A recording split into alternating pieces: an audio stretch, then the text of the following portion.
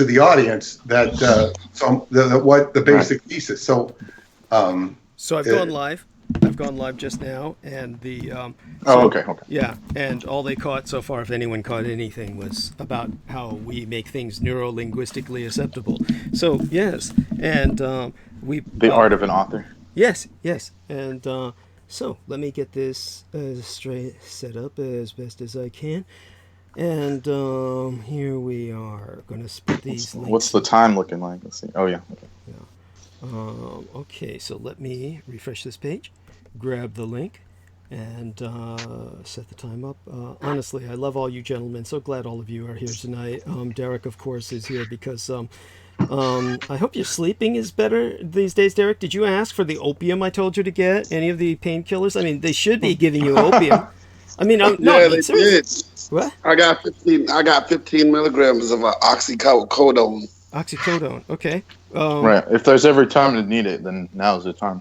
Yeah. Okay. And, let's see now. Here we are, and let me go. Time to need it, then now's the time. Great. Yeah. Great. Okay. Got him. Okay, so that's doing good. Gonna press our share. And okay. I thought something went wrong. Oh no. Okay. And now wow. Let me try this again. Gonna hear that echo just again in a few seconds. Here we are. Give me just a second here. Get this down to its minimum, and press enter. Okay, and in a few seconds here we are. Give me just a second. Hear myself. Get this down to it. There. Okay. So, oh my God. Everybody's picking up watching now. What I'm going to do is get the links up. And all right. So our man Derek has got his drugs. Lucky son of a bitch. You know. Oh, God, how I envy him. Oh, I'm sorry, Derek. That's awful.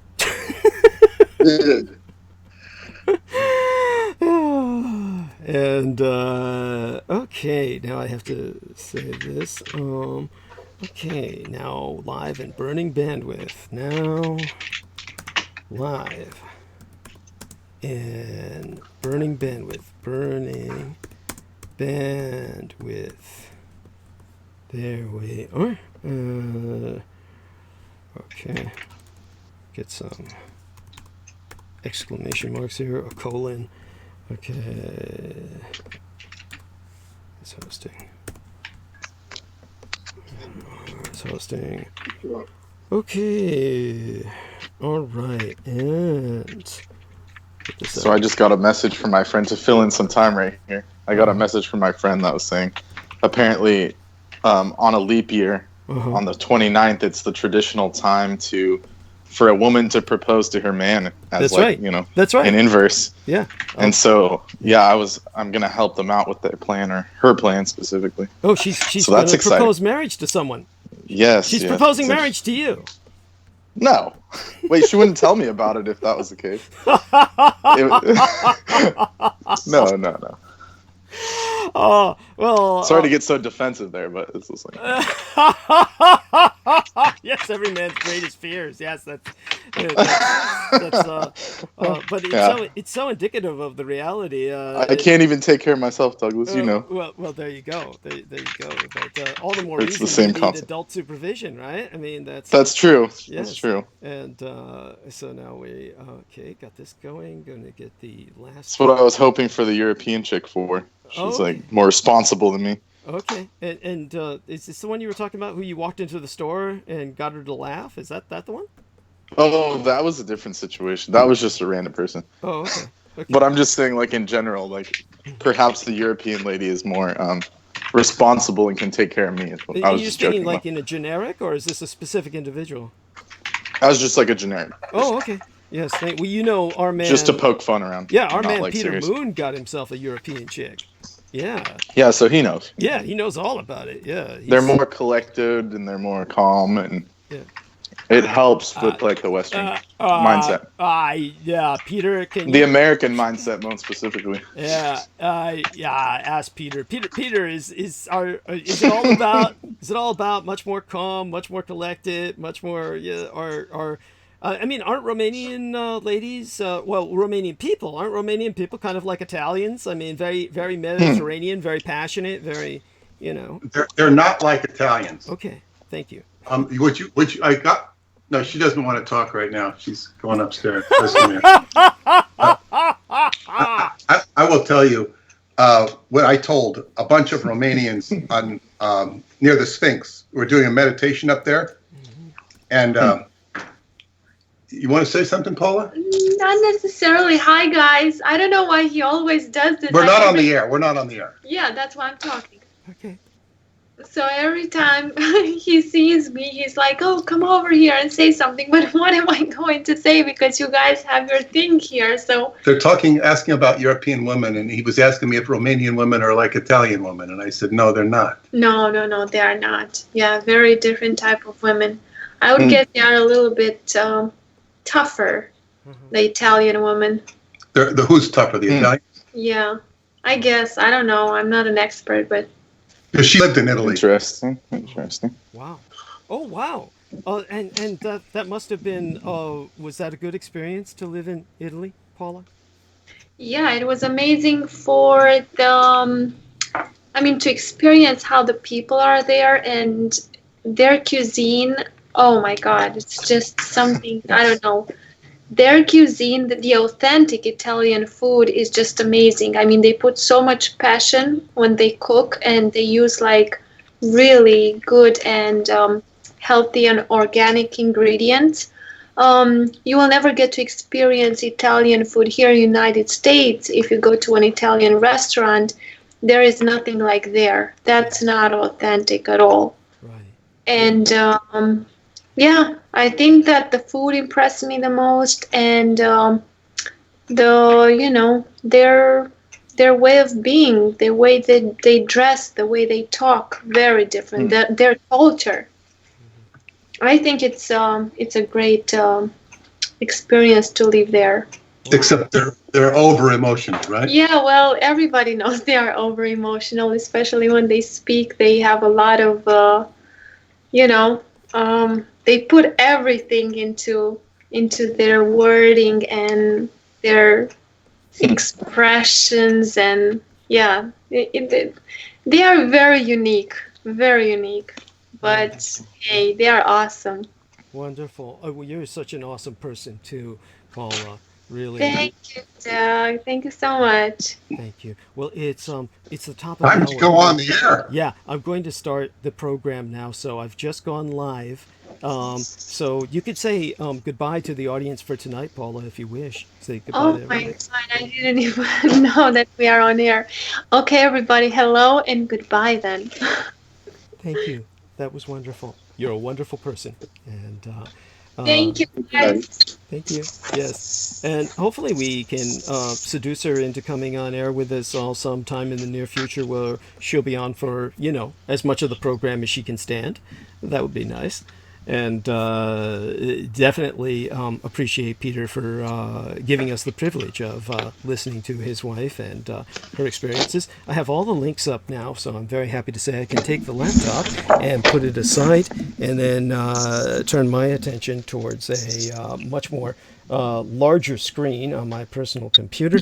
And I'm going to ask all of you gentlemen to introduce yourselves, and I'm going to kind of give Derek Talley an opportunity to catch us up on what his treatment is putting him through at this phase right now. So let's, out of respect to what Mr. Talley is going through, and this will also give him a quicker opportunity to just kind of get back into a resting mode.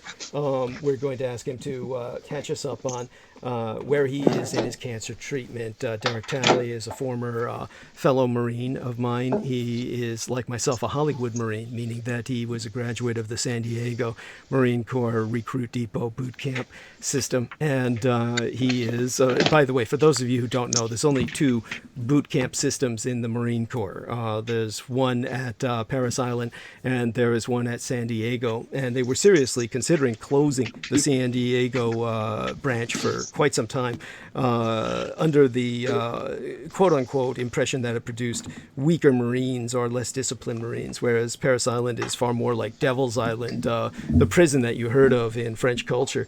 But in terms of Derek Talley, he and I did well enough. And Derek has the misfortune of suffering throat cancer. They are treating it now. And Derek, if you could catch us up on how that treatment is going, where you're at in it, I would appreciate that. Well, the actual swelling of my face has gone down a little bit where the cancer was. That radiation's really taken a toll on me. It's hard for me to breathe. The inside of my mouth, I'm starting to feel it, burnt on the inside of my mouth. I could barely move my tongue, and I'm on a liquid diet now, and I can't swallow anything whole. I can eat like a can of Campbell's soup. It takes a while and everything. They gave me a special mouthwash and everything called Miracle mouthwash that numbs up my mouth a little bit. But I know it's got to get worse before it gets better. But for a while there, I had the hiccups because it's hard to drink water. So I was getting a little bit dehydrated. I had hiccups, and every hiccup felt like a punch to the dome. Like every time I hiccup, it was like bam, Mike Tyson punch, straight to the head. Holy so shit. I had to force down. I had to force down some water to make my hiccup stop. But I just want to say I appreciate you, Doug, for having me on and letting me update everybody on my treatment. I'm at the painful point of it now. It's gonna get worse before it gets better. But like they say, fuck cancer. I'm gonna keep fighting. Yes, and I admire that so much. God bless you. We all love you. We are all praying for you. And let this be considered a mass prayer request for Derek Talley. Let's all maintain him in our thoughts and prayers and the image of how well he's going to be. And we're very fortunate that his cancer was only stage 2, which actually surprised me based on its original description. So he's actually in good shape. And I know he doesn't feel it. But he's in good shape considering. And that aside, I want the young Mr. Brenden to kind of introduce himself, because I'm going to bring on Peter Moon last but not least, as he and I are going to have the most to talk about. But what I'm going to ask Mr. Peter Moon to do is to participate in what Brenden is going to talk about, because Brenden has some very interesting observations on a fascinating topic about what happened when Trump went to India and whom he was quoting. And it was so bizarre that Trump brought this individual up. But tell us about a bit of your own background. Obviously, you know a lot about India for a reason. You had your own guru, and so tell us about all this. Tell us about that. Introduce yourself. Yes, my name is Brenden, and everyone knows me by now. And well, that's not my everybody introduction knows there. you. Oh, Everyone knows you by now. Yeah. That's a good introduction. No, okay. But I'm basically, I'm a student in anthropology, and before I went back to school, I had my, I don't want to call it like a spiritual moment, but during my high school period, I had a time when I was blessed. I would call it a blessing that was given to me, where I read the Bhagavad Gita and various like Vedic texts. And then from there, it developed my interest in like Eastern culture. And the source was really like Buddhism. I was exposed to Buddhism when I was like 6, or like, I want to say between 6 to 10 years old, because I had a school that would visit various, go on field trips, but they would go to various cities around us because it was a pretty good quote unquote hippie school where they were, it was called like an open fundamental school, which means that, I don't know, some kind of jargon for they could do whatever they want. Holy shit. So they had like, were you like screwing the teachers and shit? Or no. This was a school that went up to like 8th grade. So it was like from kindergarten to 8th grade, you had like the same kind of group of people. And, but it was almost like, in a sense, it was set up like almost like a Steiner school or something like that. Or what's that other system? Right. What he's referencing, like a Waldorf system. It was similar to those types. Rudolf Steiner. He's referencing Rudolf Steiner, who was a German spiritualist.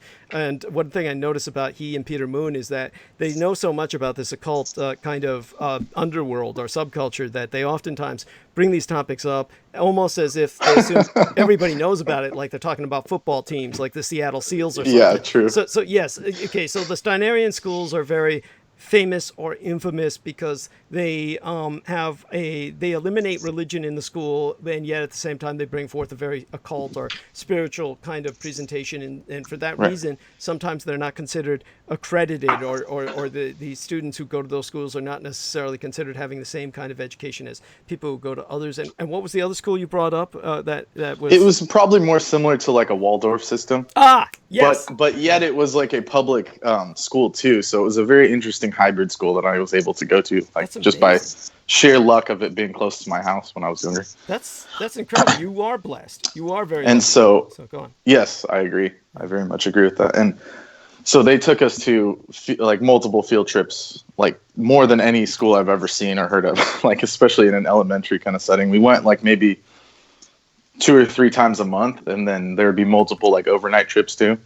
Like I stayed overnight on the Balclutha in like San Francisco. Yeah, I got to do that whole experience. That's incredible. Oh my God. Yeah, that was a memorable one. For those of you who don't know, the ship Balclutha is berthed permanently. It is moored forever to the San Francisco Bay. It's an old ship, and I forgot exactly what its original intent was. It was not a whaling ship, was it? It was something like that, like a merchant ship or something. It wasn't a battle cruiser or anything. No. It's not a man of war, but it's a sailing ship. It's a tall ship that has the sails, the masts, and everything. And it's I think it was one of the last ones made with a mast or something. What's the name of it? The Balclutha. Balclutha. Balclutha. The BAL. And that's why. Yeah, go on. Yeah. Oh, I was just gonna say that's why I have very fond memories of like, being in the bay and looking at Alcatraz, and like, because I got to do like the overnight deal, and like I did like overnight watch, and it just gave me that sense of just being, in that maritime kind of environment. That was a good experience. But excuse me, that's the one it's right off of Fisherman's Wharf, correct? Yeah, exactly. I've probably been on it, but it was so long ago. Yeah. I didn't sleep on it. That's why I was so astonished, because it's a floating museum. It's a floating museum. Exactly. Now, and just the opportunity to sleep. They might have stopped even doing those overnight trips, actually. Oh, I'm not surprised. Because I haven't heard of anyone going, like my niece and like my family members that are going to that same school. Oh, wow. That's so sad. So sad. But by all means. But also field trips have gotten more stringent in the recent times because of like, lawsuits and stuff. Like we can't even go in college. They make us sign waivers too. And like multiple. Yeah. I've never seen that before until recently. So, yeah. Yeah, definitely. No, I get it. And so now we know this bit about you, and tell us about. Right. So I was going to segue to like why it's important. Yeah, go on. Yeah. Oh, just because like that gave me the experience in like we went to like Buddhist temples and stuff and explored cultures. Mm-hmm. So that's why I have a pretty good deep root of like cultures, or that's my, I took a lot from it, whereas some other kids didn't really absorb much from it. I would gather. Mm-hmm. That's always the case. Yeah. I mean, you're going to have some kids who can, feel it, and then there's kids who don't feel it. So it's kind of like sports. Yeah. Everybody else got into sports, and I just never felt it. I agree. I agree with that. Yeah. Thank you. Yeah. But basically, like I went to like the Buddhist temple when I was very young, and then that developed later on into me looking into the Vedic, and now I try to maintain that kind of lifestyle as much as possible, really. Okay. And so that's what I was getting to. Yeah, and so you're like Peter Moon, and so go on with. By the way, I say that because Peter Moon is a practicing Taoist at this point in his life. So go on and tell us about what Trump did in India. What you know about his trip to India and the impression you got of what he did there that was so bizarre, and this individual. Well, go on. Yeah, I'll go into it. But did I send you that part about like what happened after he was there, or like the chaos in Delhi that ensued? No. I don't believe you did. So tell us. Okay, I'll get to it. I might have sent it to someone else, but like I'll speak of it, because so when he was there, and this was around the same time as I was observing like the Shivarati or Mahashivarati. Mm-hmm. Would you explain that to people, what that means? It's the festival that happens every couple years during the springtime to celebrate higher and divine forces, and especially Lord Lord Shankara, or people in the West it's called Shiva, but it's actually Shiv is like the true name, like the real name. So the Hindu, one of the aspects of the Trinity, or they call it the Trimurti. It's like a different, it's a different way to reference it. The Trimurti, and then one of them is Shiv, or like Shiva as we know it. And so I observed a festival that was honoring Lord Shiv. And you take the milk and you pour it over the lingam to represent the churning of the cosmic ocean at the beginning of time. Tell him what the lingam is. Tell him what the lingam is. Thank you, Peter. Well, the lingam is, there's many interpretations. We'll just say that. There's a lot of interpretations, but it's basically a round, kind of egg-shaped thing that comes out of the pedestal. And they worship it as like the effigy or like the member of Shiv. And they put it inside of this thing called like a yoni, and it like unifies, representing like masculine, feminine unification. And then you pour the milk, like some milk over it. And that becomes like, a ceremony to show the churning of the ocean at the beginning of time, and how higher and divine will always like churn the poison out of the ocean, which is what Lord Shiv did, and that's what we're celebrating. That is the most sexless description of what this is about that I've ever fucking heard. It's like I was thinking the same thing, Douglas. I was thinking the same thing. Thank you. Thank you. Well, it could be interpreted many ways, like I was saying. So it's like, the lingam in the very basically early it's stories. about the gods were fucking each other and the universe was incepted, okay? I mean, you got this giant cock. It's a giant cock, and they pour this like milk over it to symbolize, all of the sperm and all fertility. of Fertility. Yeah, thank you. Yeah. Yes. And yeah. For fertility for the springtime, basically. Yeah. Yeah. And like Yes, I mean, oh my fucking God! It's like he was talking to a bunch of nuns or something. It's bizarre to me. Where does that come from? Where does that prudishness come from? It's bizarre. What? It's just because like as an aspect of like higher and divine, like that's definitely part of it. But to me it means a little bit more, like, so. What this requires some explaining is that, because I can't resist this. This is something that I'm saying on behalf of Selena Khan, who's in the messages. Hey, honey, and I got everything from you. I'm going to give you a shout out soon enough during the narrative tonight. So tell us, do you think this, and I'm thinking in terms of what Selena and Lena and my manageress and so many other ladies who I know must be thinking this, does this have anything to do with the rape culture of India, and tell us why it doesn't. If it doesn't.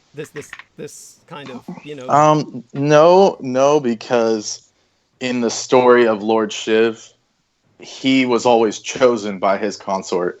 So it's in that pure Vedic sense, it's very much he's like the true masculine energy, but yet the female searches him out, and so that's aspect of like the true story of Shiv and Parvati, and like she's seeking knowledge, so she comes to Lord Shiv, who has the most knowledge, and he has like the activated third eye, and his like third eye is where all the powers come from. Meaning the third eye, yes, the third eye, one eye, yeah, she's on the searching forehead for knowledge, and he winds up fucking her.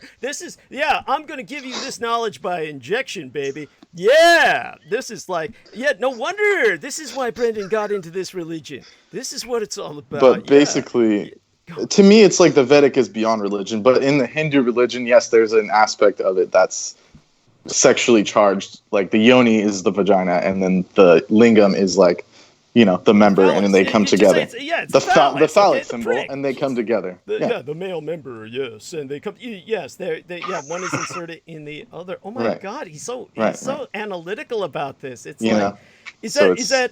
I mean, look, it's respectable either way. I mean, this is what it's about. It's about fertility. Right. Life comes from this. I mean, there's no need to hide it or be circumspect. But go on. Right. Yeah. Right.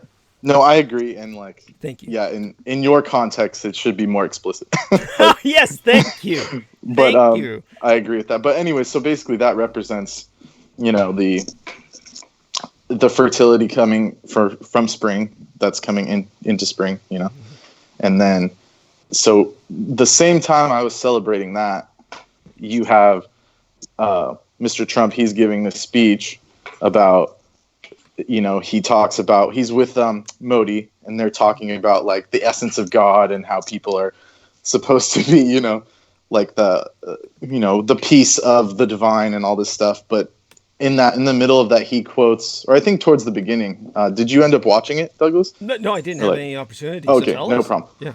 But basically, he talks about, at first he quotes Vivekananda, but right before he says his name, he like almost pauses, and he says, like, he basically butchers it so bad that it's like impossible, like it's almost impossible to butcher it that bad. So like, to me, it was like almost a slant towards Vivekananda, and the connection or the weird synchronicity of it is that Vivekananda was the one who taught Tesla his information about Vedic and the Akash and, the ether and all the, and the fifth element and all the stuff he knew about the Vedic stuff that allowed Tesla to create his technology or further developed what he already had. So that's who this Swami Vivekananda guy is. And his name was basically slandered by Trump, whether on purpose or not. And how did he slander it? How did he slander it? He said he just didn't even say Vivekananda. He said, like, I can't even remember it right now, but if you watch the video, like, it's just, it doesn't even sound like Vivekananda. But because name, is that the problem? Yes, exactly. Yeah. Well, what do you expect? I mean, he probably couldn't read it, or like someone probably told him about it.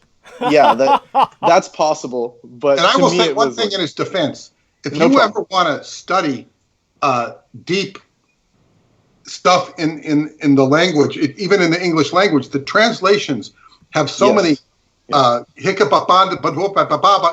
like it's very hard for the brain to assimilate it.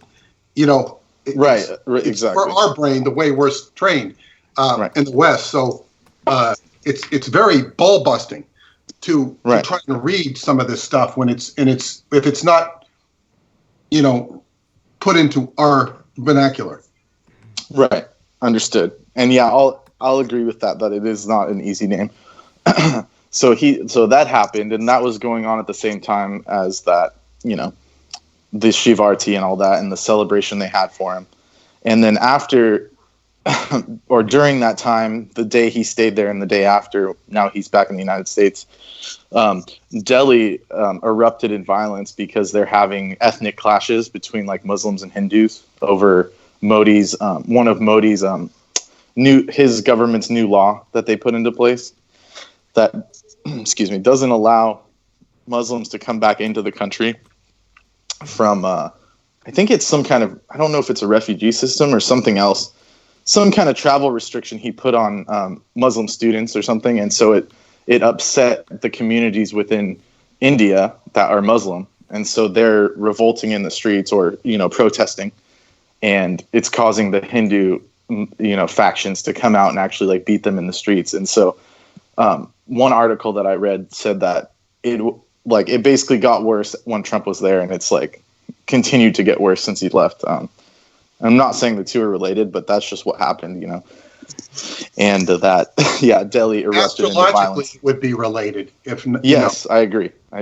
Yeah, and it's very much, and that's another reason why I believe that these people, or these billionaire type people, like they know about like the Vedic astrology, and they actually use like Jyotish and stuff, and like I could go into various reasons why I believe that, but I'm for certain that they know about they definitely know about sidereal astrology, which is more accurate, and a lot of it comes from the Vedic. So that's like another thing that I was throwing out there.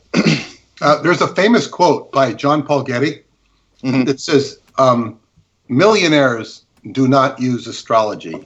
Right. Billionaires do."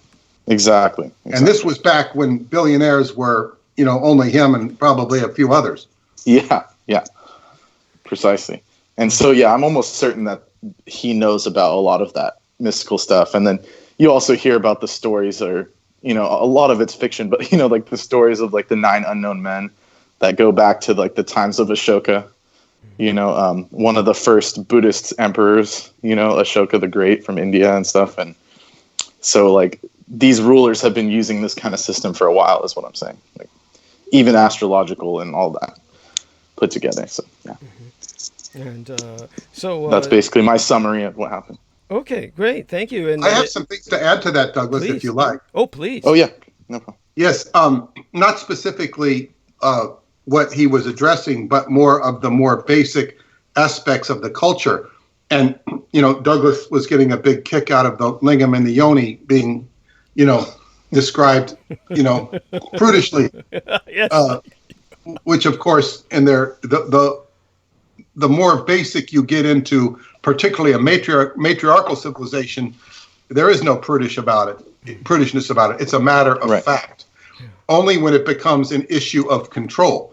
Now, the Buddhist faith, for all of its positive attributes, has some attributes that are very patriarchal in their nature. And it's interesting. I had a personal experience when I was taken to this Buddhist temple. It's upstate New York. I don't remember how far. It's probably an hour north of New York City, thereabouts. And this friend of mine, who it's very interesting. She's a very dear friend. I haven't seen her in years. And we both helped each other a lot. But, long before I knew her, she happened to be the owner of the biggest sex club in Connecticut. And she used to say how, most of the clientele were judges and prominent people. And she kind of fell into it, by a boyfriend who ended up in jail, and she inherited it from him. So she ran it for a long time. But anyway, she is very much on a spiritual path nowadays, and she's married to a very fine man and has a family. And she took me and a group of others to this temple, and we went inside, and I said, "What's wrong?" I pointed out that they had this mural. I think it was a circular room, and it was a mural of all these women holding up a male Buddha, and none of them had any nipples. And I pointed out the incongruity of this. And she says, "No, that's because, you're not supposed to think of this." I said, "Don't you see that's completely unnatural? It's completely unnatural." And I started, explaining that the whole nature of this whole edifice and this whole religion was all patriarchal and basically full of shit. Yes. And I got the point across because I said, I understand there was a temple for Kuan Yin, which is, of course, the Chinese equivalent to the Virgin Mary. To put it in crude terms, Kuan Yin is the goddess of infinite compassion and mercy. Yes. In fact, she's so compassionate that she will not rest until every single soul in the world is, assuaged or saved or whatever term you want to use. So I said, I want to see the Kuan Yin temple. They have one to her. Mm-hmm. No. It was much smaller, though. Mm-hmm.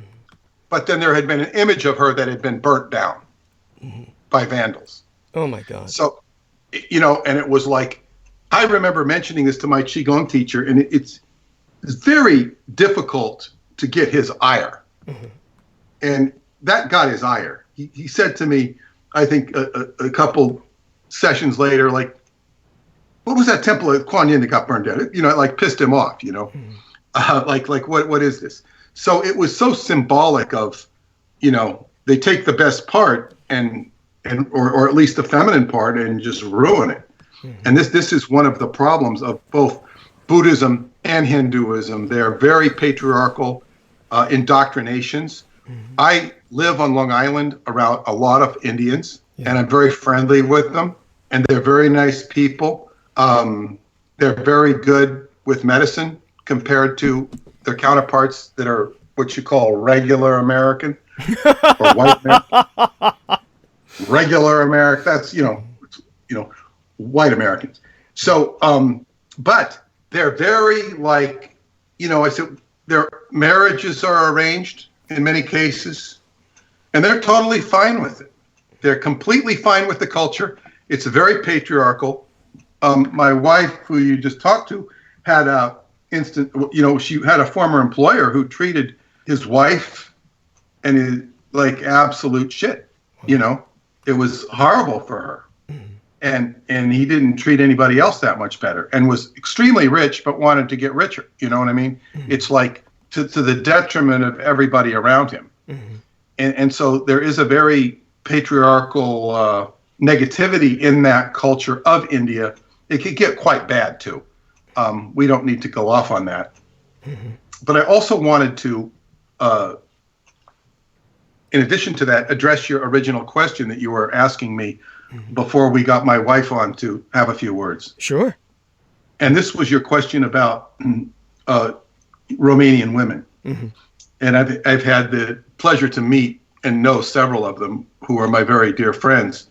And there was this meditation going on that I had sort of was an instigator of. It was right in the vicinity of the Romanian Sphinx, being conducted by a friend of mine who's a very, I guess, Theodore Vasily. He's quite a character. He's a member of the Knights of Malta. He's the only member of the Knights of Malta who is not a Catholic. He has a special dispensation from because he's part of the Orthodox Church. Yes. And he's a teacher, and he sort of follows me, or I've inspired him to go to Choklavina Cave, and he makes these journeys there, and he shows me his videos and stuff, and he's been a friend of mine from the day I've gone there. And so anyway, I had him doing a meditation up there, and he would do it in Romanian. He wouldn't do it in English, although there were many English-speaking people there with me. And I listened to the meditation, and I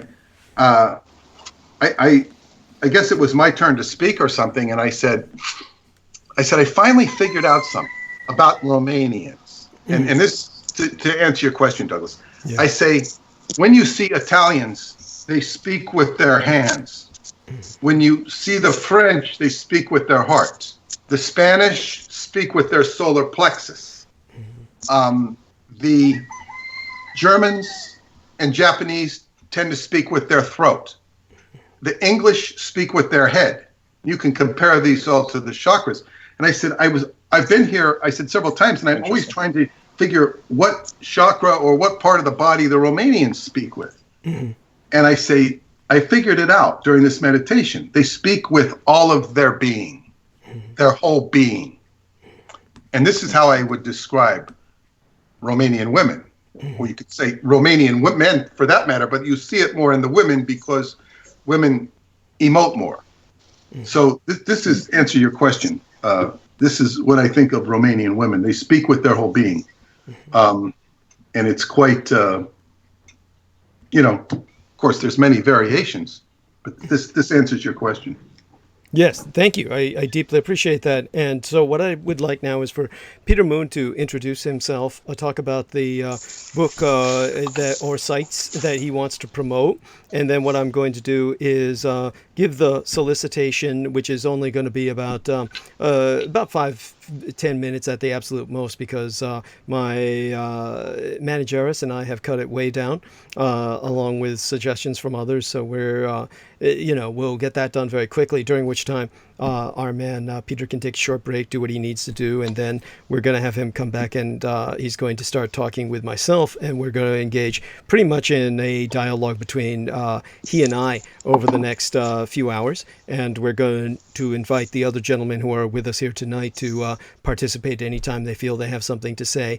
I mean, I might even take a quick break right after the solicitation and let both Brenden and Peter kind of talk for a few minutes, and then I'll be back. But with Brenden, how long can you stay with us tonight, with your schedule being what it is? Just out of curiosity. I can stay until 6. Okay, Pacific time. Okay, not too long then. Oh my God, that's only half more hour. Unfortunately. Yeah, I'm sorry to hear that. So definitely, I'll take advantage of your presence here and have you talk with Peter a bit right after I do this solicitation. Okay, and then when I get back, Peter and I will kind of take over for several hours, and then Peter will, take a break before it gets too late. Or by that I mean he'll go to bed before it gets too late, because we don't want him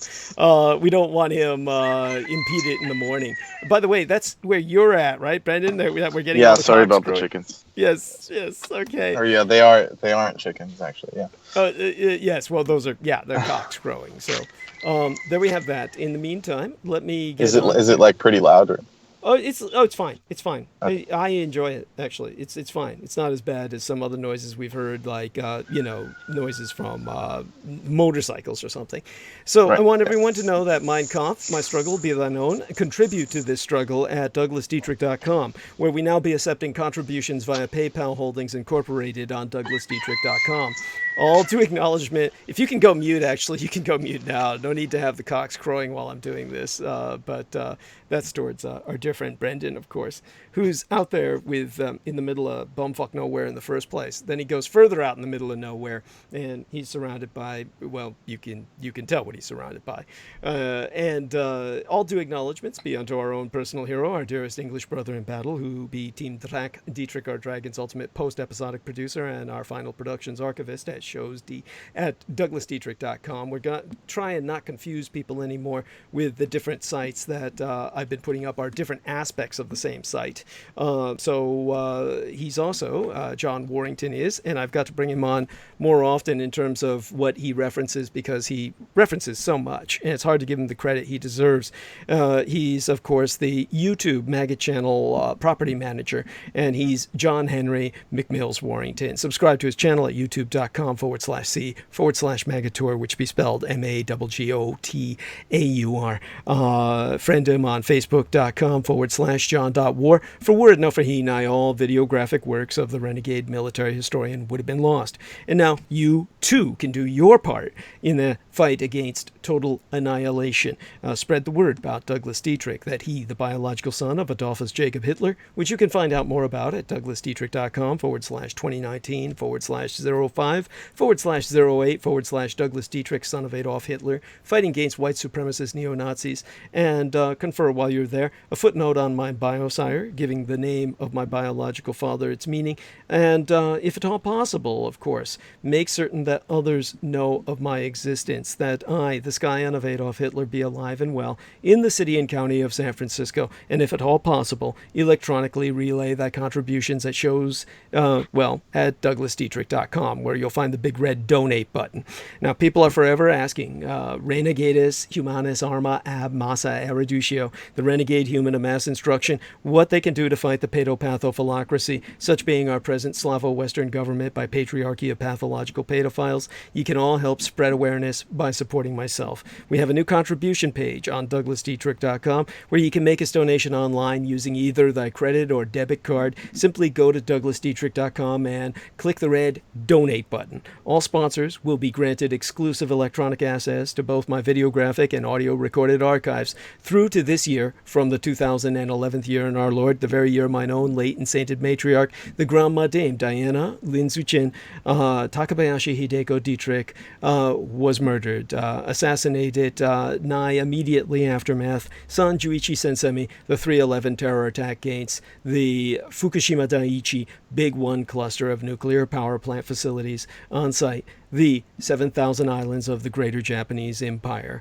when 'twas deemed by much Native American cosmological reckoning that the very first rays of the dawning of the sixth world broke upon us, and magics could again be worked conjointly with Mother Earth to redeem the folk upon her. They're not on YouTube anymore, whereon the internationally recognized renegade military historian and intra-global crises analyst Douglas Dwayne Dietrich long ago established his high-profile visibility platform per rationale of personal security by way of public promotion. Only on contribution will thy membership be processed within 48 through 72 hours, between 2 to 3 days, for full access to all mine archives, meaning all those videos that John Warrington saved, aside those on the Maggot Douglas Dietrich channel and the YouTube channel named Taboo Bros 2, spelled TABOO space BROS space Roman numeral 2, as managed by the mixed martial arts maestro Daniel Arola, whom you can visit at facebook.com/Daniel.Arola.3 whenever he's out of Facebook jail. And he's, of course, the maestro, the shofu, the sensei, the mass instructor, the master of the Damage, or Daniel Arola Martial Arts Group Incorporated, Kali Combatives. Optionally, Mail either checks or money orders, never cash, to the personal residential address of the Mr. Douglas Dietrich, which itself be listed on douglasdietrich.com. The most important thing being that people regularly donate what they can within their means. Foremost among Access Daddy D's donors, aside his lady and mistress Lena herself, and the wonderful lady who wishes to remain anonymous, blessed be she knows who she be our most beloved Greater British brother in battle, the Team Dietrich Sir Dragon's heavyweight lifting keeper of the spirits and YouTube Bizarre HD channel managing mixologist George Edward Knight, whom you can friend at facebook.com/george.e.knight.7, the manager of youtube.com/user/Bizarre HD, which be spelled BIZAREHD, mine own personal hero who has substantially delivered towards my salvation from the streets, and whose self-produced videos entitled How the United States Won World War I and Why We Are Still Legally at War with the Third Reich both be factually substantiated per mine own expositions. Indeed, the last Dithrakogulvius, the son of Dietrichs, or son of a dragons, pronounced or Anglo-corrupted as Dhaculas, expositions via YouTube would not be possible, sans generous benefactions from my listeners on a monthly basis. The Amerasian agent of the Peacock Angel, Tavush Maliak, be the only person on the surface of this world with the insider knowledge and experience necessary to lead thy resistance against the Russo sub-satanic occupation and anti-godly insurgency. It bearing no end of emphasis that Judy, Anglo-corrupted as Jedi, literally Master D, or the Master of Enlightenment myself, is not paid to articulate mine expositions and have never once been remunerated for my services rendered unto thyself and all thy holdest dear at incomparable sacrifices to myself, most tragically of all my loved ones, in my most singular and quite unenviable role as the ultimate public informant at personal risk, still at large. Your taxation cannot support me, as I be denied access to the United States Department of Veterans Affairs benefits and or services due dishonorable discharge. So again, go to douglasdietrich.com and click donate. The very survival of the human species be at stake, and I am not exaggerating. Do not wait. Donate now. It be appreciated beyond my ability to express in any language. As well, forget not to subscribe to the Douglas Dietrich YouTube channel at youtube.com/c/Douglas Dietrich and click that notification bell in order to receive notifications that live streams has started. Finally, and above all else, visit awakewithinthedreamproductions.com to emphasize that Douglas Dietrich referenced thyself to purchase thy ticket to rendezvous face-to-face with the Javel or Devil Angel himself as he delivers his live and personal headline presentation as one of 3 keynote speakers along with Peter Moon beside me on the other individual. I don't know who the other keynote speaker is, but I know Peter Moon and I are one of them. I don't know if Crystal River, I don't believe she's one of the keynote speakers, but she's there as a speaker, as a presenter. And we're all going to be at the Living Truth Summit on site, the Sacred Mount Shasta, this pending June 18th through the 22nd, Anno Domini 2020 of the Comanal Era. To reemphasize, purchase tickets to the Living Truth Summit 2020 at awakewithinthedreamproductions.com/tickets. And emphasize that Douglas Dietrich referred thyself to purchase thy ticket to review his live and personal headline presentation to be delivered as one of 3 keynote speakers for the Living Truth Summit on site, the Sacred Mount Shasta, this pending June 18th through the 22nd of this year.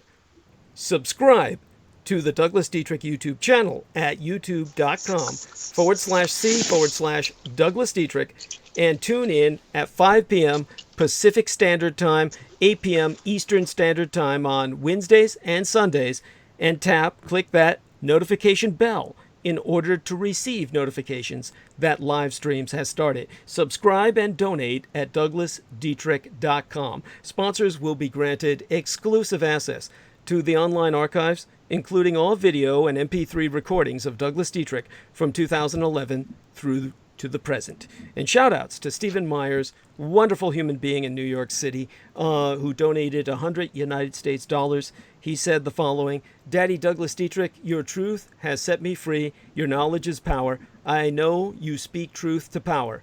Peace and love, brother, from another mother.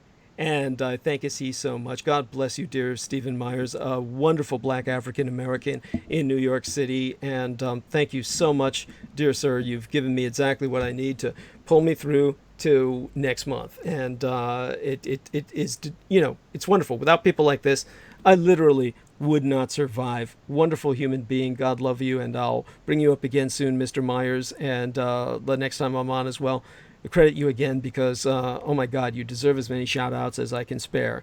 And Cold Briton says, hey, I wanted to tell you that I did some research and found another confrontation video with Mr. Douglas and Godlike Productions. I enjoy this one thoroughly. He gives them a nice thrashing.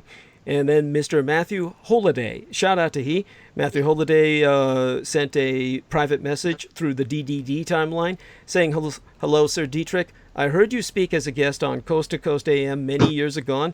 Your amazing recollections of our true history is astonishing and incredible. Thank you for illuminating all of us with your seemingly photographic memory and knowledge. I was particularly interested in what you said concerning the air raid over Los Angeles.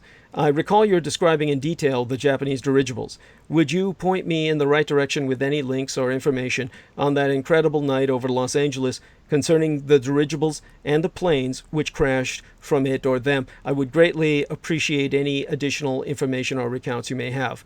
Thank you for your time, Matthew Holiday. And before we turn towards Mr. Moon and Brenden Zoghet so they can spend the next few minutes taking us to the top of the hour while Mr. Moon introduces himself, talks about what he's working with myself on the book, and when I come back we'll go a bit into that night in Los Angeles and a bit into a question that was sent to Mr. Moon about World War II that I will address as well as I can, and we'll put all that into a context for tonight. We're going to be speaking a lot about World War II tonight. I do want people to understand we are in lockdown in San Francisco. We are in a state of semi-quarantine. We are in a state of emergency. This is official. This is not word on the street. So I will give more detail about that after Mr. Moon retreats to bed tonight, and then I'll tell people about Ash Wednesday and about what this day means for me personally because of what's going on in Kuwait. And it's a Kuwaiti pair of national holidays over the past 48 hours that I'd like to educate people about, and has to do with 1991 and Kuwaiti Liberation Day. Of course, I could make a completely stupid joke here to Derek Talley and say, yeah, remember when we was liberating Kuwait? Yeah, remember how we all walked in, actually rode in. Everybody was riding on the armored fighting vehicles. All a load of propaganda shit. So at any rate, in the meantime, I will now turn towards our friend and maestro, Peter Moon, my official biographer for all intents and purposes, because so much of my life is intertwined with my public informant status and what I've been exposing. Peter Moon, please tell us a bit about yourself, how you met the wonderful Paula who was with us in the opening minutes, and tell us about what you're working on now, what websites you want to direct attention to. As soon as he sounds like he's winding down from that, Brenden, join in. Talk about some observations you might have on that would be conducive to educating people in terms of what Mr. Moon is working with and what you might have learned about World War II, etc., that you feel is relevant. And I'll be right back in about 5 to 7 minutes myself. I'm going to leave you men to take over, and I'll be right back. And when I join you, we'll all kind of have a final roundtable to send Mr. Brenden Zoghet off into the night, and Moon and I will take the stage completely. Okay? Okay, well, thank you, Douglas. Yes, my name is Peter Moon, and I am a writer and a publisher. I own the company Skybooks. The books you can check out at skybooks.usa.com. They're available there. The many books that I've written, the Montauk Project, mostly about time travel, and the website skybooks.usa.com. And they're also available on Kindle, Nook, iTunes, and Amazon. So, and in many bookstores. Now, Douglas wanted me to address my wife, but that goes off in a long story. You can read about it in The Secret Parchment, where I meet her. I don't know if I use her name, but certainly I met her at the most sacred site in Transylvania after traveling there for, I think it was the third or fourth trip I'd taken there, the third trip. So she's a part of my adventures. I was brought to Romania by Dr. David Anderson, the time control research scientist. So that's a long and involved story, which we're not going to go into tonight. We've gone into it many times before. But I'm currently working my existing project. I've recently produced published two books. One is by Romanian author Radu Sinamar, Forgotten Genesis, which goes into the history of mankind's origin on Earth. And also I wrote a book myself, L. Ron Hubbard, The Tao of Insanity, which goes into the occult underpinnings of L. Ron Hubbard and Scientology. Those are recently released, and there is a special offer for both books still in force until it's either the end of March or the end of April. It's the end of April, and you can get both books at a discount at skybooksusa.com. Anyway, I'm currently working on a tentative title, Roswell and the Rising Sun. That may not be the final title. We'll get to that, but it's basically about the Roswell incident, which Douglas has talked about many times on various recordings that you can get on YouTube, and also the history of World War II, and explaining the how, whys, and wherefores of how Japan won the war, which never surprised me too much, because if you look at the contemporaries of Emperor Hirohito, they all kicked the bucket, and he survived into the late 80s or early 90s. I don't remember, but he outlived all of the people involved in World War II. So it's hard to call him a loser, personally. But anyway, right. What I've been doing is taking some of the tapes that I've either downloaded in the past or can find on the internet and transcribing them. This is the way I worked with Preston Nichols. I would record him, and then I would. Now, when you put these things into written words, because Douglas talks very fast, he has a lot of information, and many times when you're listening to him, you don't have time to stop and think, let alone verify. He encourages you to verify, but you don't have time to go in and sink your mind into some of what he's saying. And this is a very interesting process, just for those of you who are already fans of his. When you go in and you begin to break down what he's actually saying, and you see it, and I'm able to compare it to knowledge. I was already sort of on this tack, nowhere near to the extent he was. I've written about in my previous work, over 10 years before I ever heard of Douglas Dietrich, how the United States had been an aggressor nation against Japan from the days of Commander Perry, or Commodore Perry, who invaded Japan in, I think, the 1850s, and basically put a gun to their heads and said, you're going to come out and be a part of the rest of the world, which Japan knew better than to be part of the rest of the world. Of course, so Japan always looked at America as a aggressor nation. And of course, but when I put all this information together, it's just incredible, because I go back and see, wow, what is this? And it all fits together.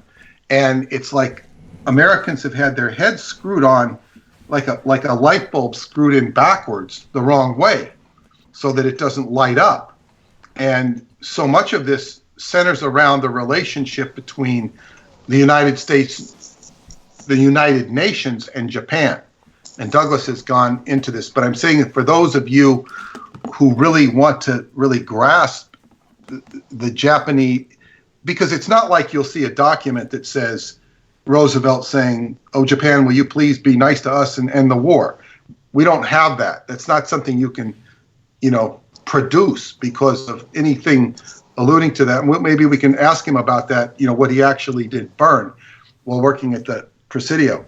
But if you look at the relationship with the United Nations was formed as to fight Japan. It was there to fight Japan. Yet, when the United Nations really moves to New York and all this, Japan becomes a member of the United Nations. And how on earth would you have a defeated enemy being a member of the United Nations? This is not much different than having the National Socialists become a part of the United Nations. They were fighting. Of course, they're not a member of the United Nations. We have the German Federal Republic, or whatever it's called, who's a member of the United Nations, but not the enemy of the United Nations. Right. Japan was an enemy. Right. And why are they, if they are a defeated enemy, why are they allowed to have such a superior role as a member of the Security Council? It doesn't make any sense if they were indeed defeated. Right. Yes. Thank you. Thank you very much. I deeply appreciate that. And by the way, I want to bring to everyone's attention, the wonderful Sammy Romero says, hi, Doug, Branden, and hi, Peter as well.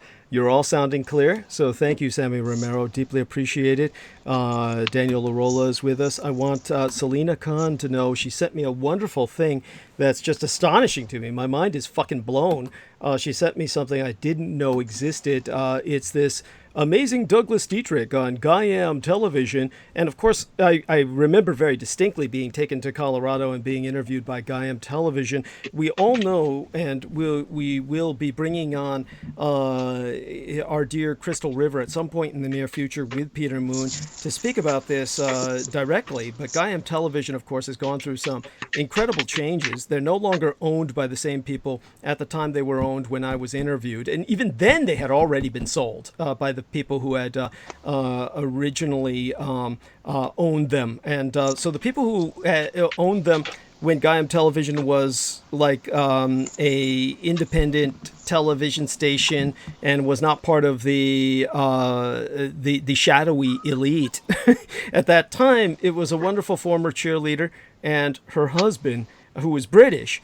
And they got divorced and sold the television station to some very sinister people who became involved with Coast to Coast AM, which in and of itself shows you how satanic they truly were. And these people brought me in for a second interview with George Norrie. And whether this is from that or from the original Guyam Television, this has got 77,000 fucking views. 77. Oh yeah, is that the one where you're sitting in front of the crystal, like the Lemurian Starseed? No, this is Douglas Dietrich on aliens, UFOs, and the Battle of L.A., and it's not that, because that wouldn't surprise me. This is something I've never seen before, and it's got the actual images. I think I've watched that one you're talking about, and it has like an astronomical amount of views. Okay, yeah, and it has the one. Images of the dirigibles. Yes, it actually has the images of the dirigibles. Oh, interesting. The Mikado and the Super Dreadnoughts. So it's something that comes up when you search your name and you put most popular in the search bar. Okay. It's towards the top. Yeah, I think I know which one that is. Okay, excellent. So that is another thing that Peter Moon should be referencing, or anyone who's interested in the Battle of Los Angeles. I want to get that out of the way first. And before I turn back to both of you wonderful gentlemen, Brenden is actually going to leave us in about 5 minutes, right? So we'll have to have you say your good nights to everybody. Could you do that? Kind of sign off and tell us a bit about on your signing off. Make this part of it. What was it that this individual told to Tesla that you know of? This guru, was he a contemporary of Tesla's? This was a actual. Yes. He was touring America at the time in the late 1800s. Okay. He was touring America at that time, and that's when Tesla first came here. Okay. And they ended up meeting, and then Tesla was so taken by his knowledge, he set up personal meetings with him. It's in his autobiography or his biography. That's incredible. If you look into it, Vivekananda definitely is accredited as the person that told Tesla about the Akash, which is just like the ether. It's like the same word. Right. Yeah. And definitely appreciate your bringing. So at a minimum, he told him that, but I'm sure there was more interaction. Right. So more knowledge. Yeah. And you feel that Tesla was able to comprehend what Vivekananda was saying about the Vimana and the ancient technology. Yes, exactly. He told him about stuff like that, and because Tesla had the modern knowledge along with his own kind of intuitive stuff, it helped him put all the pieces together. I think that once he learned about the Vedic, it boosted him even further in his technology. This is monumental. I don't understand why this is not more emphasized in Tesla's life story. What is this just part of an intentional scrubbing of history? It is. Anything Vedic, anything real Vedic, they'll try and scrub and sweep under the cover, in my opinion. Mm-hmm. But people do cover it. it's just brushed over rather quickly, and like, and I think it's not as covered as it should be. But that's actually the angle I approached Tesla from, is that, I knew about his advancements, but when I was studying the Vedic, the people in the Vedanta Society and stuff told me about it. So people that are into the Vedanta, like they know about Tesla and his technology and how he came about it, really. Like and Vedanta is just, it's just like Indian philosophy is all. It's all that is. Yeah. Right. And so I want to thank you for that. And before you go, just let me see if there's any references to you in the chat room.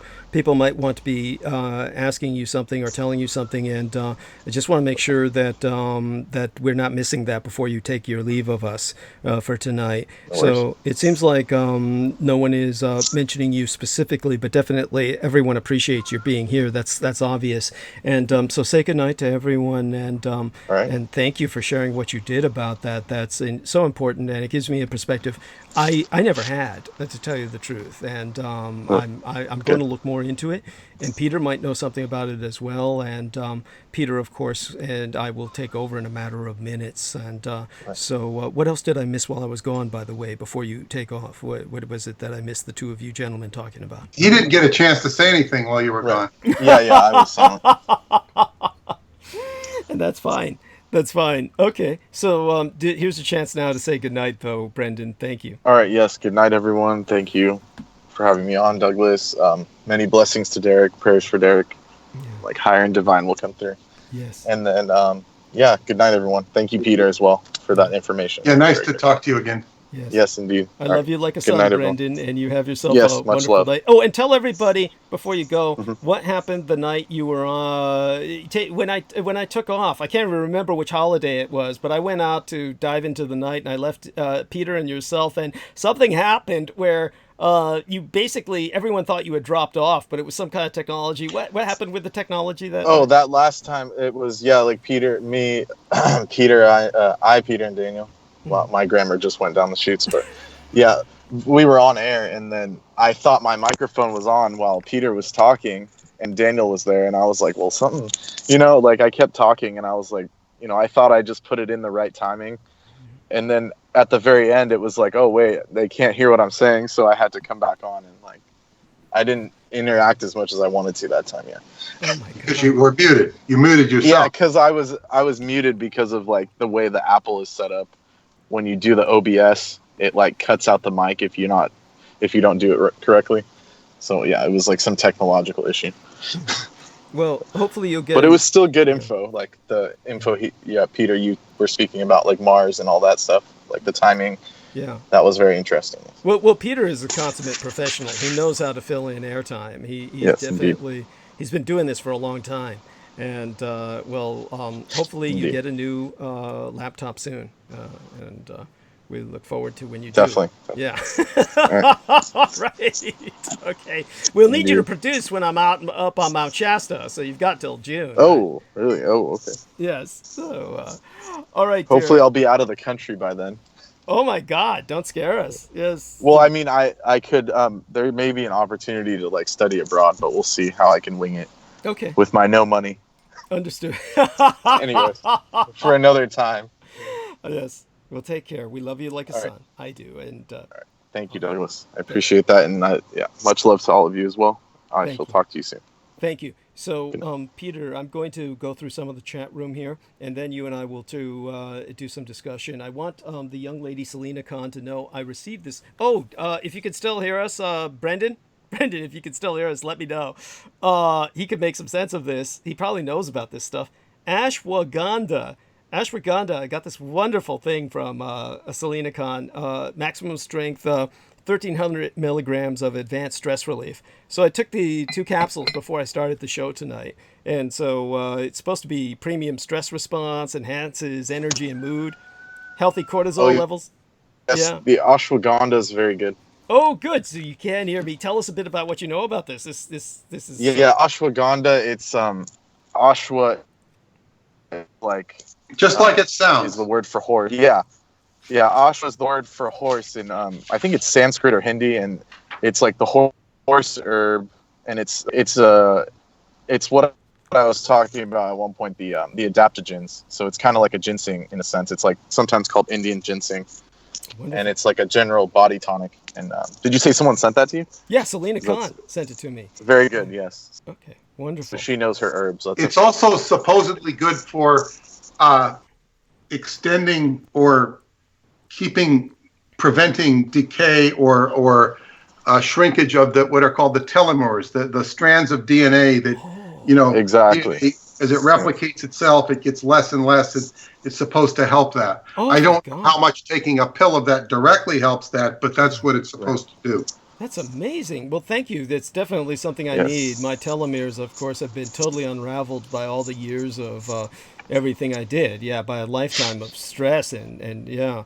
Well, Brenden knows about that. He's been there, in his own way, and hopefully he gets. That's why I'm getting back into the herbs to like read. Yeah, I'm like healthier now than I've ever been, I would say, because of it. Wonderful. So it's a good thing to have. Yeah, good. And I have an herbal tonic here that I'll share since we're on this subject. And, as I've told Douglas, I still play touch football on the weekends. Mm-hmm. And this has become more and more challenging as I have a 67-year-old body now.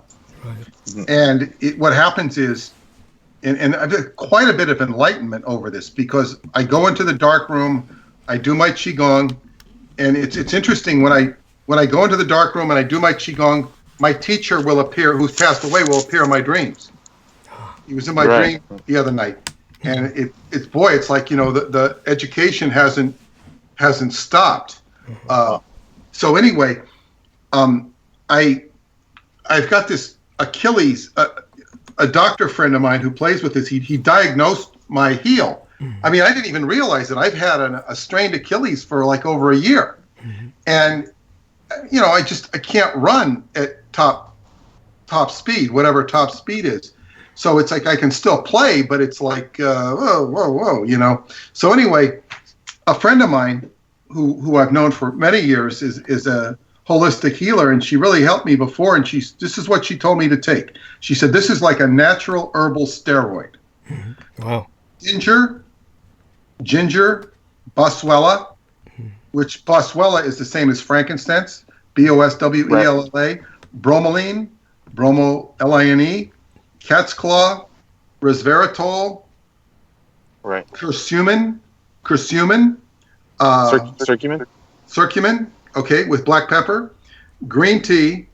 She said these act, and white willow. These act as, now she was only taking like I think 4 of them, but I took all of them.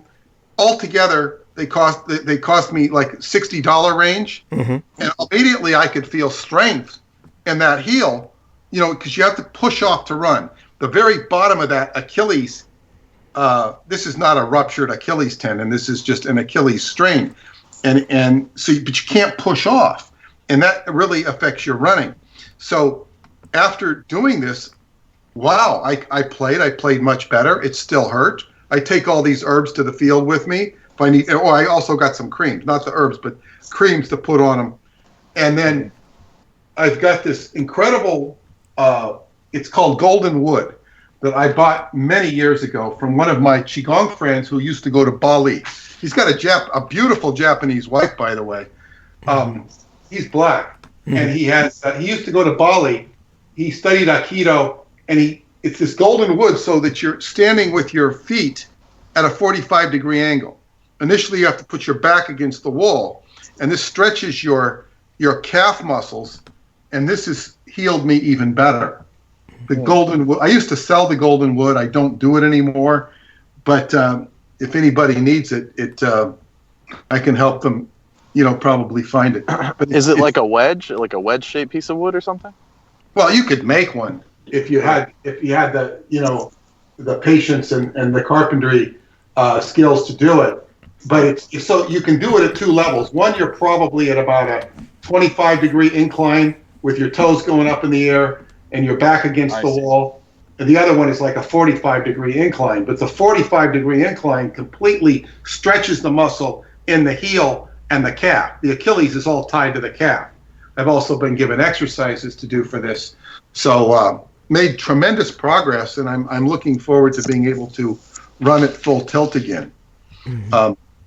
Amazing. So, yeah. So the thing is, another thing I learned is that all of this, when you have stuff in your heels going on, it's related to your adrenals.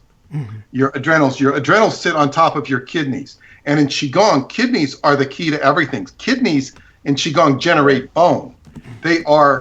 It's your essential energy, which is called Jing. And if you don't have, you're going to degenerate in the kidneys first. And this is what old age. So look, I'm feeling old age because I can't even run around a track. I can run 20, 30 yards on a football field, but I can't run around a track because the heel can't take it. So this is old age, and I'm actually fighting old age, but I'm seeing it. And it starts with the kidneys. And it's like, wow. So if you start reversing and arresting that, it prolongs, because the average person, if I wasn't playing football, I wouldn't care. I could walk around the mall. I could walk here and walk there. But because I'm demanding more of myself, I'm feeling it, and I'm demanding a higher standard of myself. So I'm getting the opportunity to fight old age and arrest it. And we'll see how I do. But it's all about stretching and getting the vital fluids. But the kidneys produce your adrenals, and when the adrenals get taxed, you get tired, you get fatigued. So there's also an exercise I do where I pound my kidneys lightly. I tap them for 15 minutes in a certain Qigong procedure, which kind of wakes them up and revives them. Right. By the way, Brenden, you're still with us, right? Yeah, just reminded me of the ginseng is good for the kidney chi. That's why they use it for old age. But yeah, what were you saying? Very good. Yeah, ginseng is wonderful. Thank you. Right. I want you to know that at least 20 people died in the riots in New Delhi. The protests were over this controversial citizenship law that grants sanctuary to migrants of all faiths except Islam. And it coincided with Donald Trump's visit to the Indian capital. So the Hindu mobs have attacked Muslim homes and businesses over their perceived opposition to this new law. Right. The photo I saw was like, there was like a group of Hindus like beating a Muslim guy, and it was an unfair, unbalanced fight. Just tell us how how it this... didn't seem like it was like clashes. It seemed like they were ganging up on this one guy. What you're telling me is there was isolated incidents like that. This is basically a form of mass persecution of a minority, is what's going on. Right. Yeah. And because and the article said this, but this is also what I think too, is because Modi's party is a nationalist party, and what he's done in Kashmir and like how he snubbed Pakistan and all that, that basically emboldens like the violent Hindu population that's there. So it's kind of like what Peter Moon was saying about, that bad aspect of Buddhism that came about over time. Like the same thing happened in Hinduism, and it's like all the dudes will get together and storm mosques and, beat them up in the streets and torch mosques, and and so it's the patriarch kind of aspect of it, that comes out. I would say the malignant masculine comes out. Yes, and let people know that this is not.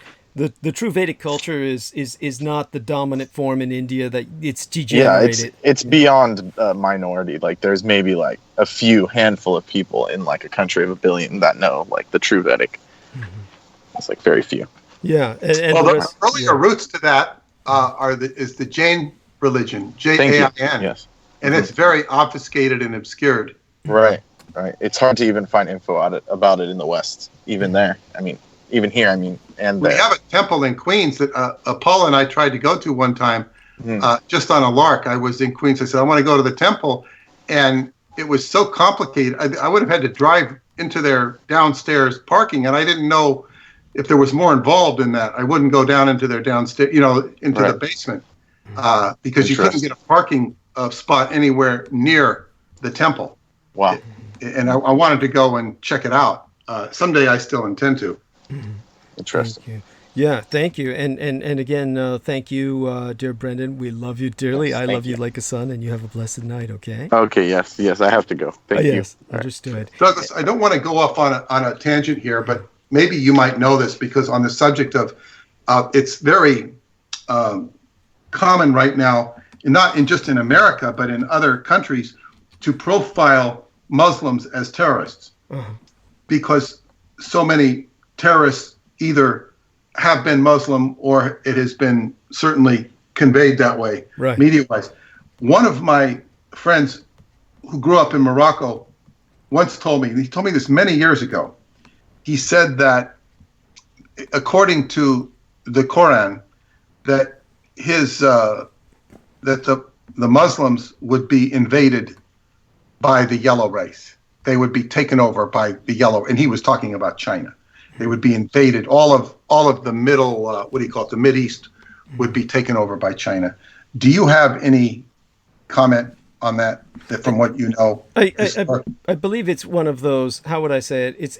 It's one of those quirky interpretations that's very similar to what happens in Christianity, where you have the most holy book of the Bible, and of course there's a similar superlative that's applied to the title of the Quran, the most glorious Quran, etc. When you speak of these holy books, of course, they're presented normally as part of the title. The superlative is generally part of that, and what happens is that different movements, schisms, if you will, develop that have their own interpretations. And so here in America, of course, you have the Protestant schism from the Western Church that has created so many individual interpretations of the Bible that it's gotten fairly, I would say, out of hand. And so that is one of those things that I would interpret as kind of one of those interpretations of the Quran. That would be the Muslim version thereof. That wouldn't be what your normal scholars or the typical academic scholars of Islam would be promoting, or how they would interpret it. But I'll tell you why someone would say that. Here in the West, of course, we could go into why the Americans would speak of the Bible in what we would deem yellow peril terms. And for instance, the term kings of the East. Kings of the East is taken oftentimes as this is the position where all of Asia unites and invades Israel. And these days, of course, they come down to just the Chinese army. They'll say something like that. It's just the Chinese army will invade Israel, etc. So these interpretations are based on certain almost selective interpretations of the Bible. In terms of the Quran, however, when they speak of the yellow invasion and the potential for Islam to be taken by the East Asians, there is basically the tragedy of Islamic history and the world that would have been had it not been for the Asianized Turks that were considered heathen or apostate, the Mongols who had converted to Buddhism.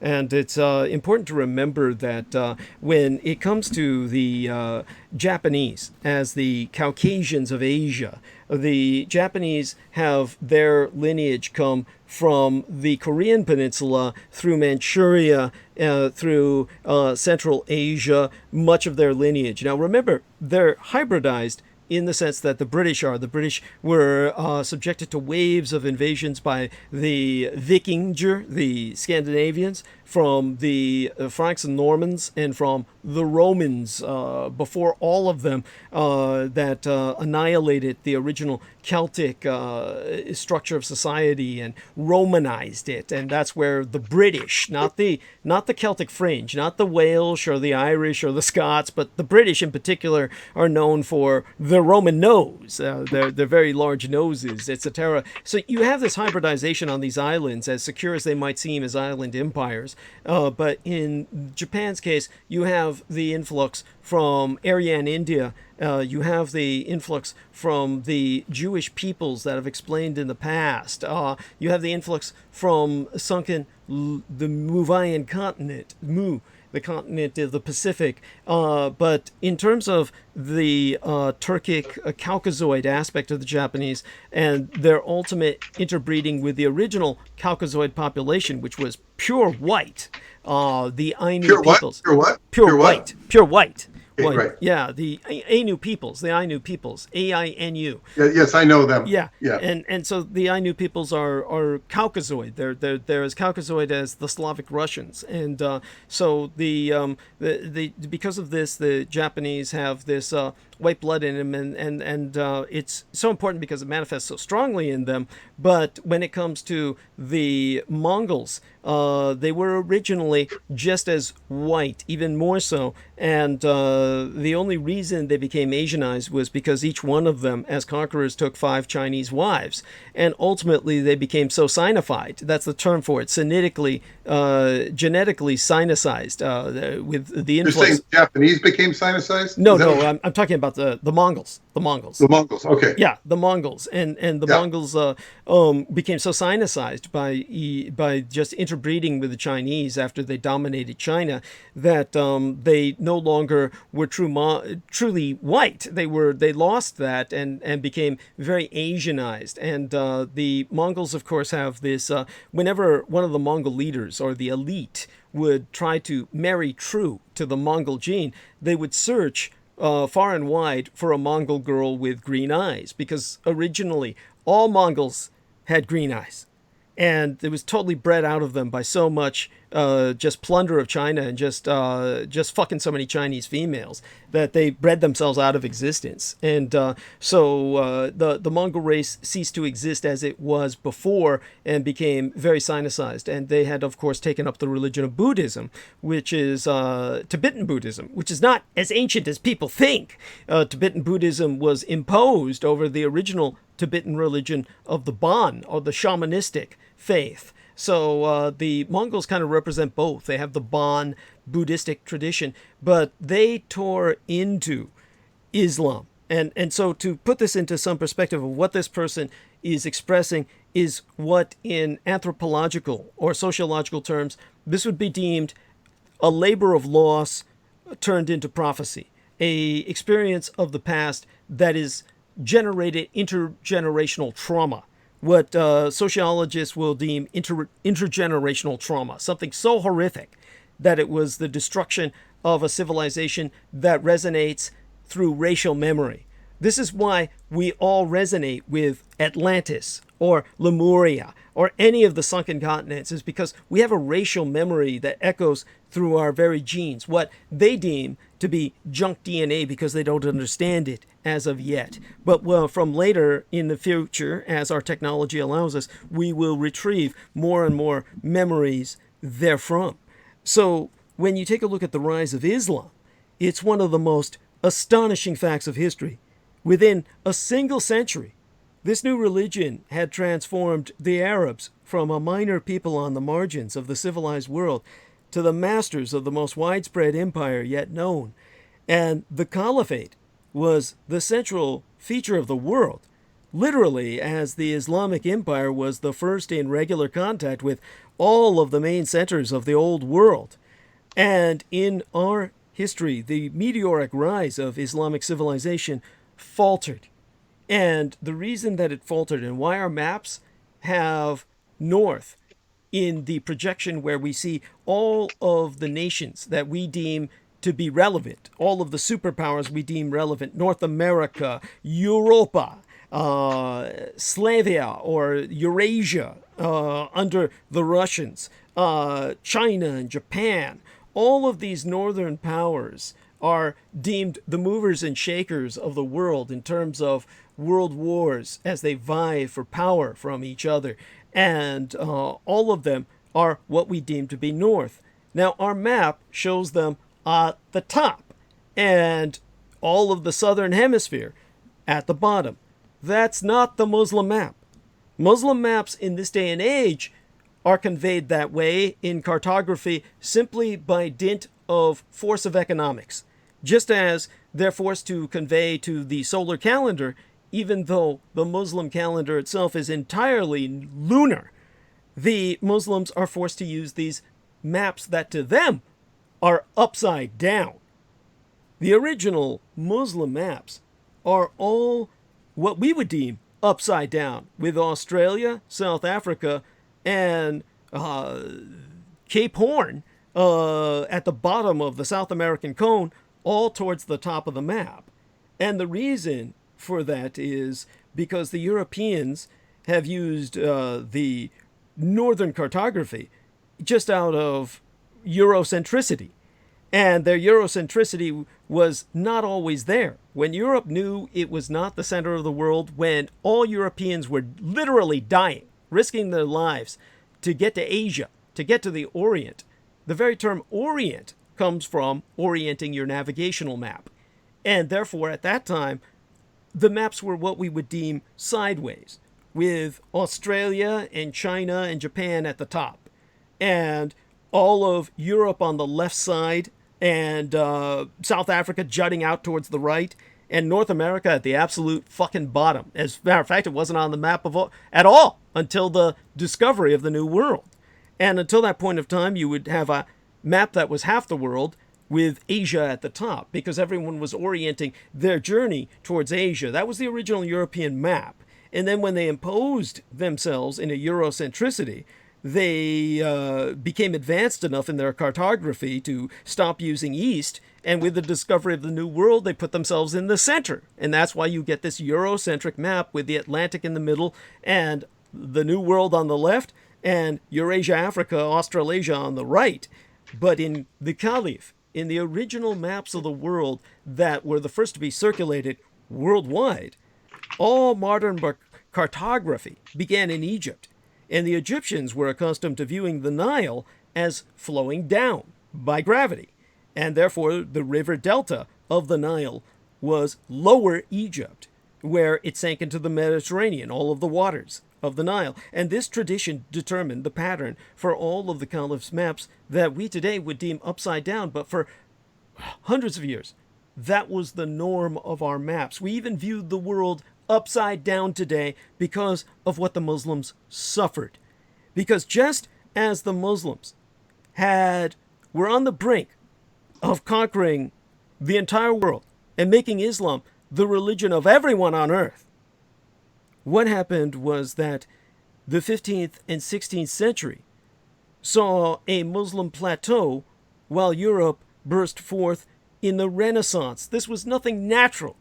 This was due to the most violent impact on humanity ever experienced by a military aggressor. And the Mongols, they swept the earth. And just as the Muslims invented in 9th century Baghdad the printing press that would have sparked an Islamic Renaissance, and just when that first flush of expansion had hardly faded and the Muslims were going to grace the world with the gift of reproductive knowledge, where they could share knowledge by mass production, then just as that Abbasid Caliph was supporting this resulting burst of innovation, where they were being richly rewarded by gunpowder weapons that they were going to use to overwhelm Byzantium and Rome. And at that point, of course, they would have had their industrial revolution, which would have begun with oil. There would have been no coal revolution. There would have been no steam revolution. We would have had none of the carbon imprint that has so destroyed our environment. Instead, based on oil from Iraq and Libya rather than coal, the Muslim heartland would have created an empire that would have lasted to this day. The empire they had already created without this impact was larger and far more enduring than that of Rome's. They would have been the world, and we would have all been Muslim, had the Mongols not swept in, destroyed all the printing presses, and wiped out the population of academics that knew all of the technological advances that made Islam the center of civilization. And therefore, the Muslims have that intergenerational trauma of the yellow Asian that leads them to predict an Armageddon in which the world will end. with that Asian sweep over the rest of humanity in a final confrontation. This is not the universal interpretation of the Quran, but it's why certain schisms and certain schools of thought project that. Does that make sense? Well, it's a very long and involved and accurate answer to my question, and I thank you for it. It brings up all sorts of other questions, but we're not going to digress onto that, although it's utterly fascinating, your grasp of history, and it all makes sense. Well, so thank you. No, thank you, and I appreciate that. And it's what so many Westerners don't appreciate. Of course, to the Christians, the Mongol Khan was a salvation, and this is why Marco Polo was so grateful to have reached the Mongols and dealt with their empire. They were deemed to be, if it had not been for them, there would have been the fall of Christendom. The Muslims would have destroyed Christianity, and they would have overwhelmed the earth. It was the Mongols who came in and saved Christianity, and this is something that most Westerners don't know of either. And inadvertently, or by reason of Marco Polo? It was both. There were other men besides Marco Polo. Marco Polo gets all the press. He gets all the credit. But Europeans had been visiting the Mongol Khan for quite some time, many generations, over a period of many generations. They worked in whatever way they could with the Mongols, but the Mongols needed no encouragement. The Mongols ultimately invaded Europe as well, and the only thing that created the concept of Eastern Europe we have today, I mean, think on this. For many centuries, there was no such thing as Europe. The closest concept we had to Europe, starting in the year 1000 AD, was when Europe became, during that remarkable year, at that round number of 1000 Anno Domini, 1,000 years after Christ. The reason that stands out is because that was deemed to be the apocalypse. People thought the world was going to end. Plagues and dragons were cited and writ of in the records, where people spracketh on such phenomenon as material and quite real. All of this had people believing the world was ending, that Christianity, what little there was of it, was all going to fade along with the rest of the material world, and a new heaven and a new earth would be made because there was nothing left in this world that seemed to be capable of surviving these multiple assaults. And then in 1000 AD, a miracle happened, and Europe became predominantly Christian. It was almost overnight, within that transition from one millennium to the next, that suddenly you had Viking colonies and kingdoms converting to Christianity. And then you had the beginnings of a European identity. And yet, for many hundreds more years, there would still be no such thing as Europe. The closest concept you had to Europe would be Christendom. And what divides Europe today into Eastern and Western Europe, what makes the Romanians and the Polish peoples and all of the people we know of as the Soviet satellite states that were behind the Iron Curtain, those differences were not created by the fucking Soviets, whose reign and whose empire was so transitional and such a pittance compared to that of the Mongols. The Mongols swept over Europe, and they created the distinction of the impoverished, ravaged East between that of the prosperous, Renaissance-driven West. And the way that they created that was by creating the largest public welfare system in history, where everything was sent back to Mongolia. They, of course, demanded support for themselves from all tithing nations that were subject to their suzerainty. And all of the nations that were dominated by the Mongols created the nations that later on became the Iron Curtain countries, the countries behind that Iron Curtain, the Soviet satellite states. All of this was created by the Mongols. And Stalin could only go so far as the Mongols went. And he could go no further. The Mongols would have gone further. They would have gone as far as England and Ireland, had not their conquest been stopped by one factor.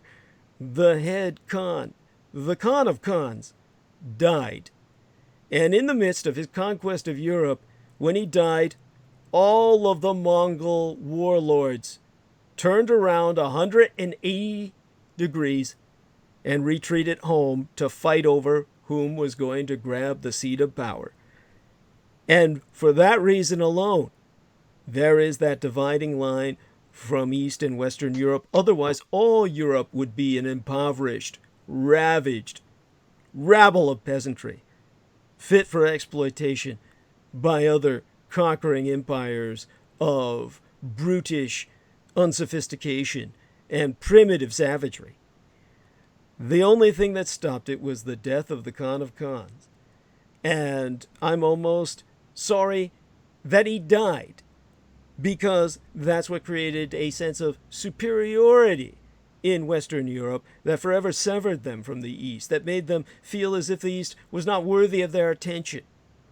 When in reality, these glittering empires that were just as splendid, just as studied, just as scholastic in their accomplishments, were devastated by the Mongols in the same manner that the Mongols devastated Southwest Asia and destroyed the Caliph.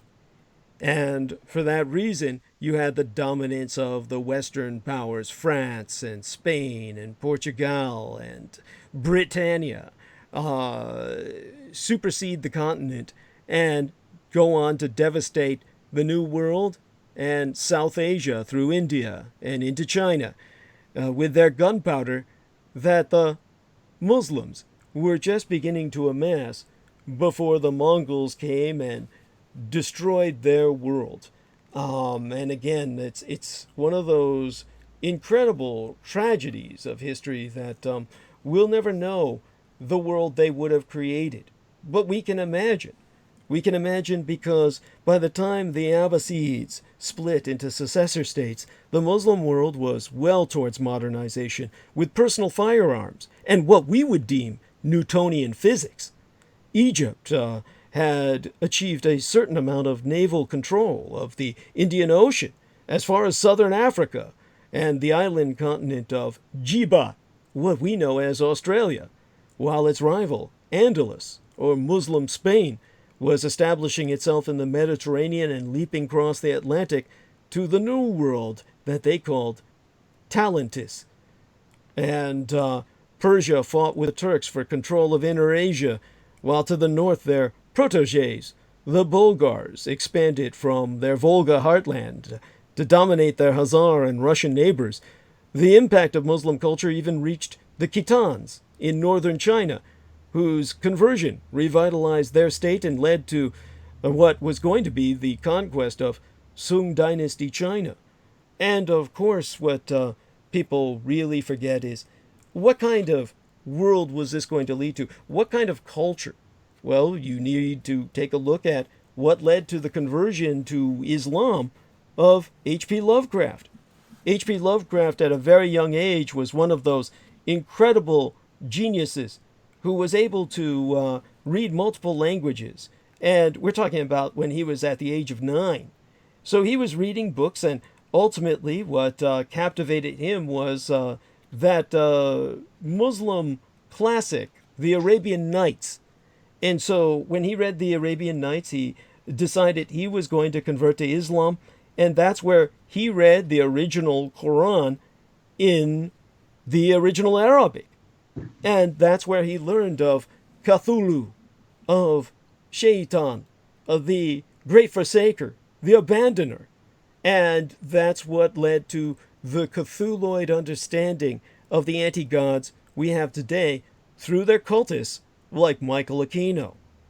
Now, in terms of the Arabian Nights, they have this sense of wonder that if the Caliph had lived and survived, had there been no Mongol Empire, our world would have been spectacular with new technologies.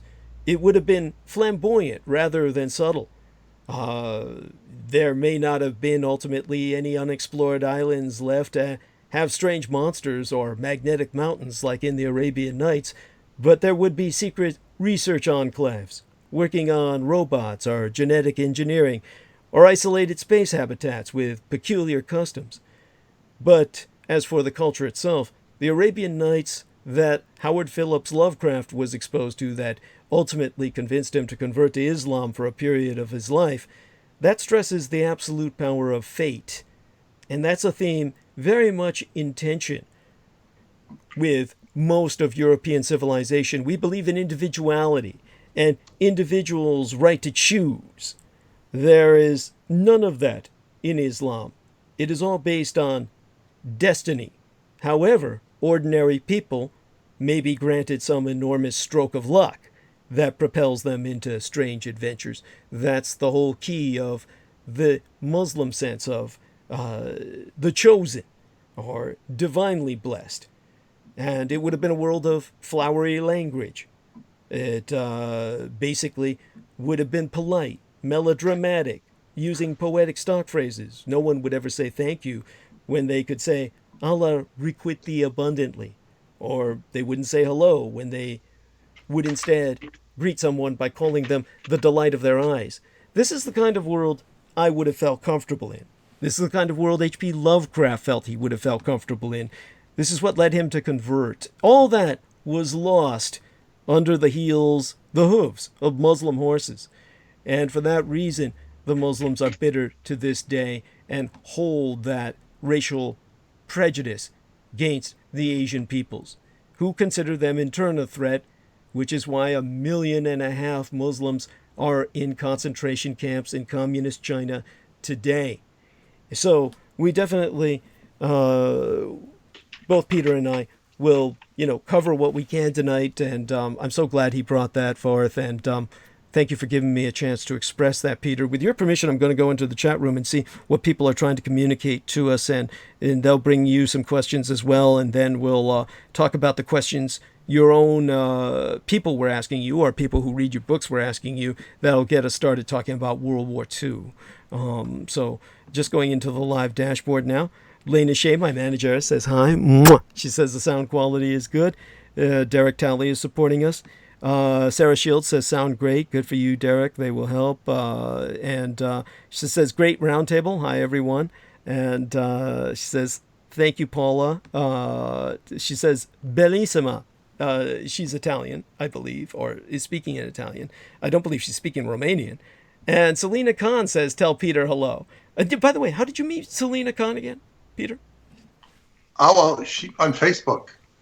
Oh, okay. Wonderful. But didn't you meet her personally? Yeah, I've met her twice personally, and very nice lady. Mm. And she just messaged me. I asked her to send me the stuff she sent you for the Gaiam link. Oh, so I have that. So I asked her to send me that, and she sent that. Oh, good. And so people are sending prayers to Derek. That's my manager, as Lena Crane is. There's Master Fard Mohammed. Says he's chiming in. Is he a friend of yours from the oh my God, I'm forgetting the name now. You deal a lot with the Black African historical movement. From the Moors. But who are you referring to? Individual in the chat room named Fard Mohammed. Master Fard Mohammed. I believe he is a friend of mine on Facebook. I have many Moorish friends on Facebook. Okay, good. I might even know him personally, for all I know, because these people used to come to my house. I mean, I don't know if he's in New York, but those were great nights that I used to have, the monthly Montauk nights, and the best nights for when the Moors would come. Right. Derek Talley says there's 5 dead in the shooting rampage at Morrison Coors in Milwaukee. Gunmen also dead. Yes, 7 people dead, at least that I know. I didn't know that there was a shooting rampage in Milwaukee. Yes. I'll go into it later tonight. Basically, it's on the campus of Molson Coors Brewing, the brewery in Milwaukee, and so it's I'll go into it later tonight as best as I can analyze it. Certainly, I won't analyze the killing itself so much as what I feel socially about it. But anyhow, Sarah Shields is saying, "Cool school, Brenden." He'll hear this later, of course, if he reviews it. Hopefully, Gary States, my friend, the Federale from the Veterans Administration. After we busted that son of a bitch, John Victor Lillier, the boyfriend of Richard K. Cole, Gary States got a promotion to the point where he telecommutes from home. He's moved into his boss's neighborhood and telecommutes from home. He doesn't even need to go into the office anymore. God bless him. And He says, Derek Talley, I suppose there will be an NRA membership drive coming soon to Milwaukee. He's right. Yes, he knows the scene all too well. And of course, there we are. Peter Moon saying hi to Selena. And Daniel says, listening to Zoe Brenden talk about sex symbolism and Lord Shiv as if he's being a good boy at church is colorfully hilarious. That was bizarre.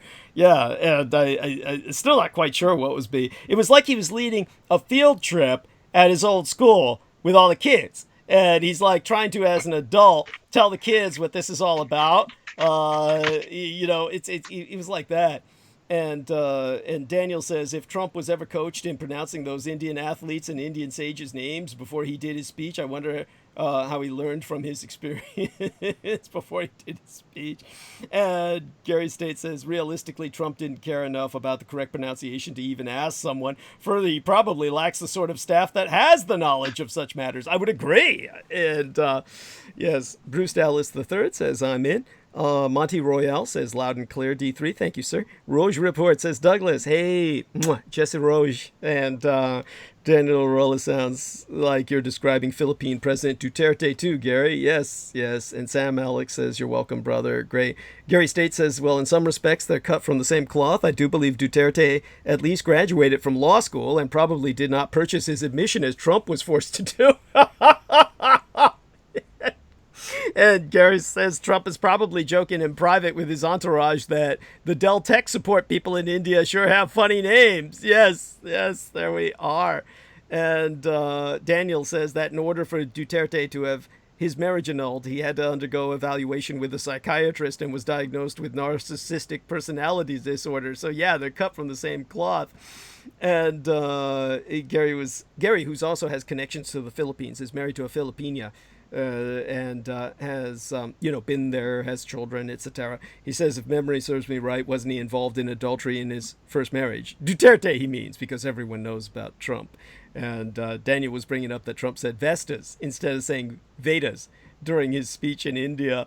Yeah, and so there you have all that. And Terna says hi. Hello to Terna. Dawn Maria says, thanks for the kidney info. Love you guys. Yes, and I'm sure, Dawn, that Peter Moon would be happy to beat your kidneys as well.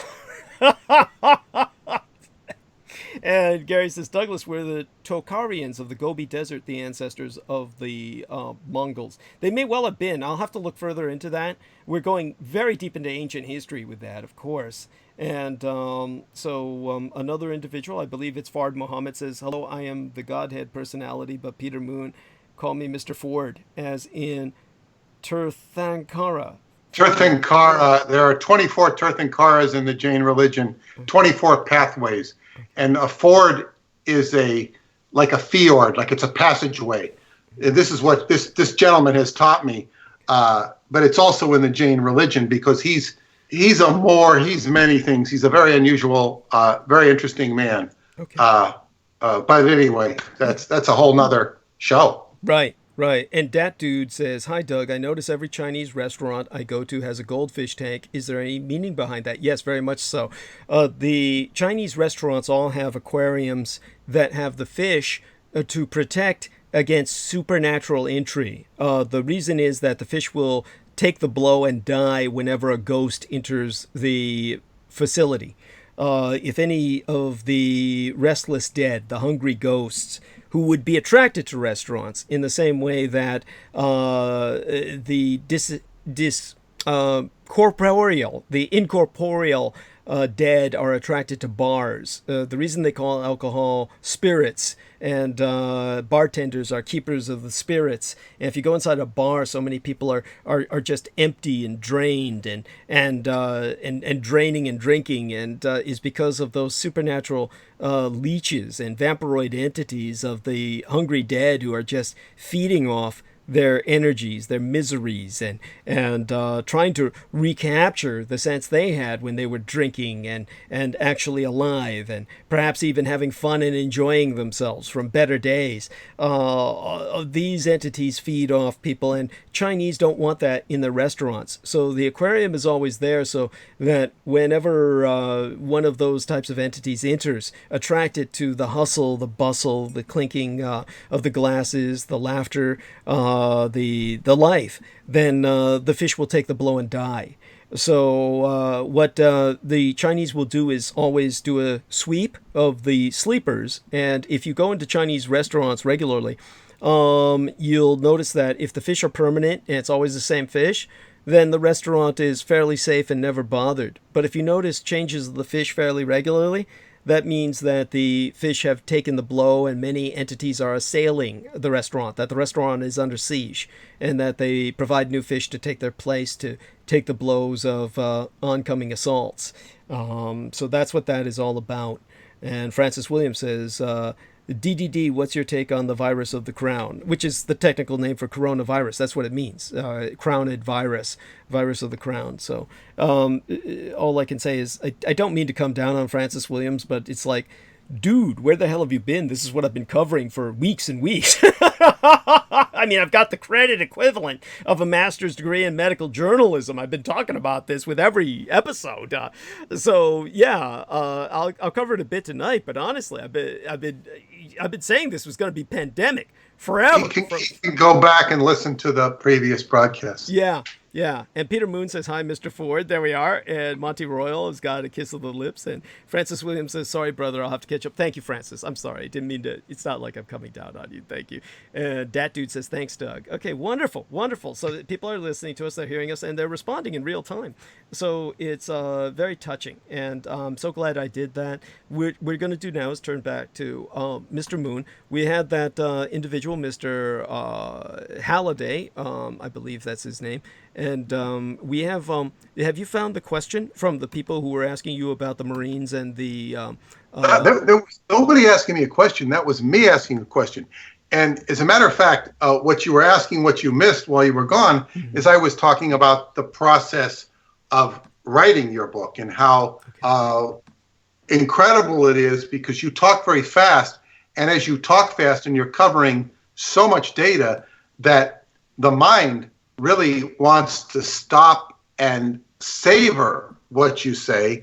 And in some cases, as you encourage us, is to verify what you say. So what happens is I'm listening to this, transcribing it word for word for the most part. And then I want to stop and say, hey, what is this? I will look up the names.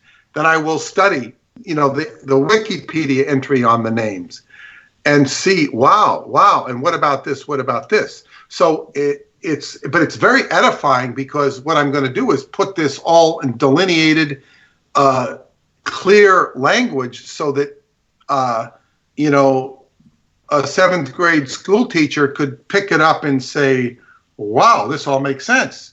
Yeah. Now, in this particular tape that your broadcast, how Japan defeated the U.S. in World War II, which was broadcast on the 22nd of January 2018, just about 2 years ago. You are talking about, let me see here, we have General Claire Lee Chennault, Chennault, created the Flying Tigers. It says here that when your father joined the Navy and was sent to China, the British were trying to put down piracy on the river against the warlords.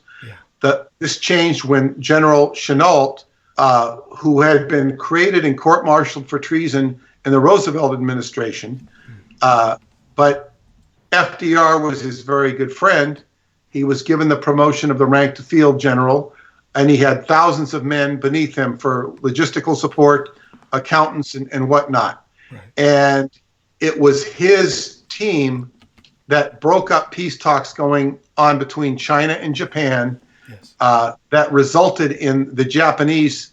See, he broke up the peace talks by having the people, the Americans, dress up as Chinese coolies, and the Japanese thought the Chinese were attacking them in the midst of the peace talks. So, this resulted in the rape of Nanjing, which then, when the Japanese found out, they found out it was Caucasians, then they bombed the British and the Americans. And this began the actual combat of World War II in December of 1937. Now, I'm reading this, and it's all very fascinating, and it needs to go in the book.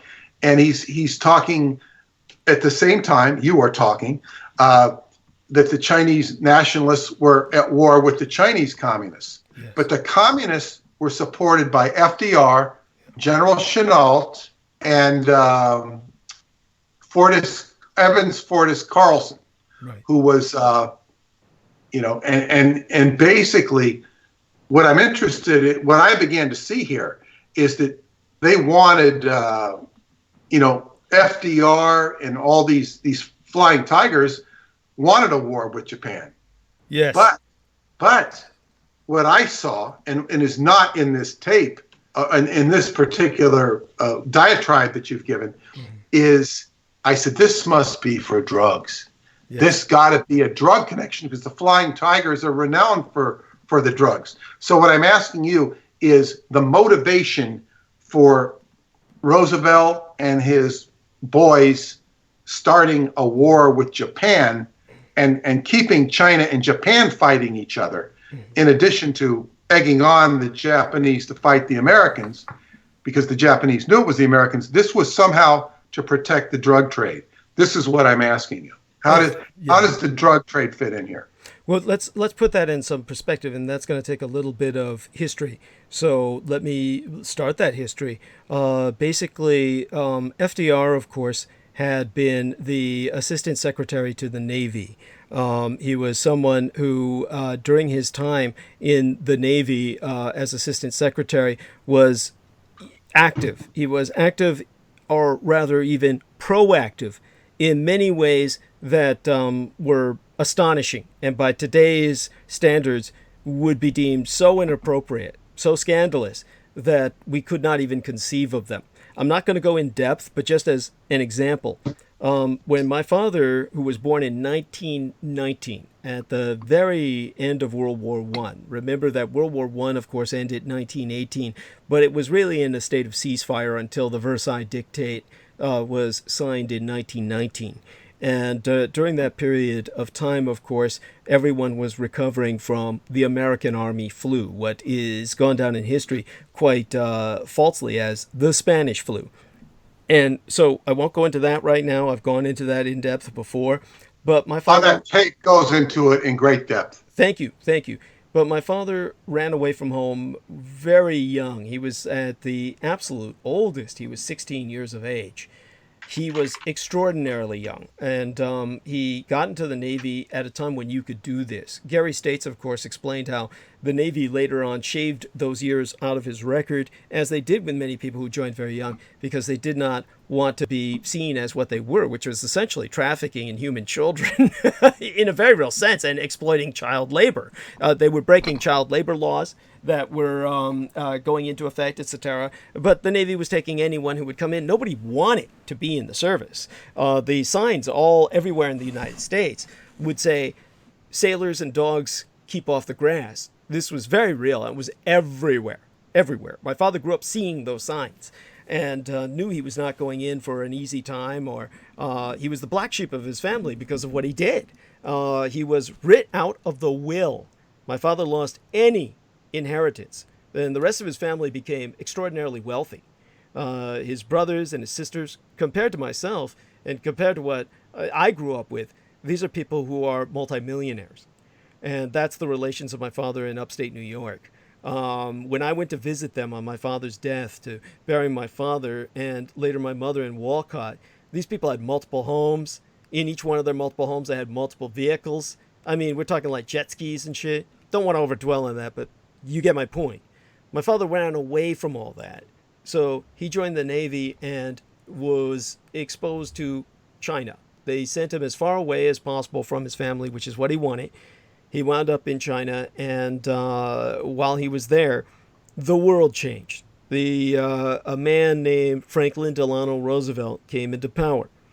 Now, Franklin Delano Roosevelt did plenty of things that we're not going to cover, but the most important thing that leads to the narcotics factor here was that a traitor to the crown, a Soviet spy named Laughlin Bernard Curie, Curie's surname was spelled C-U-R-R-I-E, he became the man in Roosevelt's administration. The man with everything that he was running the government. And he was essentially the Jared Kushner of the Roosevelt administration. He was given power to do everything, to do anything. He was a product of the London School of Economics, who had somehow emerged from the freshman brain trust of the United States Treasury Department, and that factor alone is exceptional, as the British Empire and the American Republic were not then contemporaneously engaged in cordial relations. And this man was Canadian, wasn't he? Yes, he was a Canadian national. And he became administrative assistant to the president to advise in all matters of war against the world, to commence with Curry's treasonous conspiracy to launch an intended American invasion of his own Canadian homeland.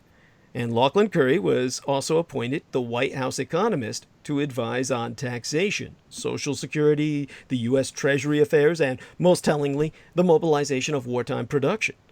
And so this traitor to the crown, known as Mr. Inside by the American press, he drafted the Banking Act of 1935, reorganized the Federal Reserve, strengthened all its powers, and in this role, Curry constructed a net federal income creating expenditure series to demonstrate the strategic role of fiscal policy in complementary monetary policies to revive an economy in acute, persistent depression.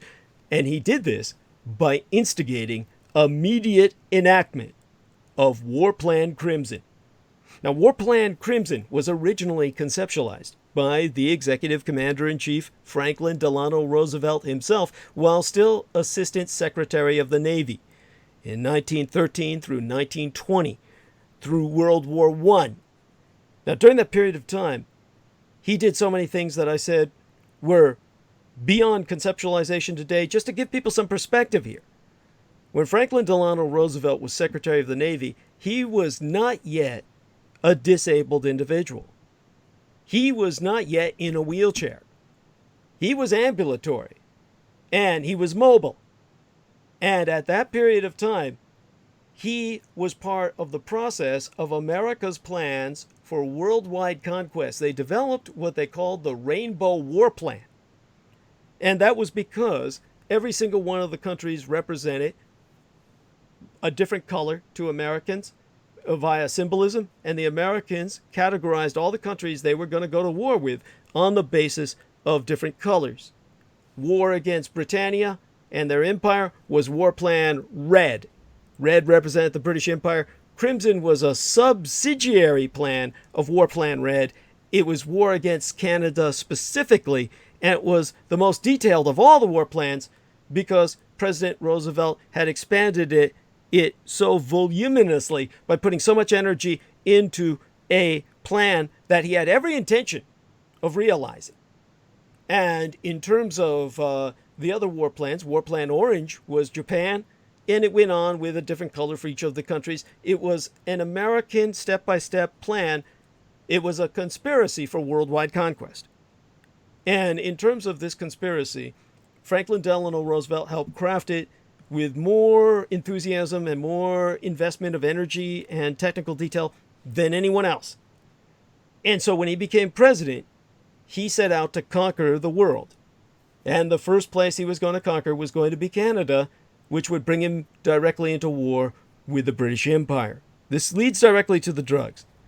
While he was still involved with the U.S. Navy, while he was the Assistant Secretary of the Navy, the guy who was running the Navy, the actual Secretary of the Navy, was basically a combination of an idiot and a senile daughter. Daughter is the word I'm trying to say in the English, D-O-D-D-E-R. And this duffer, this old fuck, was, for all intents and purposes, bedridden and Alzheimer's ridden and just out of the game. And because of that, Franklin Delano Roosevelt acted as if he were the administrator, and yet he had, because there was an actual administrator, full freedom to do whatever he wanted, such as joining World War I on the American front. Now, during World War I, there was a goddamn American front that nobody knows about because the Americans covered it up. The Americans invaded Haiti. And when they invaded Haiti with the U.S. Marines, the man leading the charge, because he wanted to be president, and in order to become president, until the era of William Jefferson Clinton, anyone who was a U.S. president had to have military experience. Because any president is the executive commander-in-chief. And if you don't have military experience, you have no right to be fucking president. Because you command all of the military. And if you don't have a military experience, you have no right to be president. If you don't have combat experience, you have even less right. That's why Richard Nixon had combat experience in World War II in the Pacific with the flying boxcars, the logistics branch of the U.S. Army's armed forces in the air. The logistical Douglas boxcar planes that would drop supplies. Nixon was involved with that on the front lines of the Pacific. Ford was in the war. Bush Sr. was in the war. He was the youngest naviator or naval aviator in the U.S. Navy. So too, Franklin Delano Roosevelt wanted his frontline combat experience. So he joined the Marines on the front lines and was responsible for some of the most bloody massacres of blacks in the history of all humanity. To the point where when he ran for president against, who was that gormless son of a bitch who died while he was in office? Harding, Lord Harding. Harding, yes, I believe it was Harding. Thank you. And when he ran against Harding, Harding was a known member of the KKK. And yet Warren Gamaliel Harding was able to defeat Franklin Delano Roosevelt by saying, look, I'm a member of the Ku Klux Klan. And this man is so horrible that he killed blacks so terribly and watched them die while torturing them so he could extract information from them. He did this out of gratuitous sadism more than the extraction of information. He is so horrible in his treatment of blacks that you're better off voting me in than him. And with that, Warren Gamaliel Harding got the black vote and was able to make it to presidency and won against Roosevelt because Roosevelt was that bad in terms of his violence against blacks in Haiti. Roosevelt was the vice presidential candidate. Yeah. In that election. Yeah. He was running for vice president. But it was his scandals. It was his scandals that were brought up that got Warren Gamaliel elected by exposing Roosevelt's crimes. And then Roosevelt also, he started this huge campaign in the Navy to make it totally heterosexual. Because the Navy was full of gay men who were at sea for years, and they had what were known as cross-dressers who acted the part of females like men do in prison. You have the undermen, you have the overmen. The Navy had that same prison system. When my father entered that system, the first thing they did was they said, we got to test if you're gay. We want to make people understand we're not a gay service, that we don't have gays. And so the first thing they did was they shoved a dildo down my father's throat, and he gagged. And they said, okay, that means you're straight. When you're a fag or a queer, we shove this dildo down your throat. That's how we know you're a fag or a queer. They don't gag because they're used to sucking cock. That was the first experience my dad had when he went to join the Navy. And so Roosevelt started this whole get rid of the queers in the Navy system by forcing certain sailors to basically prostitute their bodies and go seduce other men. And whichever other man fell for their seduction, these men were expelled from the Navy. So Roosevelt was performing entrapment. This became a national scandal, and he almost lost his job over that. You can't even imagine someone doing something like that today, but these are some of the things Roosevelt did while he was Assistant Secretary of the Navy. This puts into perspective the kind of madman that we're dealing with, and it was this man who conceptualized War Plan Crimson. And it centered on both the unrestricted deployments of poison gases and the strategic bombing of Halifax. You can find this out at the United States Military History Collection. It's stored at Carlisle Barracks, Pennsylvania. The code that I remember before I burned all of the documents, because they have to have copies, as I understand it, over there, was AWC to 1936 through 1938. It was a G2 code number 19A, as in Adam. Now, the strategic priorities of the actual plans submitted by President Roosevelt to American military commanders as soon as he became president recommended the United States' invasion of Canada and the seizing of Halifax and Montreal in a lightning campaign before Great Britain could intervene decisively. And in February of 1935, the United States Department of War arranged congressional appropriations of 57 million World War II era United States dollars to construct 3 border air bases in all haste for express purposes of preemptive surprise attacks on Canadian airfields. The base in the Great Lakes region was perfidiously camouflaged as a civilian airport, but was marketed as capable of dominating the industrial heartland of Canada, the Ontario Peninsula. And the references are electronically accessible via microfiche through the United States National Archives. And, of course, people can look up President Roosevelt's actual 1935 plan for the invasion of Canada. They can do their own research on this. And that was the original war on the Red Empire that was planned by Roosevelt down to the minutest detail.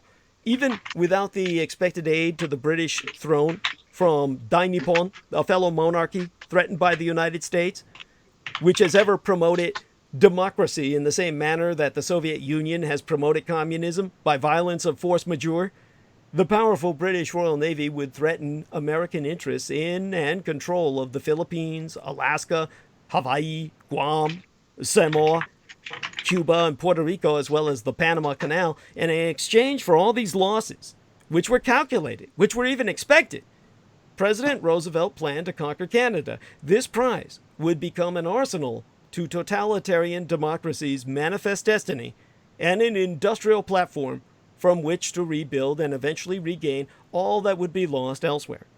Canada would be invaded even if the Dominion declared neutrality. The Canadian government would be abolished and the conquest held in perpetuity. It would be made clear to Canada that she would suffer grievously for resistance, because the British peoples were seen as tough adversaries capable of fighting against odds to the finish.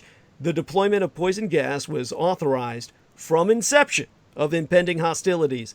It would be a war against humanity itself, where populations themselves would intentionally become the front lines.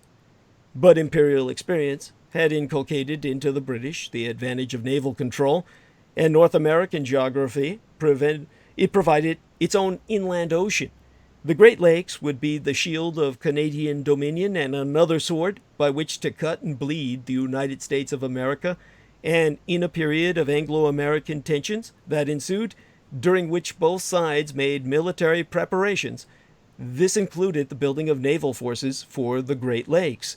And in August of 1935, over 36,000 regular United States Army and United States National Guard troops, elements of 5 divisions, maneuvered as the First Army in a show of force that anticipated commencement of War Plan Crimson, in context of Socialist America's Rainbow War Plans. Now, in terms of all of this, this is what led to the drug war, because this showing of the flag extended over all upstate New York, backed up by yet 15,000 more U.S. National Guardsmen conducting corps-level operations in Pennsylvania, a threat of invasion that would deprive the British royal family of dominion over Canada by way of optimal evacuation in advent of National Socialistic or Nationalist Socialist invasion of the British Isles by the Third Reich. And ultimately, 'twas threat of imminent conflict with National Socialist Germany that forced the royal crown to stave off American aggression against their commonwealth by forfeiting the lucrative opium trade of China to America's Socialist Roosevelt administration. So, the British had their entire fortune, especially the fortune of the royal family and the crown, based on the fortune in narcotics trafficking that they had sequestered via the Opium Wars. My own relation, from which my Chinese name be derived, my Chinese surname, Lin, comes from Commissioner Lin, who was a hero of the Opium Wars. At that time, China's standing army was so devastated, so impoverished, so ineffective, that all Chinese war-making power was put under my relation's command a police commissioner. It would be as if a high police commissioner in these United States was given command over all the military armed services that were left after a devastating defeat in a Third World War. And so think Judge Dredd. Think of a police officer with war-making powers defending his nation against a foreign military. That was Commissioner Lynn. And he sacrificed his career fighting the British, who ultimately devastated mere police forces who could not stand up against modern conventional firepower of full-blown militaries in the field at the time. And so the British won themselves Hong Kong and what today would amount to billions of dollars of trade, forcing all Chinese of all ages, of all classes, to purchase opium. Cannonball-sized balls of opium were manufactured in India and then sent up the river by trade, riverboat, through the Mekong Delta into China itself, distributing the opium for everyone to smoke. And everyone in China was required by law to smoke opium. This destroyed China, and the British were made wealthy beyond all dreams. Excuse me, were the ones forcing them, who was the Chinese government forced them to take opium, or was it the British? It was the British forced the Chinese government to enforce the laws that everyone must take opium so that the British economy could float on it. And how were they able to do this? When they defeated the Chinese government, that was in the surrender terms. Okay, got it. And anyone who researches the Opium Wars, which anyone is, of course, invited to do, they'll find this out. They'll find the details. And so the British became, imagine everyone in China, a land of 1 billion people, being forced to eat a donut a day.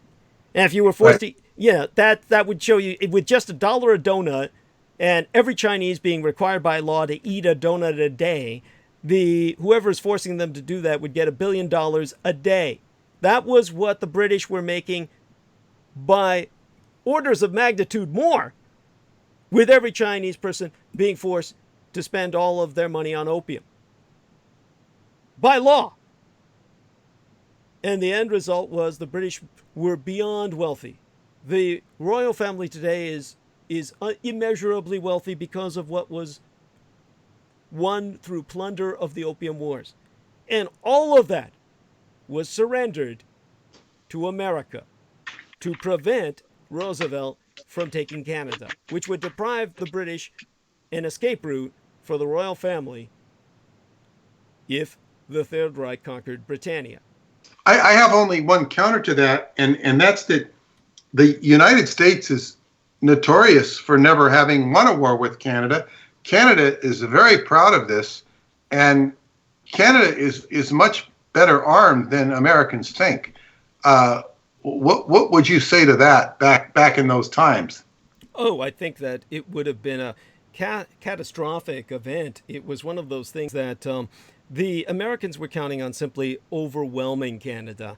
Remember that the original Canadian wars with the United States were so devastating to America that the Canadians actually invaded America and burned down the Capitol. The White House. Yeah, yep. They burned down the entire Capitol, but specifically the White House, which before it was burned down by the Canadians used to be the Pink House, appropriately enough. It became the White House when it was rebuilt. And so it's not like this would have been easy, but that's why Roosevelt authorized the deployment of poison gas and the killing of all civilians. That was his direct order, that this would be a war specifically against the civilian population. He would leave no Canadian left alive. That was the entire purpose. This was a war of genocide he was planning, and therefore the Americans would repopulate an empty, depopulated Canada with all Americans. And therefore it would be, So it was very easy for the British to give him his cut of the drug trade.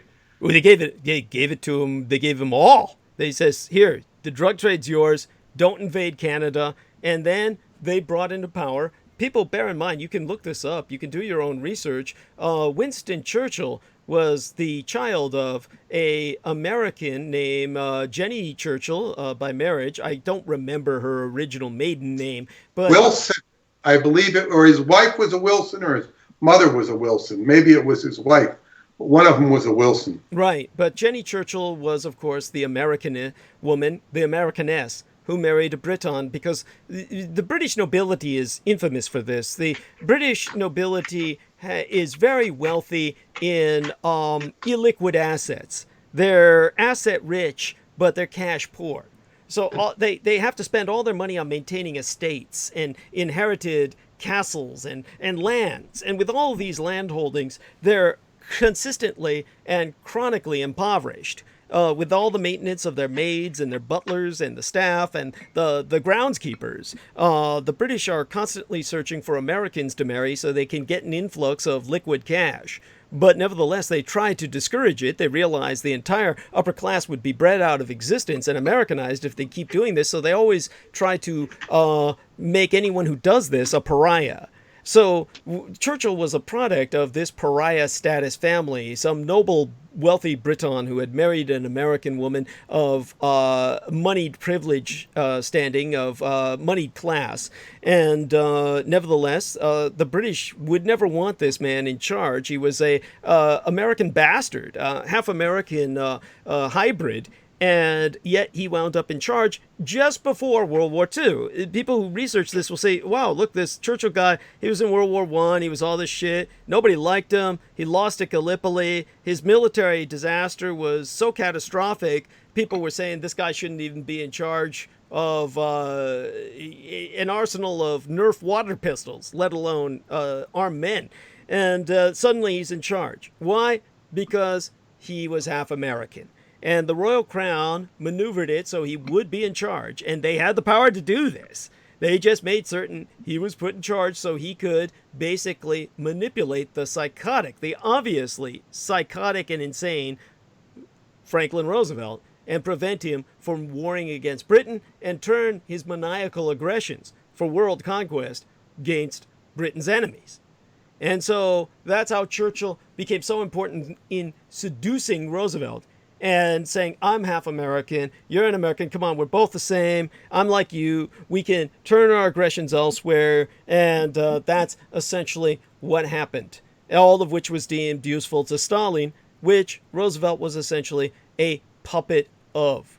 Now, basically, the first Americans or encounter with the fact that the Japanese were going to definitively be their enemy with all this influence from Winston Churchill was during the first Nihon Sovietsky War, during the Japano-Soviet War of 1937, during which time the Japanese diplomatic codes were broken with reluctant British aid through the ultra/magic programs of code breaking, the deciphering programs.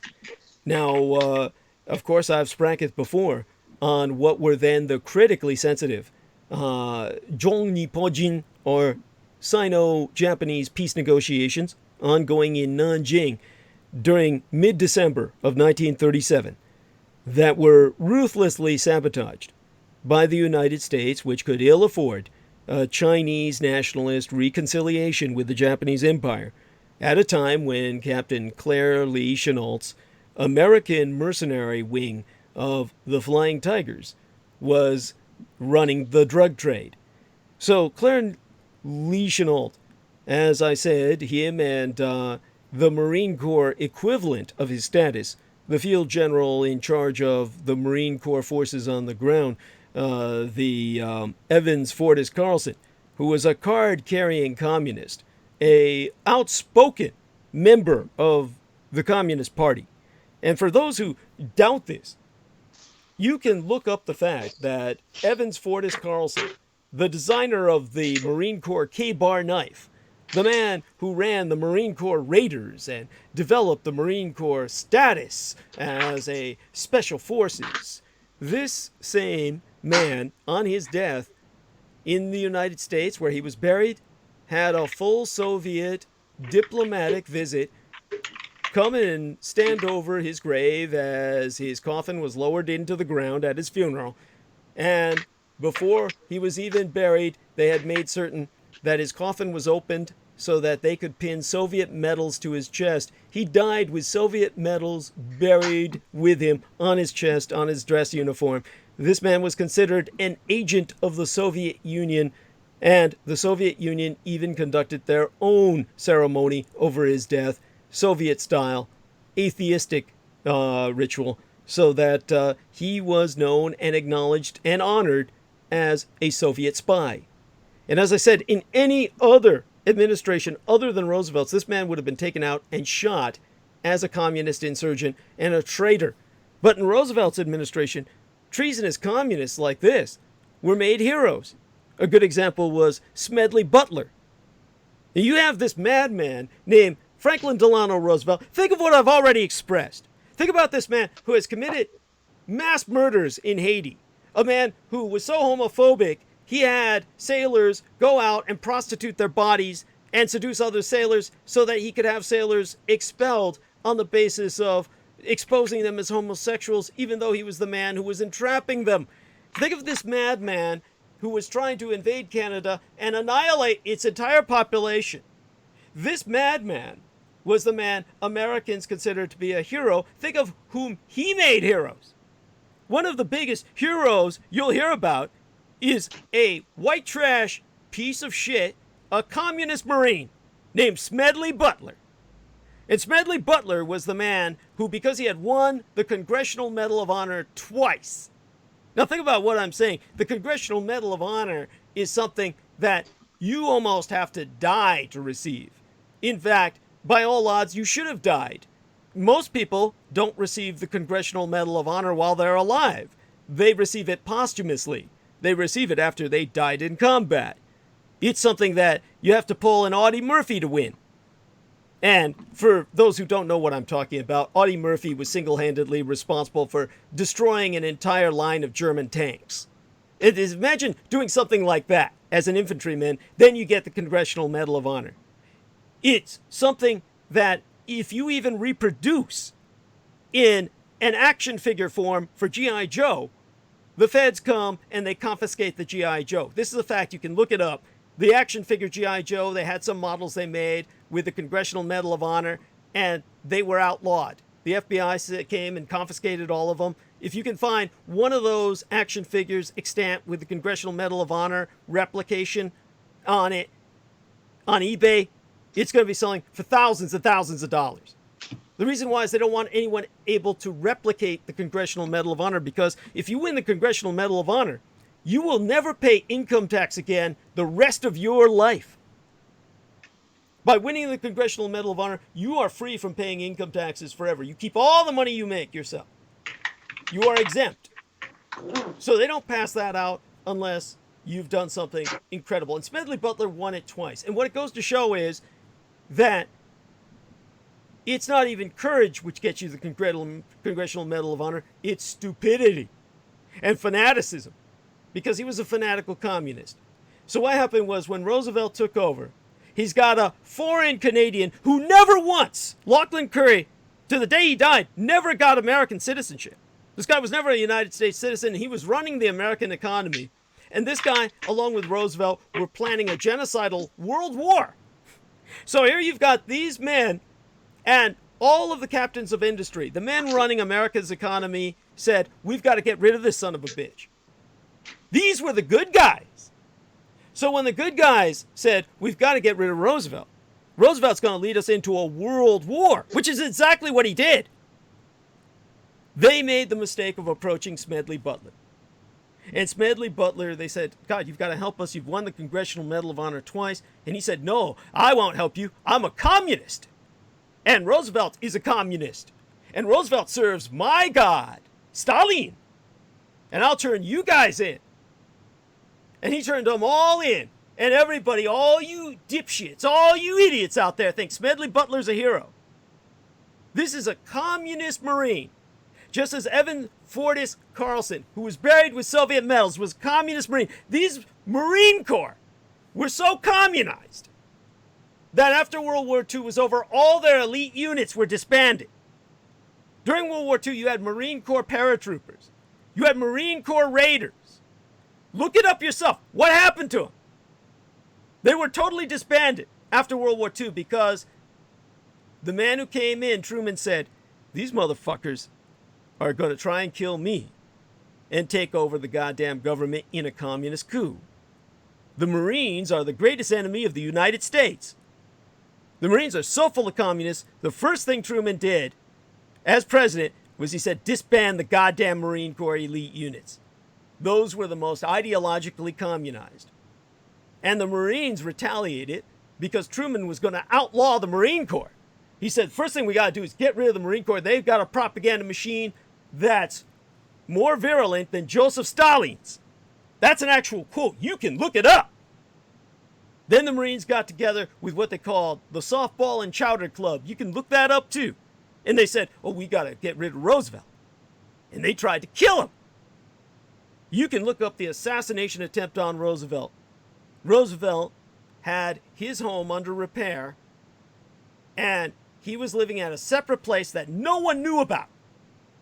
Nobody knew where he was living when the White House was under repair except the military. And then suddenly this hit squad of Marines shows up, and they wipe out the security guard and the policemen who are there on duty. They killed them all. They massacred everybody in the Truman home. And the only thing that saved the life of Truman and his family was the fact that his car broke down on the way home, and he got home about 25 minutes late. If he hadn't had that tire blowout, and if Truman hadn't gotten out and repaired that tire himself, got back into the car with his family, and then drove home to find a dead cop and security guard and his home full of bullet holes from Marine Corps issued assault weapons, there would have been a communist Marine Corps junta in America today. That's your fucking Marine Corps. That's Evans Fortis Carlson. That's Smedley Butler. And you fuckers are so fucking stupid, you're brainwashed into thinking these red agents are your heroes. Oh, Smedley Butler saved us from a fascist coup. From a fascist coup. These were the guys you need to be rooting on and building statues of. All of those captains of industry who tried to save America from World War II. A war Roosevelt started and ultimately lost. Because now, yes. this is very good. Let me ask you a question. This is for context here. If Roosevelt was under the, spell of Stalin, how did that, sort of originate? Because Stalin rises around the time Roosevelt is defeated after his vice presidential election fails. Like, where does he become like a, worshiper of communism or Stalin? It's one of those things that seems to have been an obsession of his throughout his life. He was very obsessed with the communist movement and likely became a communist adherent before Stalin even took power. He probably read Marx and Engels. Yes, and beyond that, it's important to remember the communists, of course, were not legally recognized in 1919. The Bolshevik governments would not be legally recognized out of necessity just because everybody didn't have the capacity to overthrow them. The Americans tried, to their credit, and Woodrow Wilson invaded Russia. So in 1919, and people can look this up themselves, they're invited to verify and vet everything I say. In 1919, there was what was called the Siberian Incident. They referred to it because no one dares refer to it as the Americans invaded the Soviet Union. But during 1919, the year my father was born, Woodrow Wilson, after World War I, said, oh my God, the Bolsheviks have taken over Russia. We've got to do something. These people will ultimately destroy us because they've sworn to do so. He sent in the Doughboys, the U.S. Army, and that was the only recorded massive engagements in the field between the United States military and the Soviet Union, and it was within Soviet territory. The Siberian invasion by the United States was accompanied by their great ally, Japan. And the Japanese and the doughboys fought side by side against the Soviets.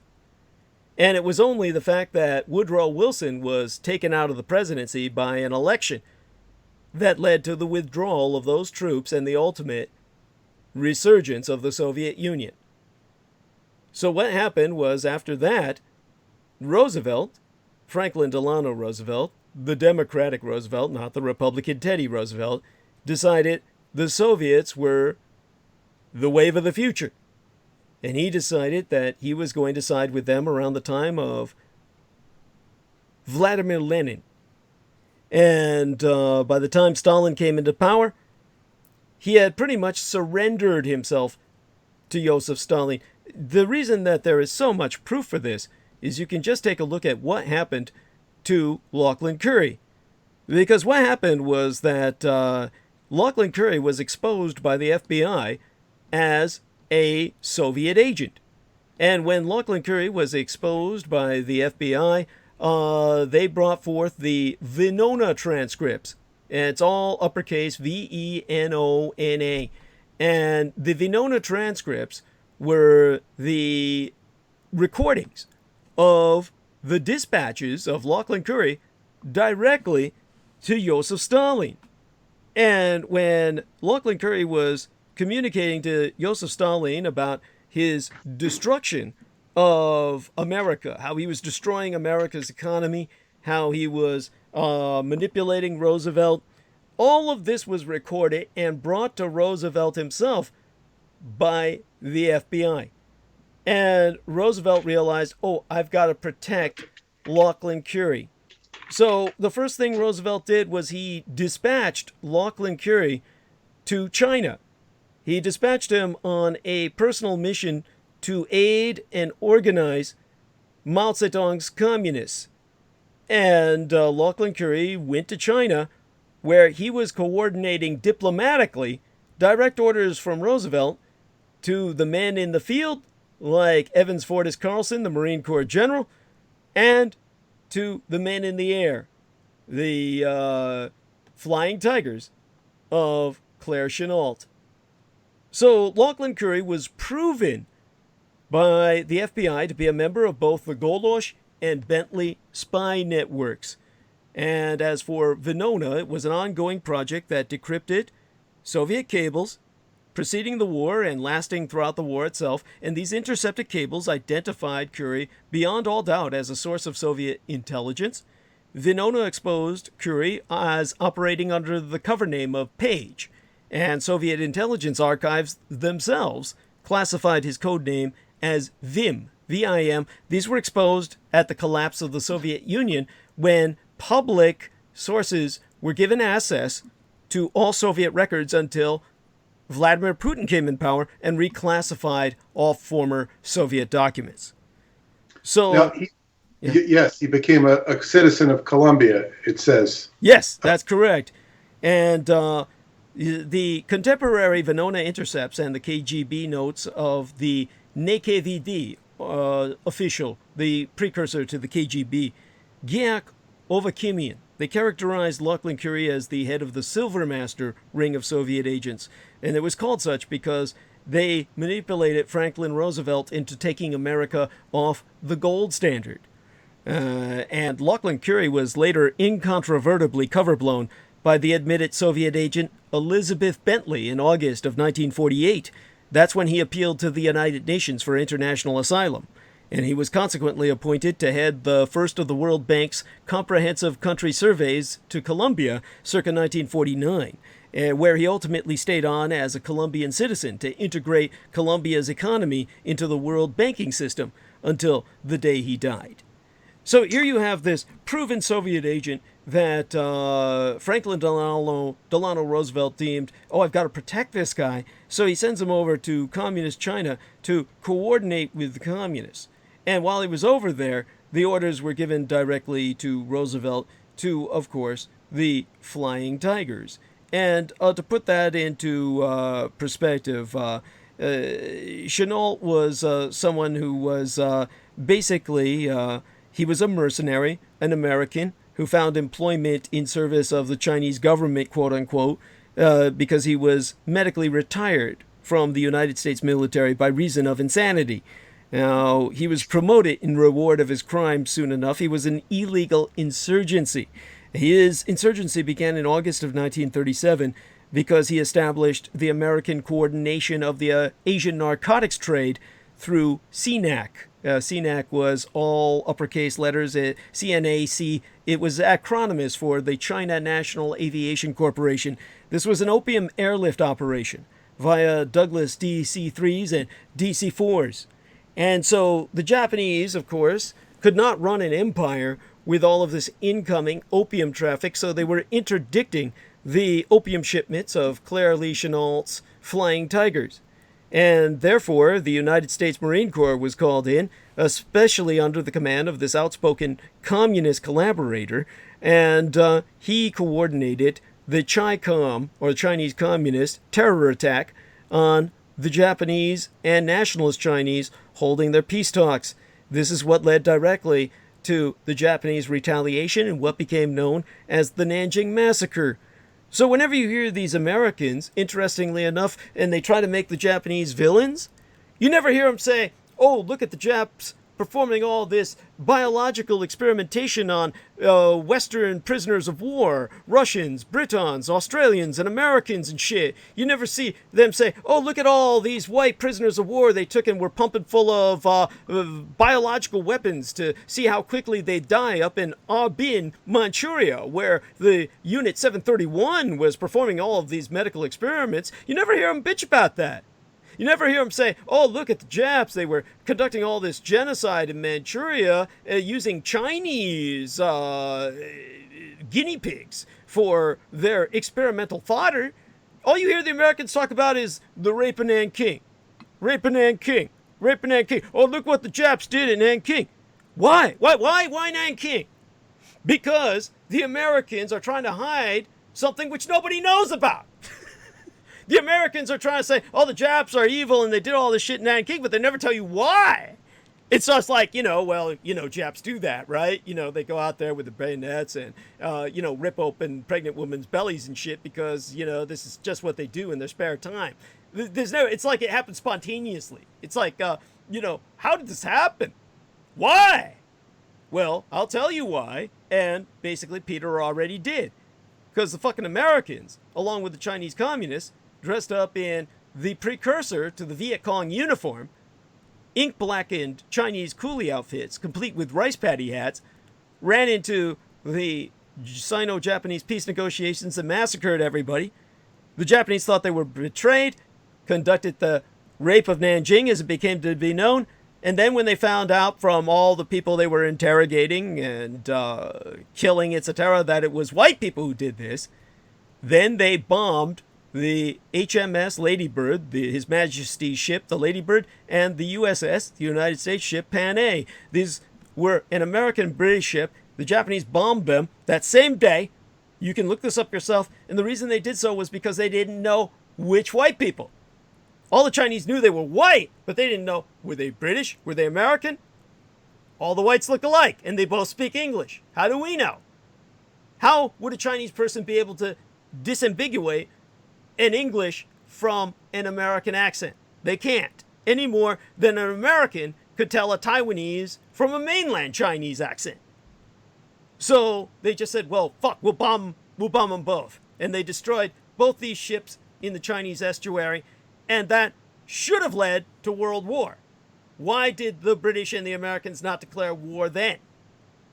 Because then they would have had to tell the public what they fucking did.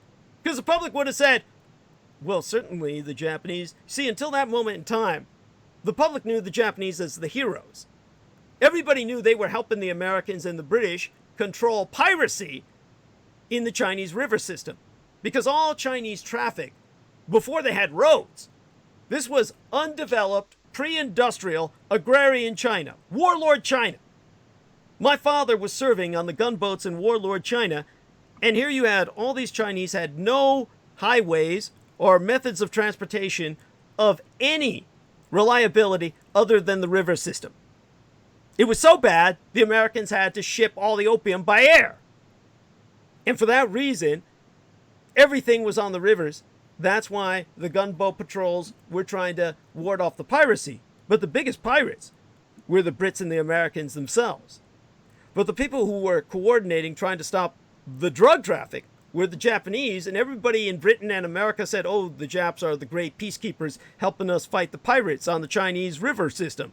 But then the Japanese knew, hey, wait, all this opium's coming from America, and they were interdicting and shooting down all these American drug shipments, which is why they had to bring in the fighter planes.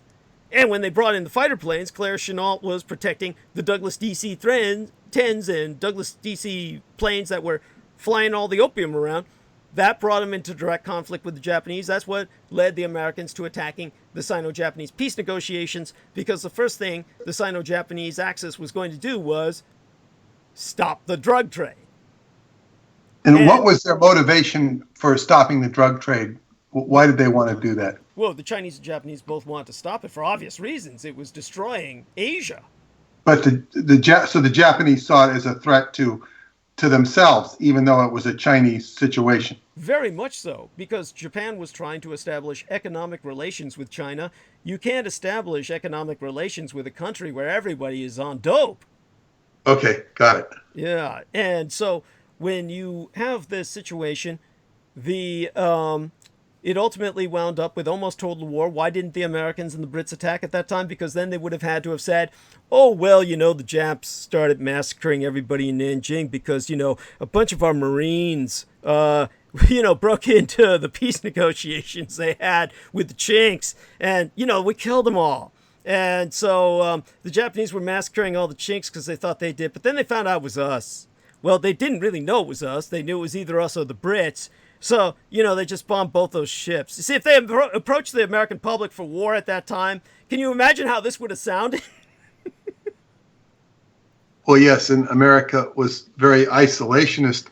And I was going to point out that during the 30s, the Depression, the early 30s, this was the time of the Grapes of Wrath, John Steinbeck's novel, and all of the destitution that was taking place during the Great Depression. And communism was a people's movement. There was the Joe Hill movement. There was,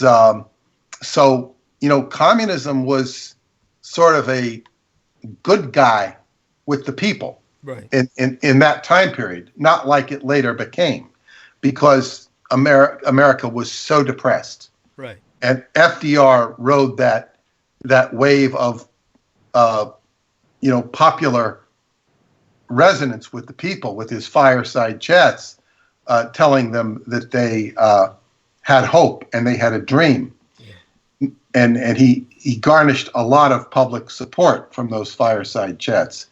But there's another question for you, and this occurs one of FDR's very close personal friends that lived next door to him, virtually next door, and this was a man named Vincent Astor. And Vincent Astor was was FDR's chief of intelligence, but he was like civilian intelligence. He eventually got brought under the umbrella of naval intelligence because he was a mariner, and he would go around doing spy missions. And he was very strongly connected to British aristocracy. So it's like you have the Brits. There's these connections between the British through Vincent Astor and FDR, and it's sort of like, I look when I look in world intrigue, I always look for the hidden hand of the British. Yes. And I'm trying to figure out how this all connects to.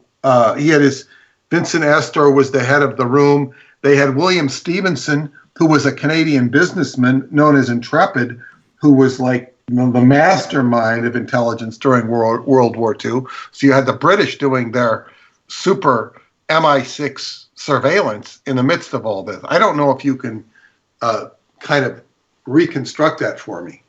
Well, I couldn't really go into that without going deeply into background notes that I'd have to dig up. I think that what you presented pretty much stands for itself. I mean, it stands for itself in kind of explaining our stance, meaning the stance of Peter Moon and myself. Basically, that there was much British manipulation to try and maintain their empire. And the British, of course, were working with many spy masters and very manipulative. They had a tremendous advantage because they were essentially one of the original global empires, one of the first manifestations thereof after the Mongols, to really kind of impact the world in a global sense, to the point where mankind's evolution itself was altered socially and, yes, biologically. So with that in mind, of course, there's no way to really overemphasize the fact that they developed this incredible intelligence system. Now, a lot of that has disintegrated. The British never recovered from World War II. So many people who still return to the British for contemporary events today, you really have to be realistic about it. Their impact on the world today is much, much less. They're severely weakened, and as far as I'm concerned, they're at the brink of civil war with what they're dealing with now, with all of their own infighting over Brexit. They're pathetic. So, but what they were before was dangerous. And the danger that they presented in World War II became self-evident. It resulted in the Second World War, and this had to do with the changing of the guard in terms of the narcotics trade in the world. Let's put it in this context so people really understand this. All of the economy of the world, all of the economy of the world's oil, of the world's diamonds, of anything you can think of that's on the pie graph. If you take a look at the pie chart, and this much is military spending, this much is medical spending, this much is, whatever, the economy of the world on a pie graph. Well, of course, you know that that's not the complete picture.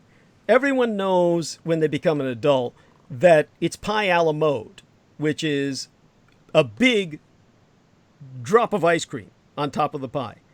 And that big, gluey, black dollop of ice cream on the economic pie graph, what's invisible, the invisible economy, is enormous. Instead of your average pie a la mode where you've got a couple of scoops of ice cream, this is like ice cream that buries the pie.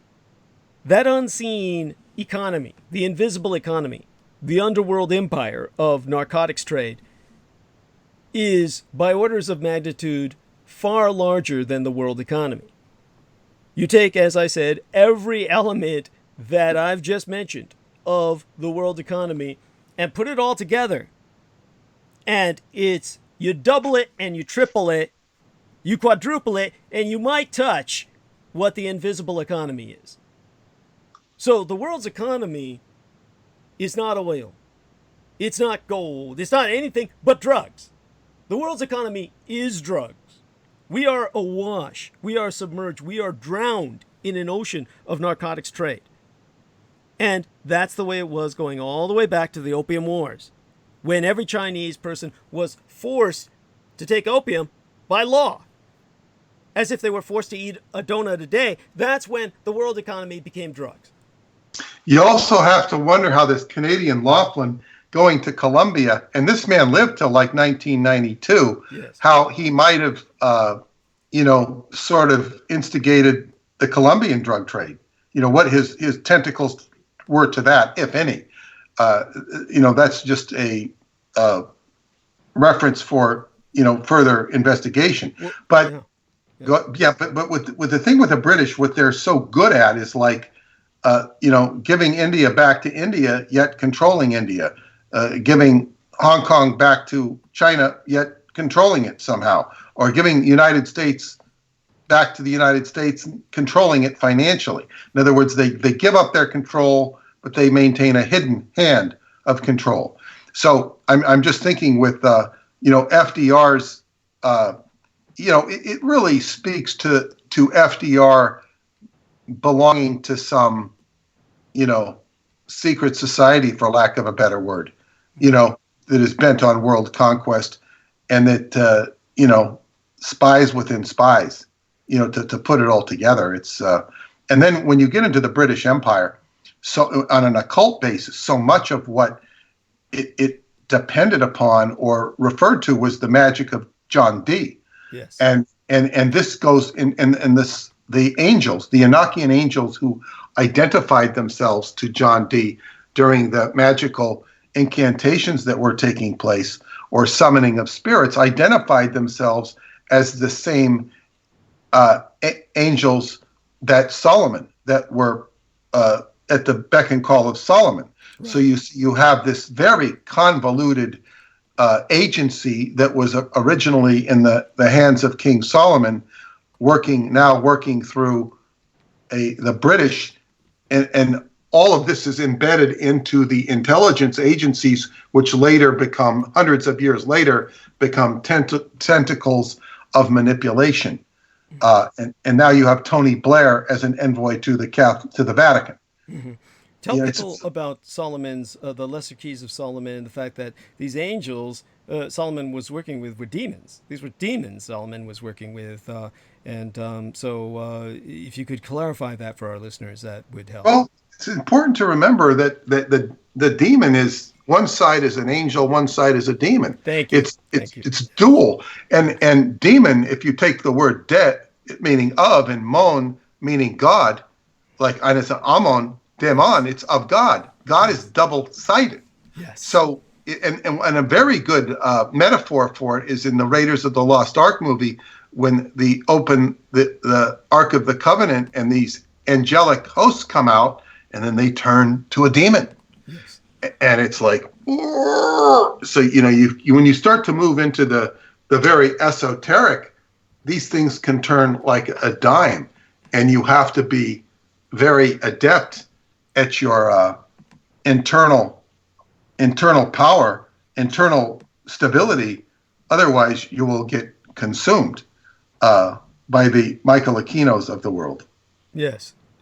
No, I thank you very much for that. And, of course, that's what I try to explain to people about Tawish Malik, the peacock angel, which many people don't comprehend, and they perceive him strictly as satanic. And so they're missing the point of God's creation of the diamonds as part of the ecological balance, the ecosystem of our cosmology.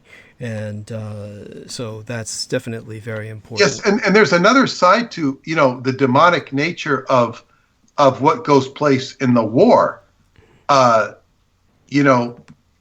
bad as the Americans were and are, there is also a very human side, or there was. It's less there now than it was. It still exists. to the American, they could also have a humanitarian side, which was unlike a lot of other countries during certain periods. There was a humanity that would show itself, which was in direct contrast to some of the horrors that actually did take place. Right now in Europe also showed a greater humanity, and that they have a greater attitude to take care of their population. Witnessed more in the Scandinavian countries, but their social system is more socially responsible than that of America, which will just tend to throw money at a ghetto. Just throw money and say, okay, whatever. Yes. Well, definitely, appreciate your bringing that up. And about the Enochian language, have you ever learned to speak it? Have you ever experimented with it? No, I don't speak it. I have a friend who knows it very well. But a good perspective of that is, I don't really need or want to learn it as far as my own perspective goes. And I've seen something in it which I consider to be a very big hole. And that's the way, at least in John Dee's writings of it, the way they define the word Babylon as evil. Right. And Babylon is a gateway is a gateway. Babylon means gate. And it's a gateway. It's also the feminine energy. So I'm saying it's almost as if they define Babylon much in the way Babylon with a Y was defined in the Tower of Babylon, a gateway to God. It's almost like this is the gateway. It's evil. You don't go there. You don't go to that gateway to God because it becomes territorial at that point. Yes. At least, yes. So you don't go into their territory. Now, the other thing is with the Enochian language is it's very what was I going to say? You were asking me if I spoke the Enochian language. Right. It's I've certainly had X amount of experience with it, but I would also say that in one of my Qigong sessions in Transylvania, it was quite incredible when I had it, because there's always been a connection between magic and David Anderson appearing in my life. And so, well, of course it would only make sense because these Enochian calls or keys are symbolic of the controlling factors in the esoteric realms. I'm trying to compare it to something like the stock market. The stock market will be swayed by different factors. They could be certain reports, they could be earnings, they could be like this coronavirus, which is crashing the market. There's all these different things that can influence the market, and nobody can completely predict it. This is the way the Enochian calls are, only we're not talking about economics. We're talking about the ebbs and flows of consciousness. So, these things move, but and it's very simple because it's all the actual calls are just verbalizations, but you're basically dealing with geometry. John Dee, he translated Euclid into the English language, and all of the mathematical foundations for the translation of Greek and Latin into the English language came through John Dee's pen. And so there is a connection with anything magical with something geometrical. And the more you study magic and geometry, and unfortunately when you study most magic books, they'll have two-dimensional symbols because that's what you can write on a piece of paper. To understand these in multiple dimensions gives you greater insight. Now, where this becomes very important is in the practice of Qigong, which is all about geometry. And in the new book, L. Ron Hubbard, The Tao of Insanity, I have one chapter in there. I think it's called Under the Moonlight, and it's a chapter that is written fiction. It's a metaphorical story because I could express the truth in a fictional chapter more poetically and better and more clearly than if I wrote it out and wrote it out like instructions on how to eat a sandwich or something. So, basically what it is and this is very important. And I will go into a little bit of what's in that book because it addresses this so succinctly, is that Aleister Crowley talked about crossing the abyss. And crossing the abyss, of course, the abyss is where all this stuff that Douglas talks about with the anti-gods and the Qliphoth. It's all of this stuff and that H.P. Lovecraft became enamored of. And the Arabian Nights, which is a great inspiration to myself, this is very double-sided. When you get into those adventures with the Arabian Nights, things turn on a dime. The stories, you can be about to be killed and then you get immortal life, or vice versa. It's like things turn on a dime in those stories. So basically, rather than to dive into the Qliphoth or the realm of the anti-gods, you have to kind of tie a bow on it. And just like when I take out the garbage at night, I put it in a plastic bag and put it in a garbage can, and I leave for the garbage men to come and take it. Right. And I don't continue to keep it around my house. And this is one of the problems with these occultists that Douglas has gone after so many times is they've got garbage in their house. Yes. And it doesn't appear to be that way to them. And their house is full of garbage, but it'll be covered up with pixie dust or something, so it doesn't look like that, at least to them. But back to what I was saying about this crossing the abyss. Now, L. Ron Hubbard describes his gradation chart of awareness.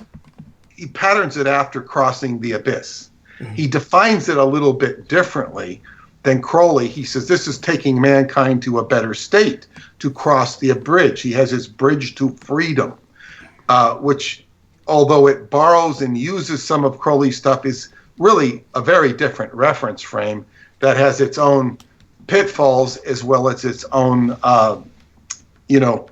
keys to freedom. Crowley's system talks about crossing the abyss, and he will be opposed by Karanzon. Karanzon is this demon that's going to stop you from getting across the abyss. And then, and I can tell you, in climbing L. Ron Hubbard's bridge, Karanzon appears in the form of staff members who are trying to stop you from doing what you want to do or what Hubbard said you should do. They appear like stops, and you have to I had to overcome them, which I did quite successfully. But then when you get across the abyss, you go into what is called, Crowley calls, the city of the pyramids. Mm-hmm. And the city of the pyramids, and to appreciate what I'm going to say, this is the realm of Qigong. And when I first started studying with my teacher, he'd come up to me and he'd say, you have to square the circle. You have to, the circle becomes a square. And I'm thinking, like, what the hell is he saying? He's talking right out of the book of the law. This is right out of the book of the law. Now, which is not necessarily something he knew or didn't know. He certainly wasn't into it to the extent that I got into it. But squaring the circle is, in Qigong, is like you're walking in a circle, you're moving in a circle or a figure eight, and then all of a sudden you'll move your arm and go into a angle, like a square. Like this could be like a punch, and you're going to completely take the torque of the circle and turn it into a different movement. So he would say things sometime, and I said, why the hell is he saying this? Where is this coming from? And I didn't say anything. I could just correlate it to the book of the law. However, when you get into the city of the pyramids, which I put into this story, Under the Moonlight, and this is the story I had Crystal River read when she was having a very difficult time physically with her breathing. And she said it worked very well for her because I felt she needed to read it. But basically, the city of the pyramids, it applies to the physical body because the martial arts will often teach you, different disciplines of the martial arts will teach you about the qua, which is the area in the groin. It's like an upside down pyramid. So the whole body conforms to pyramidal structures in Qigong. You have the lower qua, which is, your root or your power, and then you will have a pyramid right side up on that. So you have a downward pyramid, an upright pyramid going up to your solar plexus. Beginning at your solar plexus, going up to your clavicle, you have another upside down pyramid, which is called the upper qua. And then you have another one that will go right side up over the crown of your head, sort of like the Egyptian pharaohs would wear. You'd see a pyramidal hat they'd wear, or garnish. And then above that, you'd have another upside down, which would be connecting you to the celestial realm. So you can take the entire physical body and activate the pyramidal energies within them. The cauldron of imagining a fire in them, which burns, which connects to the Kundalini. All of this stuff is pyramidal in this context. When you get into the Enochian realms, you'll have a whole circle, a whole 360-degree circle, which you can correspond and break into the zodiac, and every different 360 degrees pieces of that circle. You will find this in the Sabian symbols And of course, Sabia is the same name as Sheba and Saba, the same root. This is the peninsula or whatever it's called of Arabia, and this was around the Kaaba. They had 360 stone idols, which Muhammad is said historically to have wiped out. However, these were idols that each represented pieces of the zodiac. It was a celestial reference frame, and Muhammad was giving a new reference frame. But these are all symbolic of pieces of the zodiac, pieces of consciousness. So you can correlate all of these energies, and there's been some very interesting correlations of all that work. What it does, the problem with studying any of this stuff as a human being is very much like an IQ test. I noticed in an IQ test that when you get to a certain level, it will become geometric. You might be getting up into the 100 range. I don't really know. But you have to see things much like a mechanic can see things three-dimensionally. A mechanic has a very good IQ when it comes to dealing with dimensionality. He does not necessarily have a high IQ when it comes to other academic things, but they have a tremendous IQ when it comes to dimensionality. Buckminster Fuller was very good with this. Right. So when you start being able to see dimensions, and then you have a real high IQ.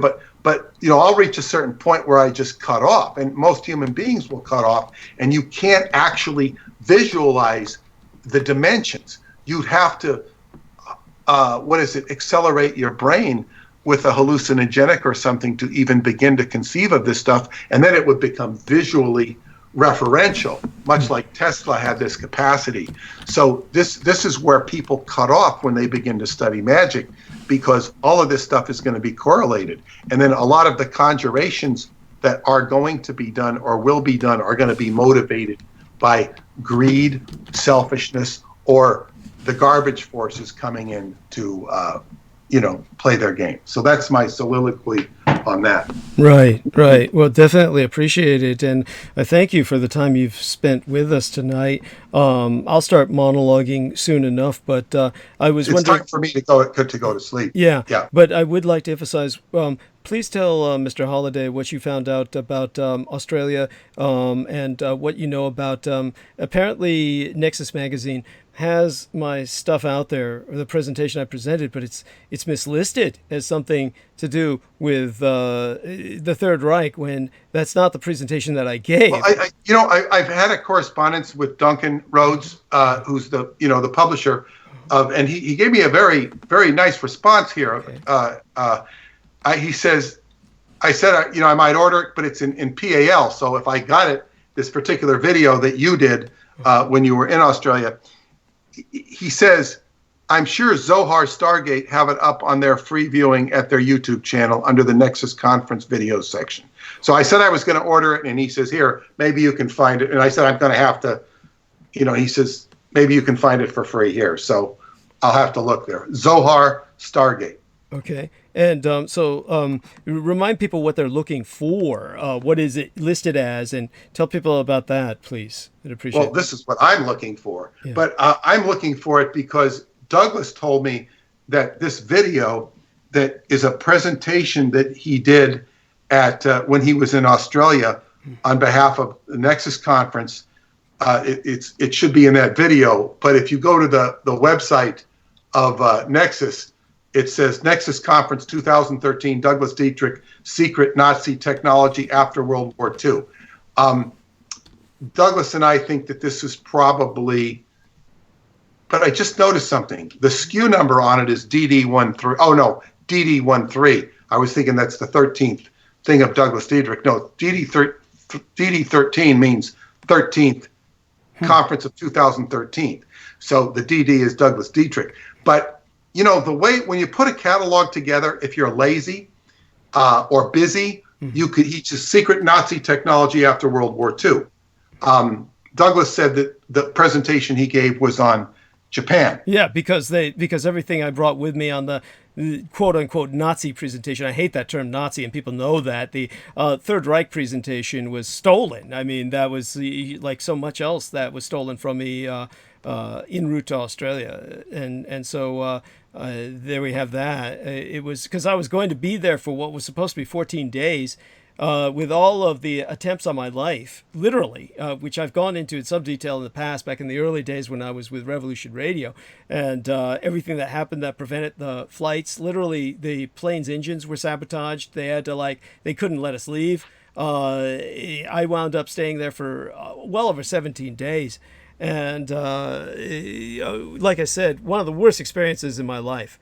But yes, and I can also add for the audience that these are, and I think that he thought you were extremely paranoid, but people don't understand is these are qliphothic, or we can call them Enochian forces, demonic forces that are affecting the people and the population around Douglas, because he was in a very vulnerable state, a much more vulnerable state than today. That time than he is today. Yeah. And so that these forces will back up. I'm dealing with a woman right now, a friend, very old friend of mine, and she's having these forces come through the people that are working. They're conspiring against her, and I'm trying to teach her that, and she kind of sees it. But all this goes back to trauma that was induced upon her when she was younger. So what happens is when you've been traumatized, as Douglas has, or as many people have in the abductee reference frame, is that your aura gets shattered. So you become more vulnerable to the ether, so to speak, than say a quote unquote normal person would. That stuff may be going on, but it's not going to affect them because, they're just driving around. But it all goes back to what Douglas said earlier about, alcohol and restaurants. It's, the spirits, the dead spirits will find where the life is, and if they can get at it, they will go at it. So this is part of what is a big thing of what happened in Australia. He really shouldn't have been going to Australia at that time in his life. Or going anywhere, perhaps. But, you live and you learn. So anyway, to get to the crux of this, the Nexus Conference, I want to hear this because Douglas said it has a lot more stuff in it that hasn't appeared elsewhere. Yeah. So I will look to this site and see if I can find it and transcribe it. Yeah, definitely. And so to bring up what Mr. Holliday is his name, Holladay, Matthew Holliday. What he brought up about the air raid over Los Angeles, as he remembers it, etc., the Battle of Los Angeles is what he's referencing. Basically, what you need to know, Matthew Holliday, is that I am going to be giving a number of images to Peter Moon, and we're going to be integrating, if at all possible, a number of those images into our book. So there will be images of the aero dreadnoughts, of the super dirigibles in the book. And there will be some actual photographs of various things that were relevant to this. Many of those photographs I'll probably have to dredge up, but they were the kind that I used in the presentation in 2013 in Australia, where I presented more photographs of this sort of thing than anywhere else. And but definitely what I'm going to ask Mr. Moon now before he leaves us, first I'll check into our lovely Selena Khan brought up some references about the Venona Project. So I thank her for that. And so she's looked that up, and the only protest I have is that she's relayed some stuff from Wikipedia, and though it's not inaccurate in this case, it's one of those things you just want to be careful about. I mean, try to find any source but Wikipedia. Wikipedia is the absolute bottom of the barrel. It's the bottom of the line. Always remember, Michael Aquino is running Wikipedia for all intents and purposes. Mr. Moon has got a link I provided him where Wikipedia itself is very open about the fact that they eliminate all connections to Michael Aquino because of his influence on Wikipedia. You can confirm that, right, Mr. Moon? I do recall reading that. Yeah. And of course I've been banned from Wikipedia, or they won't let me put up any sort of biography or anything. Right. Or they make it so difficult that, I don't have time. How can you verify that you brush your teeth, Yeah. So they took off David Anderson as well. Yes. I used to be up there, but they took me off, and although they do mention me, because they can't not mention me when it comes to the Montauk Project, but a mention on Wikipedia would bring me more business, it would just help by the nature of what it is. That's right. Are you gonna when I depart? Are you gonna just so I know are you going to be talking about the Battle of LA tonight, or are you going to go into more of the current events? I'll go more into more of the current events, but one thing I'd like to say before you go is there's something I have to find out from you before you go. I know it's 8 to 9, 9 to 10, 10 to 11. It's 11:16 right now where you're at. Yeah, and maybe we need to do Battle of LA another night. Oh yeah, we'll do that another night. But what I wanted to find out from you tonight was, while it's still fresh in your memory, so you say you talked to that son of a bitch Duncan Rhodes, not vocally or verbally, but by text. Did that son of a bitch actually say he thought I was paranoid? Did that piece of shit actually say that? Well, I wouldn't quote him if you I had written to him, and he didn't. I just asked him if he had the stuff, had this video, and then he didn't say very nice things to you about you. I bet he didn't, because he's the motherfucker who stole everything. You're talking about a piece of shit who stole everything, and basically set me up for an ambush and exposed me to the most miserable experience of my life, bar none, other than a few experiences like what I had in Tucson, Arizona. I mean, in these experiences I had far better times in combat. No, I want to know what this son of a bitch said. We'll talk about that privately, okay, because it doesn't really serve, Yeah, I mean, I'll let everyone know right now. Duncan Rhodes is a white trash piece of shit. The guy set me up for an ambush because he's an Aquino cultist. The man is absolute garbage, human garbage, and it's because of him that I will never go to Australia again as long as I live. Of course, never say never. I can imagine abduction or cases of conquest or something like that. Honestly, outside of such extremes on either side of the spectrum. I'm going to share something with you, Douglas, that Marjorie Cameron told me. Marjorie Cameron told me, she looked at my astrology chart, and she said, you have a similar situation with me.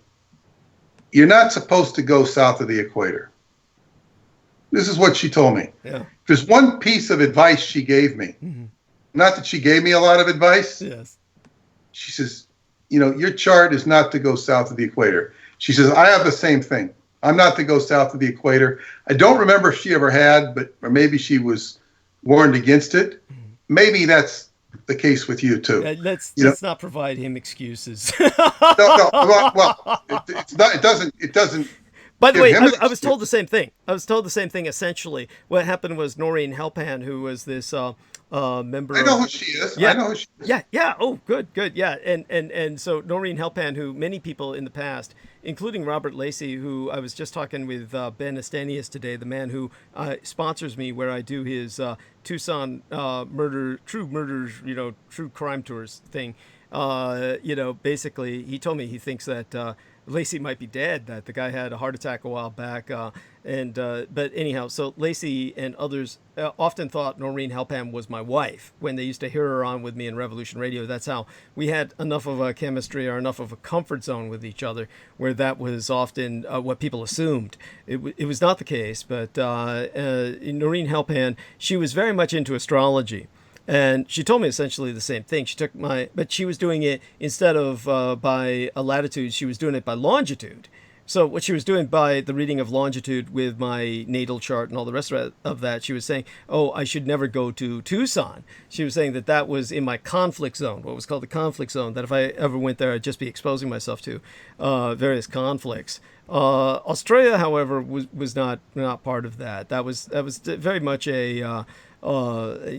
just a setup all the way around. It was horrific. I don't look forward to talking to Peter Moon about this privately, and I possibly never will. We don't need to. Yeah, we don't need to unless you need to. We don't need to, and I may feel the need to if I feel in a particularly if I just want to piss myself off. So if I want to piss myself off at some point in the future, I might discuss this privately with Mr. Moon, but I'll be happy. What I find is with negative stuff like that, Yeah. it's best to just let it go. Oh, no, I get you. I get you. No. Yeah, Mr. Moon is right. We all know this, by the way. We all intrinsically know there's plenty of things in our life that we should just let go. And this is one of those things that, it's like suffering a gang rape. It's like something someone shouldn't even question about. But it's one of those things that actually, because of the life I lead, because of the amount of espionage involved, because of there's certain things that I have to just understand or get a perspective on, the subject may well come up between Mr. Moon and I privately. Well, let me give you a little bit of perspective too. Yeah. And as I get older and I see more friends or colleagues pass away, and it's as you see them pass away, and perhaps they're people that you didn't care for because of their positions on certain things or because of the acts they did. Not necessarily towards me, but towards other people. Very negative characters. Uh-huh. And I mean, not horrible. I mean, we're not talking about Charles Manson. We're talking about, something about as a quarter bad as Kobe Bryant at his worst. A quarter bad as, Kobe Bryant. And it's kind of like, okay, so they lived their life on Earth, they took a dump here, but their life wasn't necessarily worthless. It was an experience for them, and it's kind of like, okay, it's done. What does my comment or emotion serve? It's like I'm not going to give them any more attention than okay, I'm not going to let it. I'm not going to respond to it. And what it ends up is I end up sort of blessing them in the afterlife. I'm learning to smile every time I think of a dead person and bless them in some sort of way. They might be a neutral person in my life. They might have been a little bit negative. They might have been a positive character. But it just seems, as I get older in life, it seems so peaceful and sonorous to just like say, oh, okay, and not respond to them in any negative way. And it's not like this was not like these big, this horrible incident you had to go through in Australia. These people were not that impinging, but it's funny what can psychologically impinge upon one, and just to sort of like cut the roots off of it, and at the same time bless the character who was playing a role in your life, almost as if he was a character in a theatrical play. Well, thank you for your performance. I appreciate what Peter Moon is attempting is to is positive. It's not really all that applicable, but I thank you for it. No, I know. I'll try to contextualize it this way. Think everybody about what I said about Franklin Delano Roosevelt and the insanity, the ass over end, bass backwards presentation of Smedley Butler and the men who tried to save America from World War II. And think about how these giants of industry knew that there was a traitor in the White House, a man who was a slave circuit to Stalin, a man who was determined to launch genocidal wars that would bring no one any good in this world, that did no good for anyone, and how he and all his affiliates are looked on as heroes, that these men, that history has been so twisted that people think of the Marines of World War II, who were communists and traitors, as the men who raised the flag, the most iconic symbol of American pride in all American identity. Is that raising of the flag on Iwo Jima. That's the apex of American experience. This is what Americans think to more than the greatest generation. Generation. Shit. And think of how I explained the satanic inversion of the reality into what you're mythified with. And now think about what I have to contend with, where I shut down the child trafficking ring at the Presidio military base. I shut down the child trafficking ring at the San Diego Marine Corps Recruit Depot and Marine Corps Camp Pendleton. I am responsible for saving more children in my life than most people will ever personally encounter in their entire lives. I've saved thousands and thousands of kids. Not only the kids that were being victimized, but all the tens of thousands more that would have been if I hadn't done what I had done. And I paid the price all my life with the cult of the anti-gods and Aquino's gang stalkers. And this is... Yeah, you're certainly not rewarded for it. No good deed goes unpunished. And what I have to deal with, because I'm a public informant, is I get ambushed by the likes of Duncan Rhodes, who then tells everyone, "Oh, Douglas is paranoid." Yeah. Well, let me give some context. How could I not react violently? No. Let me give some more context on this, though. I agree with you, but this is the problem: is that this whole history that's been written by, the New York Times and all of the media, keeping in mind all this press is just army embedded shit. So you have this. So people are reading the newspaper and hearing the media, hearing the media that goes on. It's like a truly satanic transmission. But it becomes ingrained in the average person because this is what news is. And of course, all the news that comes there is not necessarily satanic. It has certain public information, and other things like this, or things that are items of interest. But this is, so it's like so much of the fabric of our culture is embedded in this satanic frequency, or the 666 frequency.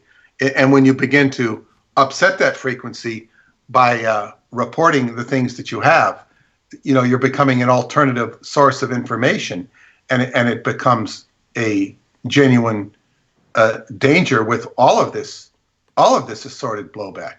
And so somebody like Duncan Rhodes, who is doing whatever he's doing, it's like he becomes swept up in all that.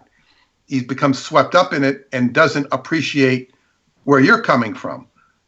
He does not appreciate it, doesn't understand it, and it's overwhelming the system.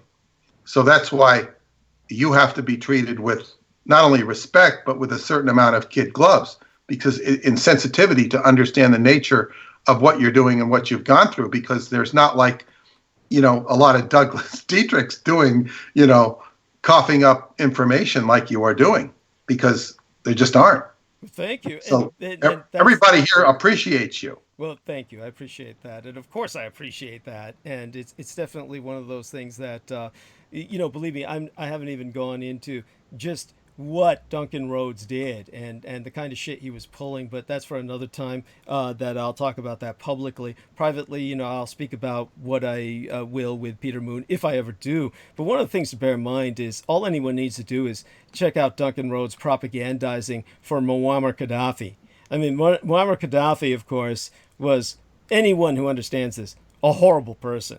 And Duncan Rhodes is one of his primary propagandists, who was saying what a wonderful person he was, because Duncan Rhodes was flown to Libya and wined and dined by Muammar Gaddafi. His entire life wasn't stolen from him, as mine was, because I expected to be in Australia for 2 weeks. If you imagine staying in a place for 2 weeks, by the way, you prepare for it, you bring everything you can, and you're doing a presentation, everything I had was lost. It was as if the equivalent of my house burned down. And while I was there, he attacked me verbally. He basically made certain that while I was on stage, everybody in the audience was demanding I was the last presentation. Everybody said I was the pinnacle of their experience. They wanted the presentation to continue. He said, "Oh no, let's shut down for the night." This is a man who didn't care. He didn't care. And he's not there to share information. Everything he says about Nexus, the information, it's all bullshit. He's a propagandist, and here I am, this gold mine of information. And everybody was into it. They want to hear it. But like Coast to Coast AM, take a look at what the guy who wrote me this holiday guy said. How long's it been since I was on Coast to Coast AM? We're talking like since 2012, right? We're talking about, at this point, How many years is that? 10? More than 10 years? It's a decade agone. And people still ask me about that. Same with Duncan Rhodes. The situation was people remember me from Australia, and they all say, what happened to him? And so, just like Coast to Coast AM, where I was found out I wasn't an Aquino acolyte, and they shut me out of Coast to Coast AM. Just in Australia, yeah, Nexus Magazine ceases to speak about me. Then they disparage me. Okay, these people are the network. They are the Aquino cultists. So don't think it's simply my experience. It's everything Duncan Rhodes did during the experience. So we're talking about a cultist of the kings of Edom. We're talking about a scumbag and the lowest of the low. So there's no talking about, bless them, they've done their role. These people are out to destroy the world. These people feel that they will reach an apotheosis, a godhood themselves, by the destruction of all of the creation. That if they destroy all the creation, they will become as gods. This is their belief. That's the belief of Duncan Rhodes. That's the belief of George Norrie. That's the belief of all of the cultists who brought me on because they thought I was an Aquino acolyte. And then, of course, did everything they could to attack myself after it was confirmed that I betrayed him. And this is where you get men like the idiot who runs bases, that British jerk who says, oh yeah, that Douglas is two-faced. And that's what he means, is that how I turned on Michael Aquino, that I wasn't loyal to the devil himself. This is what I deal with. And so all you hear is the easiest thing to say is Douglas Dietrich's crazy. Douglas Dietrich's paranoid. Those are the two words that they can say to totally destroy anyone listening to you ever again. They just need to hear those two words. Oh, he's crazy and paranoid. I'm not going to listen to this. But everyone else, somebody who evaluates that fast, that it shows everything right there. But you get my point. It's not that these people who are listening to us tonight obviously don't believe that. Obviously, it's not having the impact. And Doug, yeah, I can tell you that anybody I go up to that doesn't know me or Douglas Dietrich, when I begin to talk about what you have to offer, I'm going into an area where their mind has been preconditioned. Yes. And I'm going to stir up shit by talking about it. There are some people who can engage it on an intellectual basis, and they can appreciate it. But I also have to be careful about what I say and how I say it. So again, it will be neuro-linguistically acceptable to their framework. That's what you were talking to Brenden about. Well, I'm saying it differently now. I'm saying it when I speak to an individual, because I was even talking about it with Paula. Because I was getting a whole picture of it, and I was explaining it to her so that she could understand it. And she said, "Oh, she says it's interesting." She says, if it's all true, because I'm just giving her information. She hasn't listened to you. The only time she hears you is when you're like, she hears you when she walks by, never really sat down and listened to you, and she certainly knows about you, but I don't think she's ever sit down and listened to a particular audio. But so it's like how people, they're all conditioned from all the stuff they've been read. And then unfortunately we have many people who think they're very well informed because they've been listening to, really stupid stuff. Yeah, bullshit. They've been listening to just hours and hours of a sewer of audio shit that goes into their brain via their ears. It's right. And I think under the idea that, because they're open-minded, that they think they're, just because they're thinking outside of the box. Well, outside of the box can be, even crazier than inside of the box. Yes. So, and they think it's some badge of distinction that you're, that they don't think like quote unquote normal people. Well, they're thinking worse than normal people. Yes. But, this is just, the nature of you having dealt with specialized knowledge that's out of the ordinary. And obviously you do have an audience here who appreciates you. And I just read something about, I don't know what reference frame it was in, but it says, hang around people who appreciate you because you're wasting your time otherwise, Well, it sounds that's sound advice, and it sounds like it came from a fortune cookie, but that doesn't make it any less valid. It did not come from a fortune cookie, but it was some advice it was something along that ilk, because people will drag your attention, and when they get you angry or get you mad, they're only trying to feed off of that. Yes. Yes, it's just true. like Yes. get you angry, get you mad, and these people, it's just a slow process of getting you. I mean, you're doing hard work. As George Bush used to say, it's hard work. Hard work. It's hard work, but I mean, what you've done is incredible. It's fantastic that you would have these moments of experience. You've had incredible experience, and as one of my astrologer friends said to me, she says, "Boy, all these people are, doing the wrong thing, and they're getting well paid for it." She says, "You're the opposite." She says, "You're doing the right thing, but you're not getting well paid for it." That seems to be the norm. That seems to be the pattern. Well, you and I can both make claim to that. And it's along with, I suspect, many others who are unable to even express themselves or even articulate to the point where they can really recount their stories or share them. So we're much more fortunate than they are in that respect. I mean, obviously, it's therapeutic for me to be doing what I'm doing and to be expressing myself as violently as I do in terms of my self-expression. So it enables me to move forward. And I thank you for being part of that, dear Peter. And Peter must get to bed. That's right. We love you dearly. And okay, and so we'll revisit the Battle of LA another time. And I've got my homework to do. Yeah. I'll be transcribing what we talked about, and trying to put it all together. Thank you very much for that, and enjoy the rest of the show. And good night to the listening audience. Yes, thank you, Peter. Bless you, and blessed be thy dreams, and sweet be thy sleep. Give our love to Paula. And okay, all right. Bye-bye. Bye-bye. Yeah, wonderful human being. And so he did bring up Kobe Bryant, and that is painful. That is, Kobe Bryant has a complicated legacy. He was well loved in East Asia, and I found out more about him from my East Asian affiliates than I ever knew, because I never knew about all the trips he made to Japan and to China. He was on an international scale the personification, the embodiment of basketball diplomacy.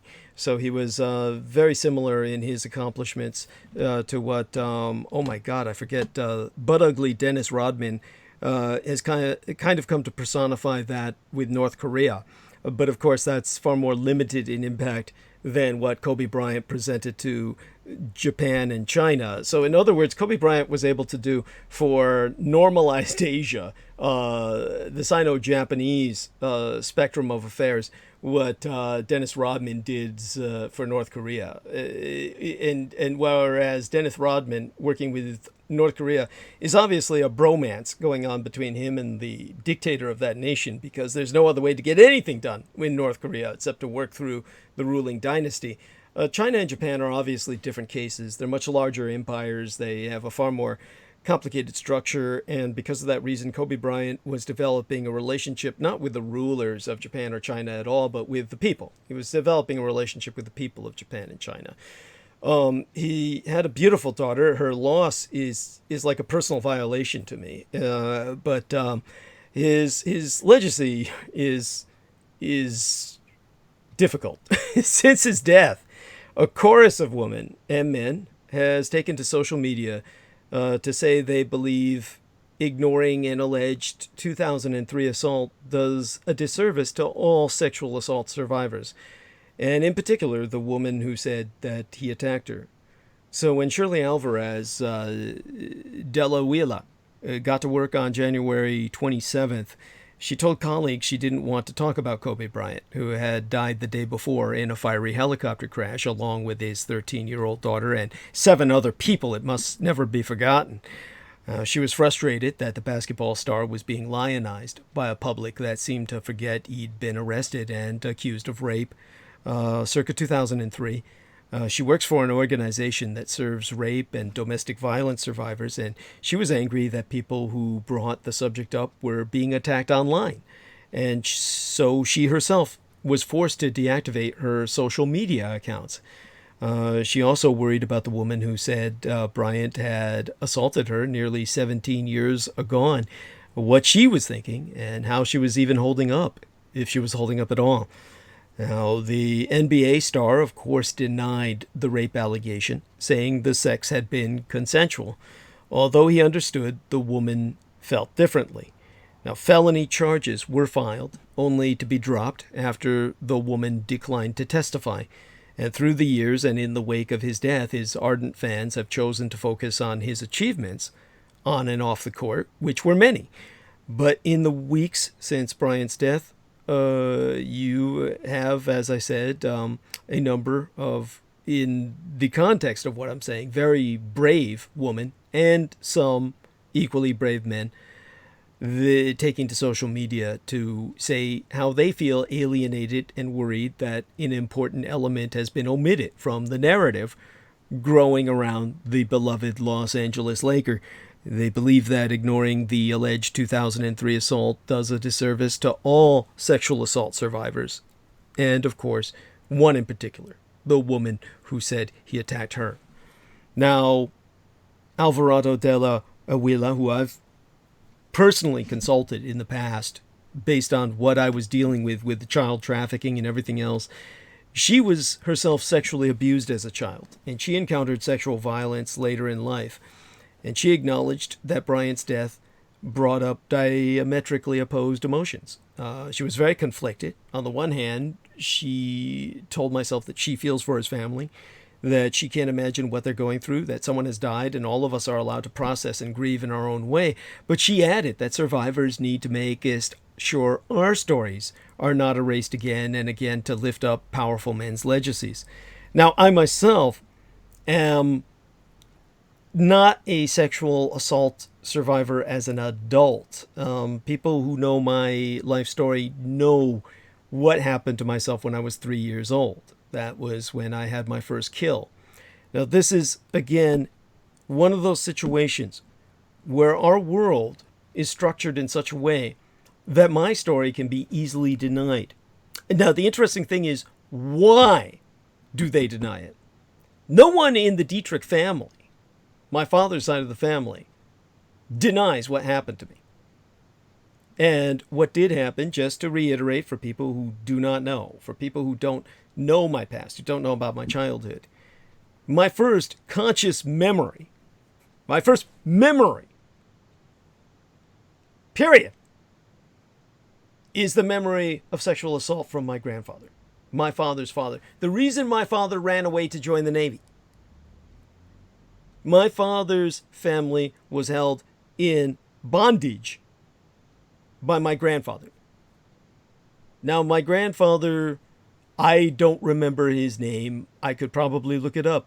Anyone could probably look it up on the net.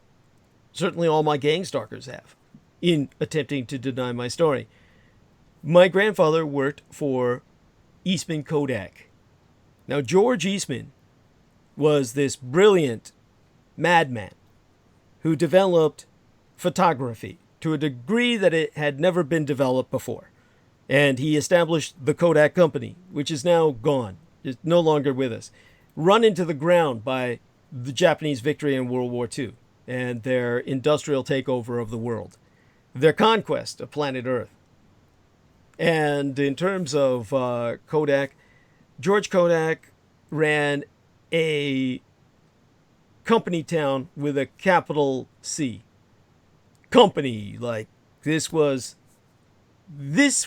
what the Japanese were famous for, was pioneered by Eastman Kodak, not in terms of the technology, but the social engineering. If you ever take a look at how Americans would decry how Japan was winning the war for the world economically, Americans will say, well, the Japanese don't play on a level playing field. They have not so much companies as a corporate kind of communism, like a capitalist communalism, where their corporatocracy, everyone's life is centered around it. Yes, and every Japanese who was a salaryman would go to work, they'd exercise together at work, they took vacations together. The work was their world. That was all based on the Kodak Company system. Only the Japanese were freer. The Japanese of the corporocratic era that everyone remembers, where the Japanese dominated the world through the 1980s, when Americans thought they were going to buy up all our real estate. The Japanese were at that time not even close to the containment system, the hermetically sealed social vacuum that had been created by George Eastman in the Kodak Company town of Rochester, New York. So it was a concentration camp system in which the entire town was based around the company, and the company sealed off the town. If you go to Rochester, New York, you can find the Eastman Kodak areas. They're gated out, they're fenced off, and within those fences, miles and miles of acreage are devoted to the company properties, where they had their own hospital, where they had their own schools, where they had their own amusement parks for the kids, so that no one ever had to leave the confines of the company grounds. And the way that Kodak had engineered it was that the reason they had their own hospitals was so that everybody who got burned by the photographic development acid, who got caught in an explosion, all of these people would never be released to the public, because if they went to a public hospital, the Kodak would be investigated for all the violations it conducted per worker safety standards that were universal outside of Kodak. And so these people went to the Kodak Company Hospital, where all of their injuries were taken care of, and they signed off so that they could be taken care of for free by the Kodak Company. They signed off on their ability to ever talk about what happened. And this was the same way for sexual harassment at work. This was the same way for everything about Eastman Kodak. So the kids went to school in Kodak Company schools to grow up to be Kodak workers who would never leave. And they even grew up as kids playing in the Kodak Company amusement park, so they wouldn't have to go outside and be exposed to the outside world. And within this cultic corporocratic compound, they had their own calendrical system. So again, you can look this up, you can vet it yourself. George Eastman developed the Kodak Company calendar. And this was a calendar he wanted to make universal for all business, because he was well aware the Asians had their lunar calendar. It's actually solely lunar, both solar and lunar elements. The Muslims had their own lunar calendar, and he was aware of the shortcomings of the Gregorian calendar because of the leap years. And I'll go into that. This is a leap year, and we're going to have our leap year day on Saturday. So I'll go into that. And George Eastman said, well, I'm going to make a business calendar that eliminates the leap year, that is much more efficient, and I'm going to make this calendar so that it will keep us on Kodak Company time. And so when it comes to this powerful man's legacy, he really thought that what he was doing through the company itself and the technology he had pioneered was not nearly enough. He wanted to change the social direction of humanity itself. So what he wanted to do was create a calendar that would eliminate the problems we have with, say, our own calendar. I mean, let me try and put this into perspective with this coming Saturday, for instance. When it comes to this Saturday, we've got this 29th day of the month of February. Happy Leap Day. And if you feel like you could really use an extra day, this is your week. We add a day every quadrennium to sync the Gregorian calendar with the solar year. And Leap Day cometh once every 4 years. So this So make us this coming Saturday count. And it makes 2020 a little extra special. Not just the extra day to enjoy it, but this year is not only a leap year, meaning the month of February will be one day longer, but the mathematics has all come together just right behind this leap year that make us 2020 the year to party. The year that we say is 365 days is actually 365.24 days. That's almost an extra quarter day in there each year, give or take 0.01%. So every 4 years, all those quarters add up to almost one, and we get an extra day.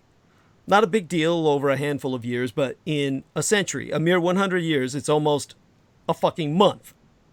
If you let it go a couple of centuries, all the seasons will be out of whack. Imagine celebrating the 4th of July in the snow. It's better we make the correction. But what about that extra 0.01 day? This is where the math gets interesting.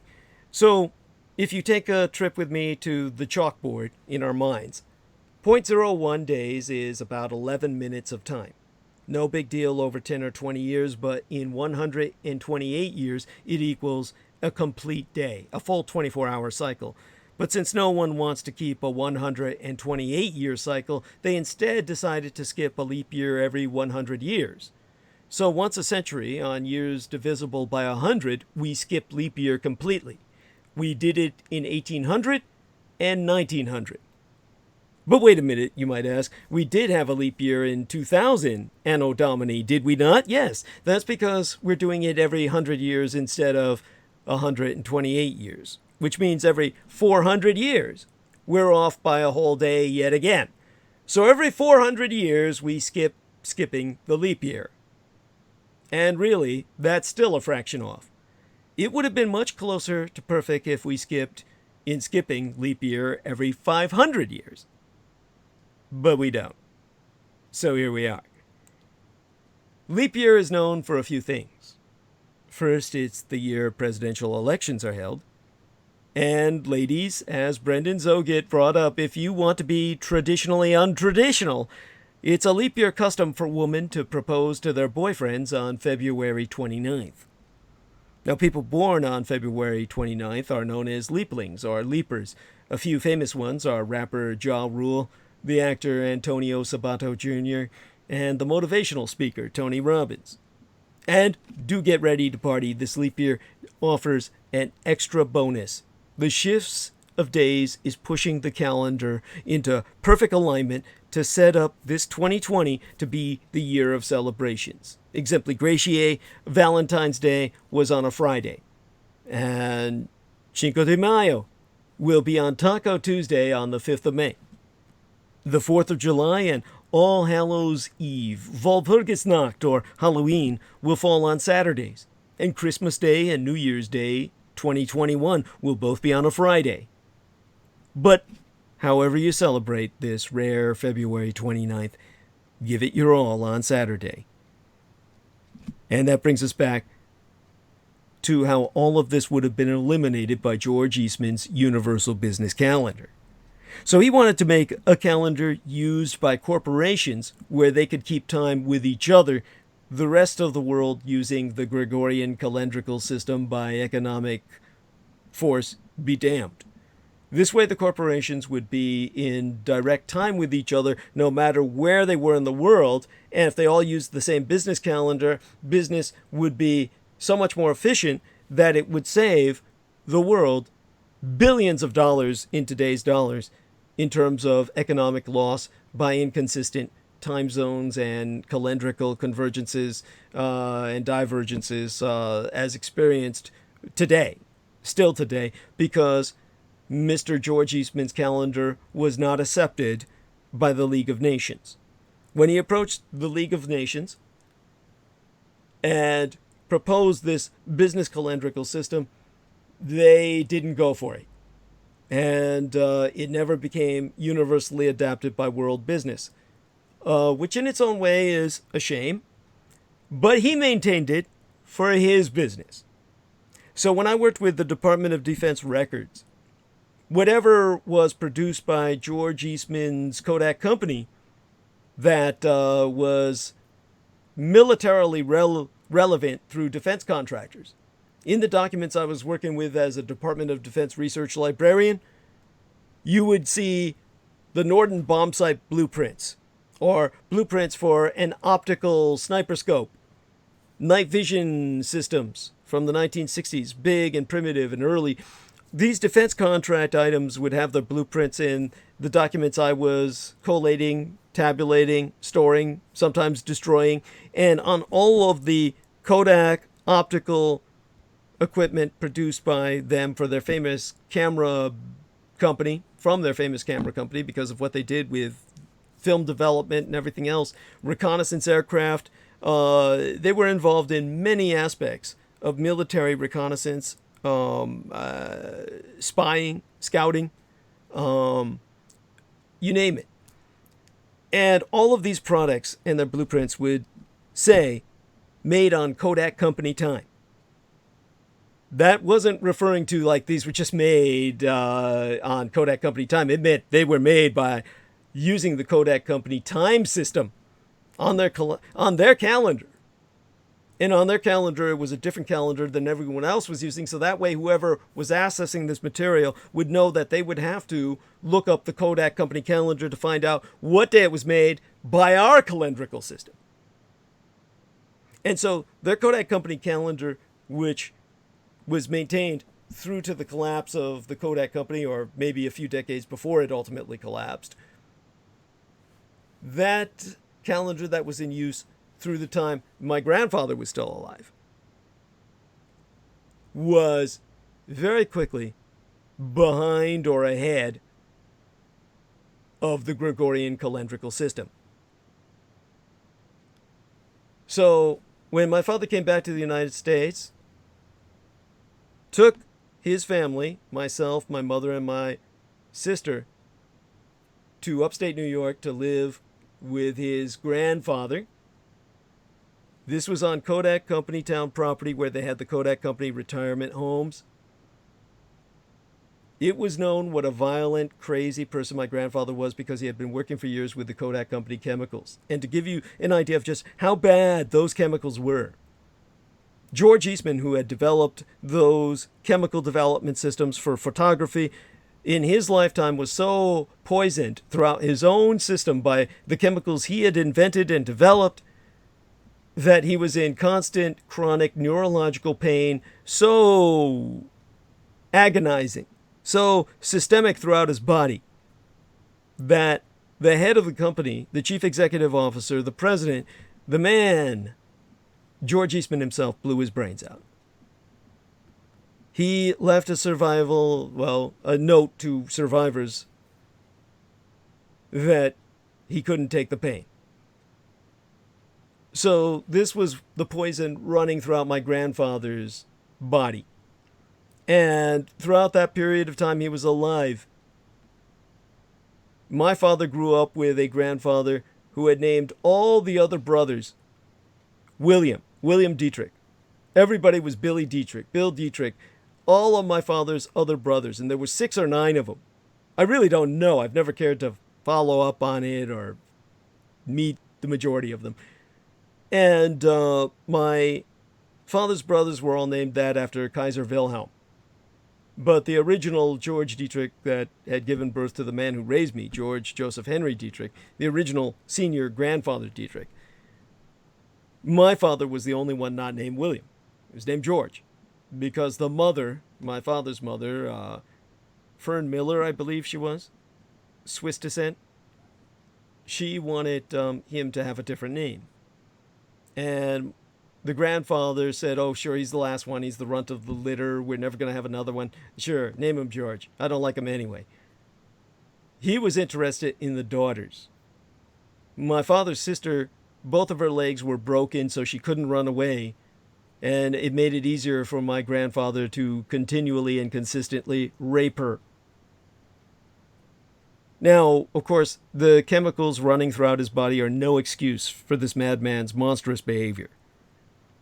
And by the time my father mistakenly, misguidedly, thinking that maybe my grandfather had changed, came back from his experience in all the wars he'd been in, World War II, Korea, and Vietnam, which are all on his headstone, provided by the Veterans Administration over his grave in Walcott, New York.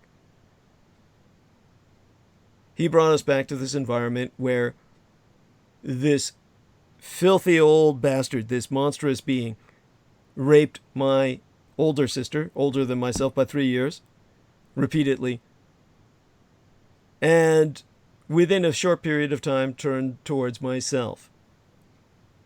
Now, when he shoved his erect penis in my mouth, my teeth were just coming in at the age of 3, and I tore his penis off. He was my first kill. He died very quickly after that, within 24, 48, 72 hours. When the police came, of course, I remember very distinctively they referred to myself as a monster. I remember that. One of the first descriptives of myself, again, with conscious memory aside from that primal trauma of some old fuck sticking his penis in my mouth, was my being called a monster when the authorities arrived.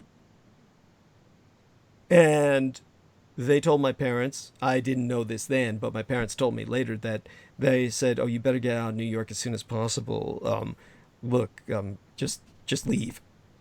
And that's how we wound up going to the other side of the country, to San Francisco. My father had been hoping to get back into the will, to get something from my grandfather.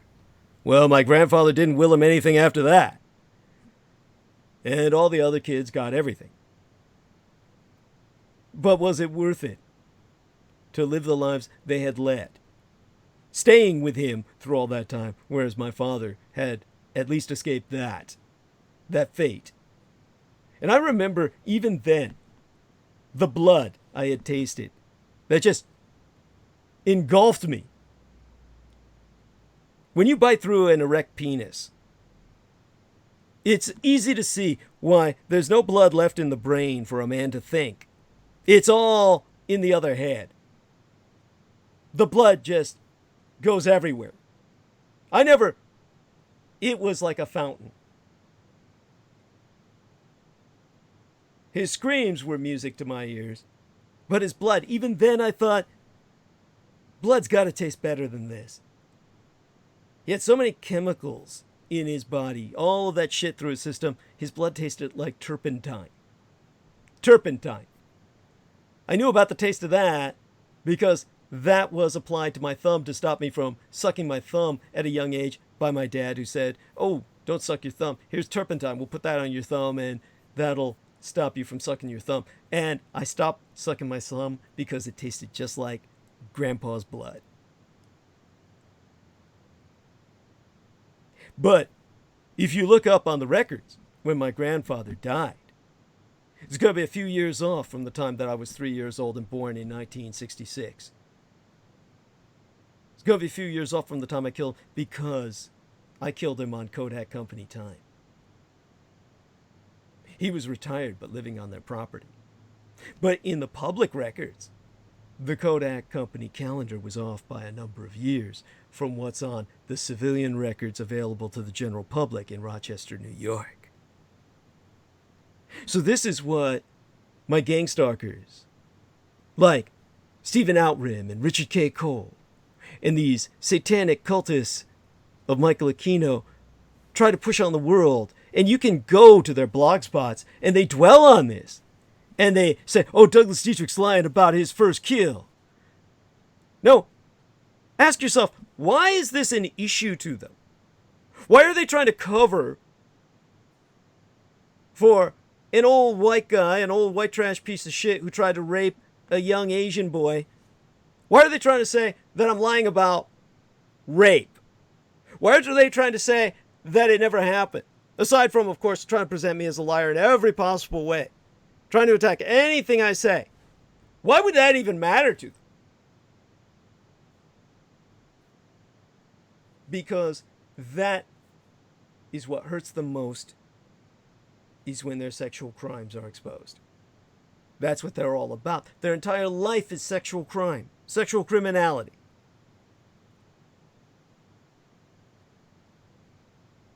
and I killed one of their own. And I never stopped killing them. And every time I've taken one of them down, I'm killing my grandfather all over again.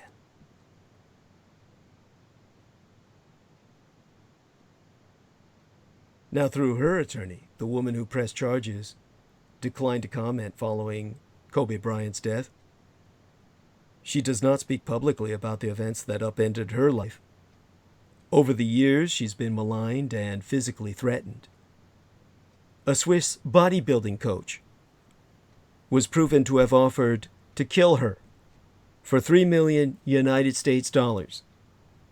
And he was charged with solicitation to commit murder, among other crimes. After several charges were dropped, he pleaded no contest to grand theft and was sentenced to 3 years in prison.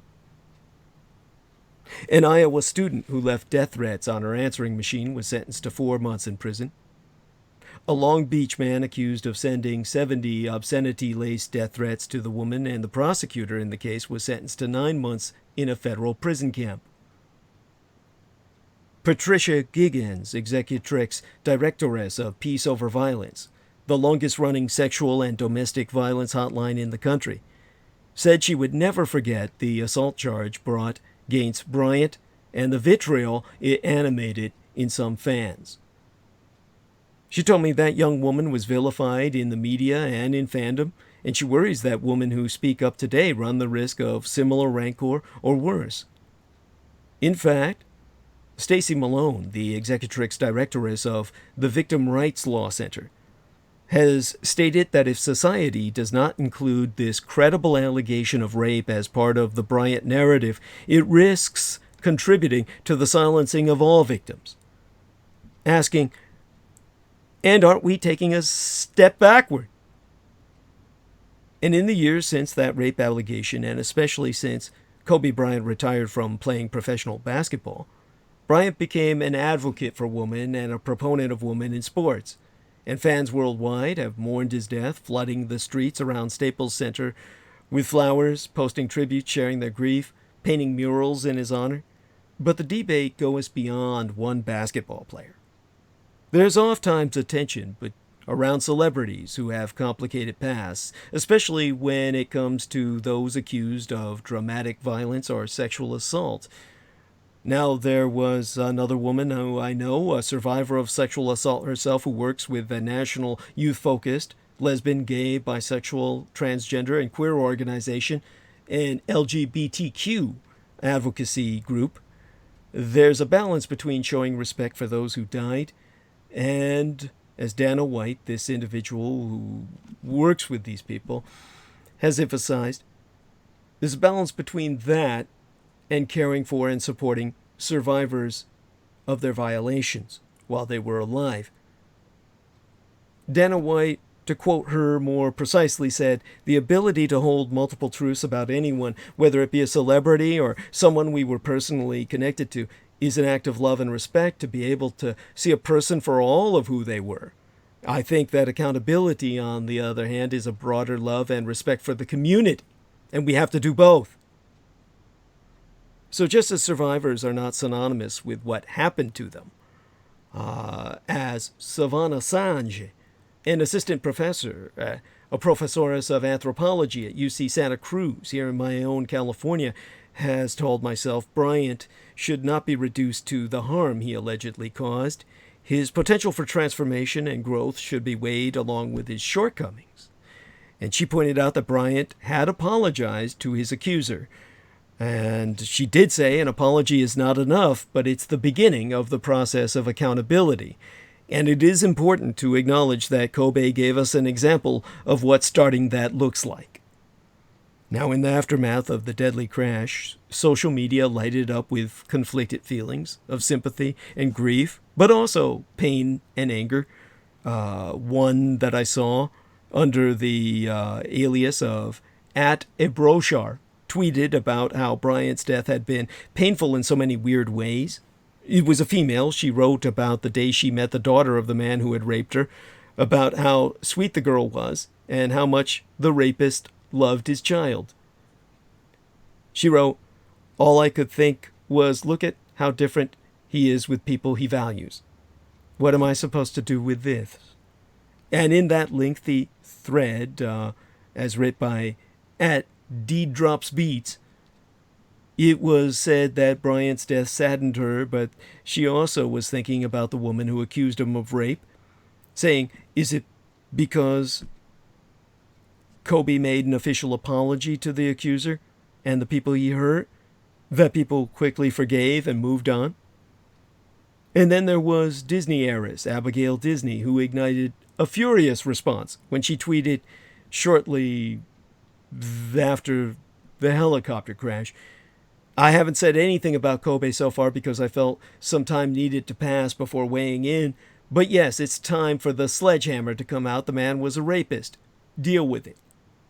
And John Lancaster Finley, a policy associate with the California Coalition Against Sexual Assault, sees Bryant's death through a different lens. On Facebook, he wrote about how growing up, every little kid, especially the black kids, pretended we were Kobe at some point. I never did, of course, because I never had the sports gene. Now, Finley himself is black and a survivor of sexual assault. And he said he found any conversation about Bryant difficult and triggering. He said he was struggling to reconcile Bryant's complicated legacy with what he characterized as a readiness by some to lynch the NBA star for his past actions, coupled with an utter lack of respect for his grieving family. And so he ended his message by saying, I won't be mad at anyone who doesn't want to engage with this. This is really hard, and Lord knows I'm not prepared for it either. But I'm just asking for a little compassion. I'm asking for a little patience and a little kindness. Kobe's death is hitting me hard, and it doesn't mean I don't care about survivors. Now, Kobe Bryant was 24 years of age and married to Vanessa Lane Bryant, a model and a dancer, when he went to a resort in the Rocky Mountains town of Edwards, Colorado, while awaiting surgery. A 19-year-old front desk clerk gave him a tour of the property and later went to Bryant's hotel room where she alleged he raped her. And after the charges were dropped in September of 2004, Bryant issued a statement that same day in which he said, and I quote as T, although I truly believe this encounter between us was consensual, I recognize now that she did not and does not view this incident the same way I did. After months of reviewing discovery, listening to her attorney, and even her testimony in person, I now understand how she feels that she did not consent to this encounter. Now, a civil suit brought by the accuser was settled out of court a few months later. But professional athletes, particularly male ones, are often deified by the public. And I spoke of this with Derek Van Reenen, an education professor at UC Berkeley, right across the bay from me, who studies the intersection of sports and society. And he told myself that sports function like a religion in many ways. Fans are like disciples who give all of themselves to a team or athlete. And in a world where the public has lost faith in the political, legal, economic, and educational systems, sports are an escape. It makes sense that people would be upset that some have dredged up a dark era in Bryant's life. Survivors who have spoken out about how they feel in the aftermath of Bryant's death have been chastised, and they do confirm, in many cases, physically threatened. Heather, a 52-year-old Sonoma County resident, found this out firsthand. She won't let me give her last name on air, or on bandwidth and on record. That's why she asked to be identified only by her first name when speaking about Bryant. When she first heard about the crash, Heather told myself that she felt as if the breath had been knocked out of her. She also thought of his family and the unspeakable grief she endured when her own sister died unexpectedly. She thought about the woman who said Bryant had raped her. Now, Heather was sexually assaulted 3 decades agone. She endured the grueling process of taking her attacker to court. He eventually pleaded guilty to criminal sexual conduct. The night of the crash, as Heather flipped back and forth between TV networks in her living room, she said she heard reporters use the phrase, "he had his ups and downs," to describe Bryant's life.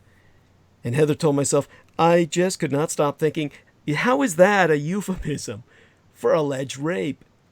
She herself tweeted about how such a description minimized the woman's experience. The menacing responses to what she tweeted began immediately.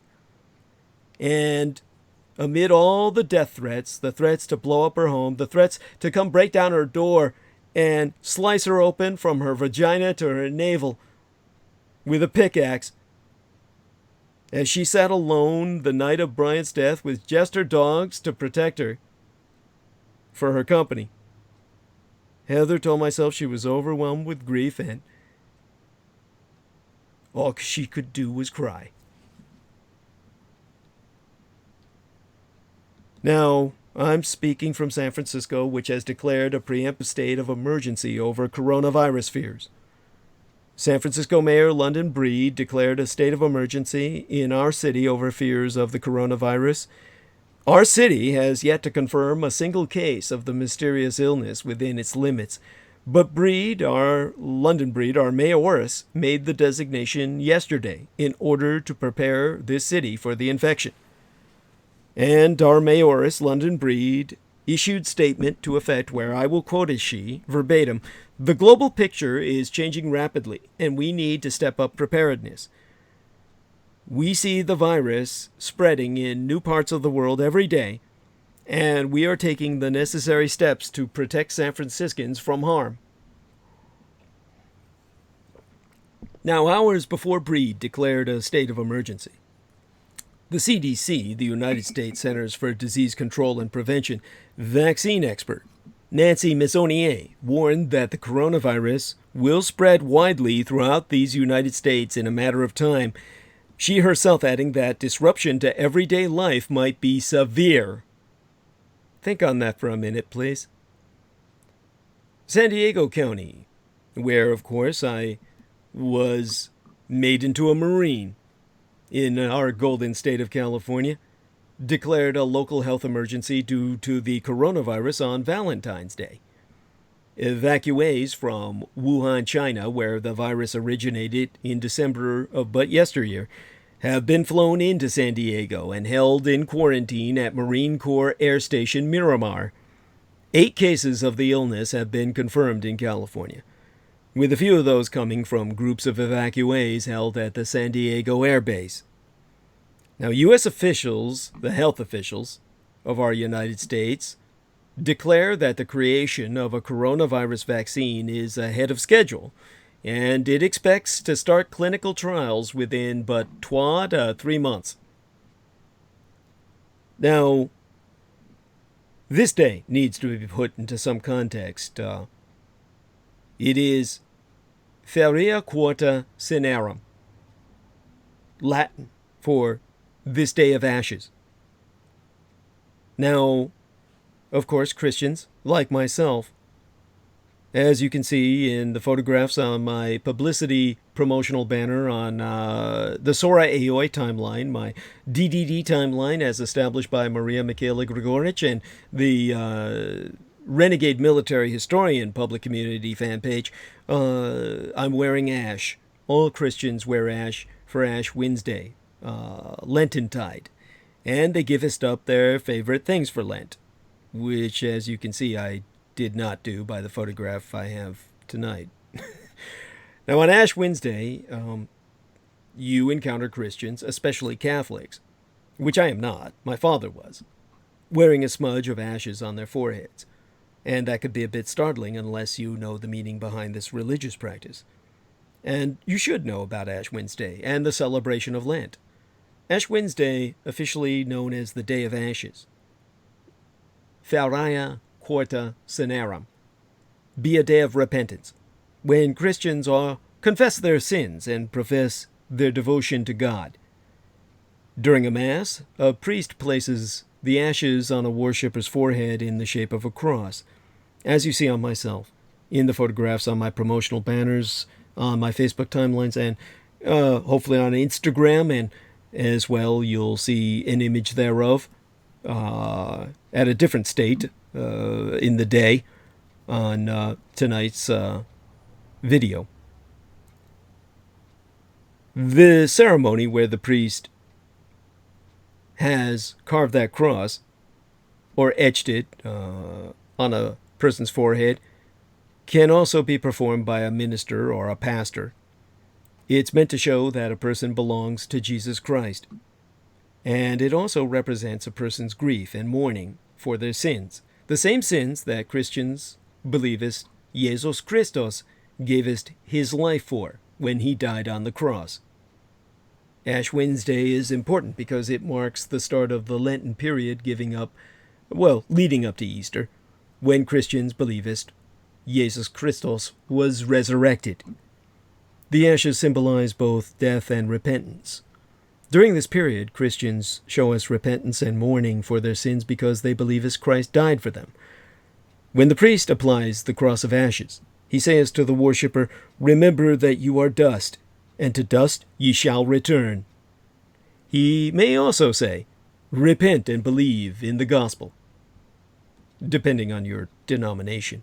It's not required that a worshipper wear the ashes for the rest of the day, although many Christians choose to do so. However, dining out or doing non-essential shopping are considered inappropriate on Ash Wednesday anyway, so you really shouldn't be out and about displaying your cross to all and sundry. How would I say it? People might be curious as to where the ashes come from. And traditionally, ashes used on Ash Wednesday are gathered up after palms from the previous year's Palm Sunday are burned. They then be blessed before used in the ceremony itself. Palms are used on Palm Sunday in many Christian churches to symbolize Jesus Christos' triumphant entry into Jerusalem on the Sunday before his crucifixion. Residents of Jerusalem are said to have waved palm fronds to celebrate his arrival. And Catholics cannot eat meat on Ash Wednesday. They're not supposed to eat meat. They're also expected to give up meat on Fridays during Lent.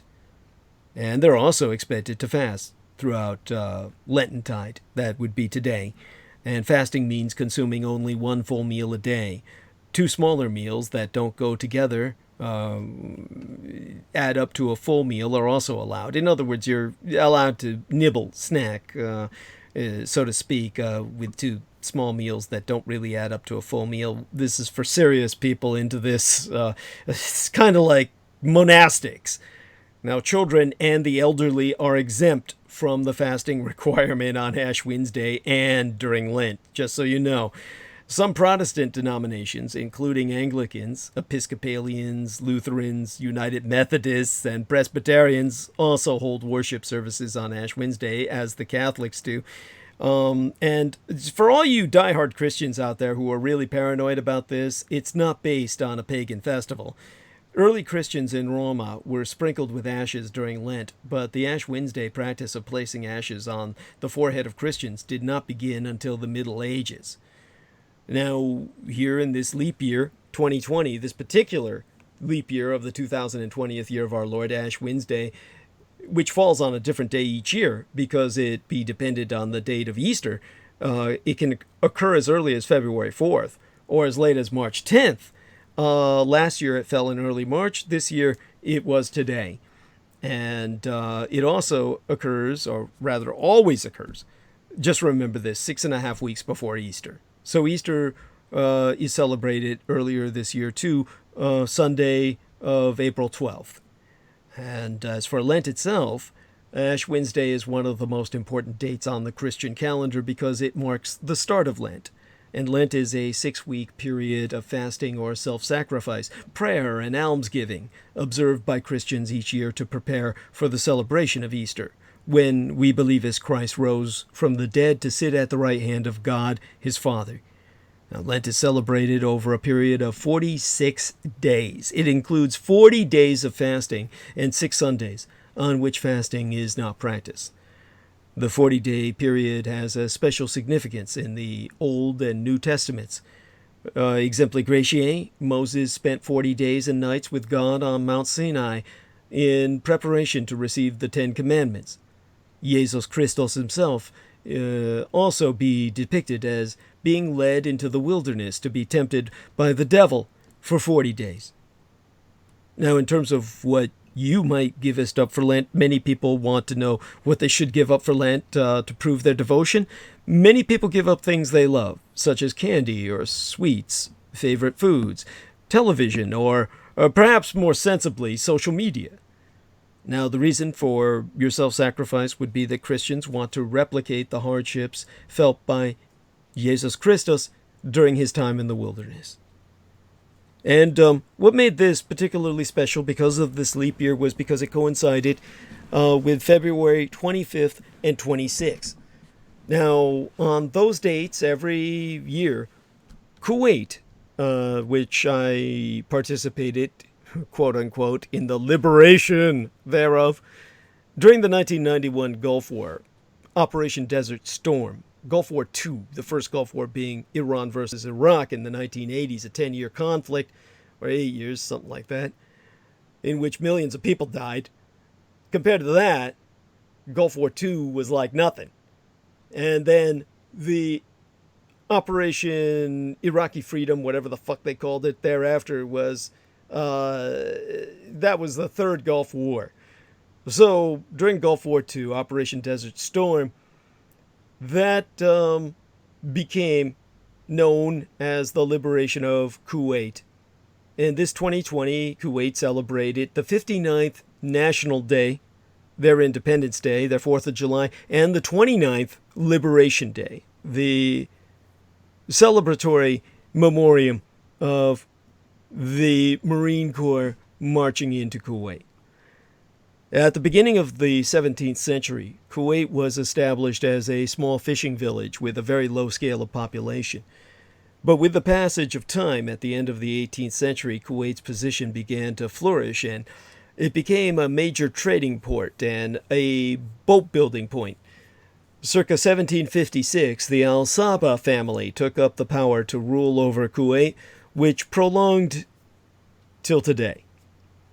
Kuwait became independent circa 1961 from all rules, and Sheikh Abdullah al-Salim al-Sabah from the al-Sabah family became emperor, which is now considered as National Day in Kuwait. In fact, the first holiday in the Kuwaiti calendar was marked on the 19th of June as the Kuwaiti National Day that year of 1961. The British protected the country against the invasion by the Turks in that same year.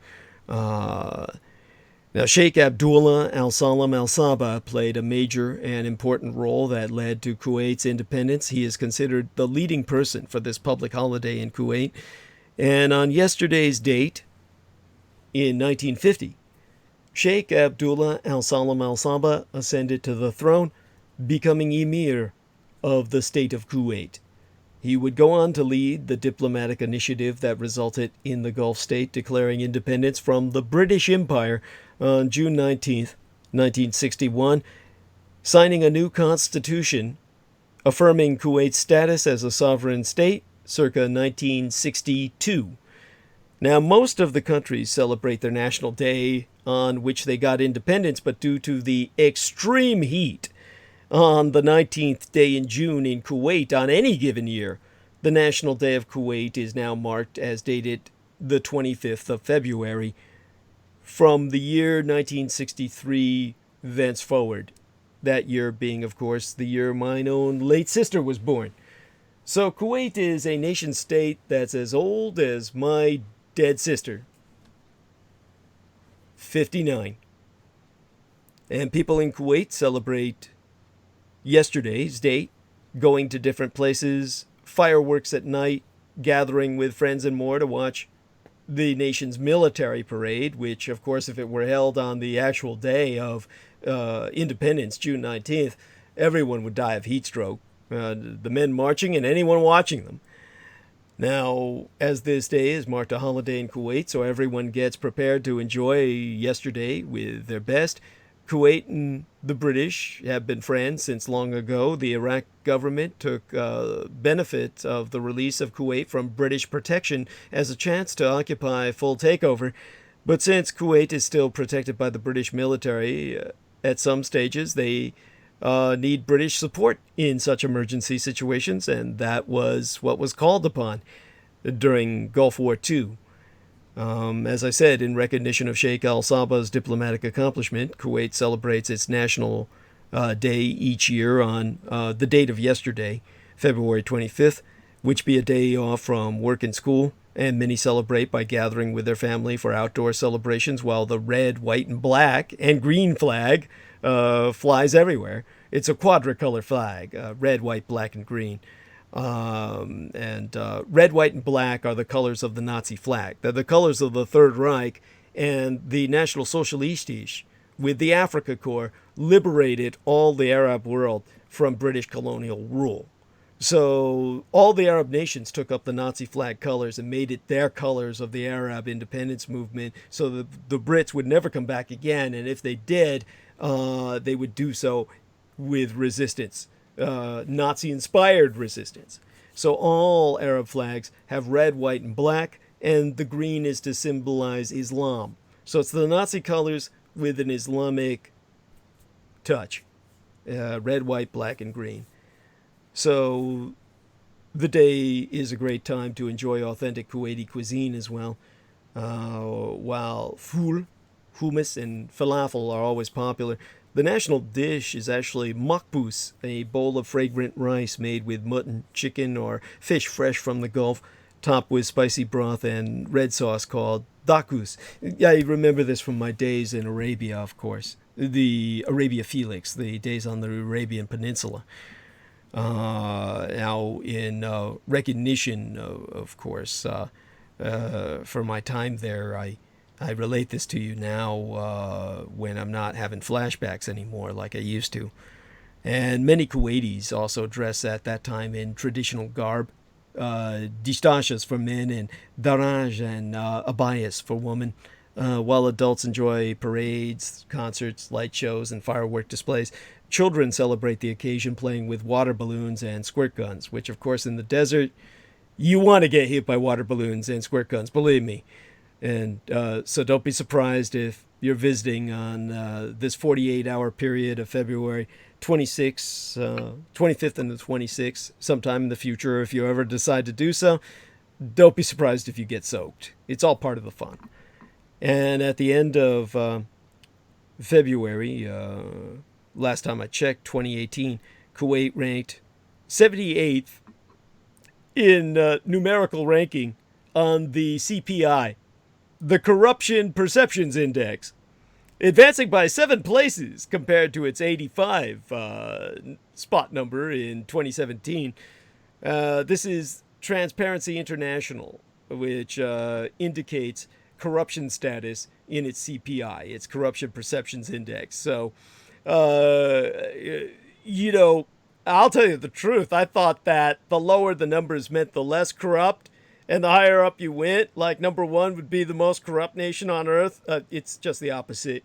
So Kuwait's essentially been improving by several ranks. I mean, there are only, like I said last time I checked, was the year before yesteryear, 2018. They ranked only 78 instead of 85 like they were the year before. So they're only the 78th most corrupt nation on earth. So you really want to think seriously before you go anywhere. Of course, with the coronavirus being what it is, I'd recommend not going anywhere at all for a while. And, you know, to get back on track of narrative, today, the 26th of February, was Kuwait Liberation Day, which is always celebrated on February 26th. The holiday today marking the day when Kuwait was liberated from Iraqi occupation circa 1991. You know, by Douglas Dietrich and Derek Talley. Like I was elbowing him. Yeah, right? Yeah, the day, right? None of us did shit. Aquino did it all. Don't believe what anyone tells you about the bombs, the battleship offshore, lobbing shells the size of Volkswagens, the drones, all that did a little. But that was the last time Michael Aquino participated on the field of battle in full uniform at the rank of colonelcy, calling up the anti-gods. And within 100 hours, what had been one of the largest armies on planet Earth, a veteran army that had won an 8-year war with Iran in which millions of people had died, became the second largest army in Iraq itself. And all of those thousands of men surrendering. I spoke Arabic. Whenever I asked them, what did you see? What the hell happened? All those years of trench warfare, I saw them on the front lines myself in action. These men didn't break and run. They went through what Westerners went through in the trenches of World War I for 8 years. These men had seen it all. When I had visited Iraq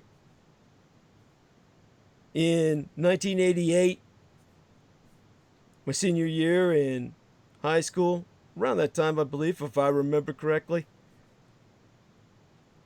and I was hired to do propaganda posters, they gave me a tour of the front lines. The Iranians wanted to conserve their veterans, wanted to conserve their combat veterans because of how valuable they were with their combat experience. They didn't want to lose them in senseless machine gun charges.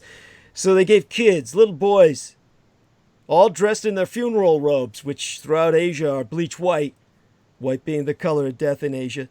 They gave them these little plastic keys. They gave them these little plastic keys around their neck, and they chained them all together.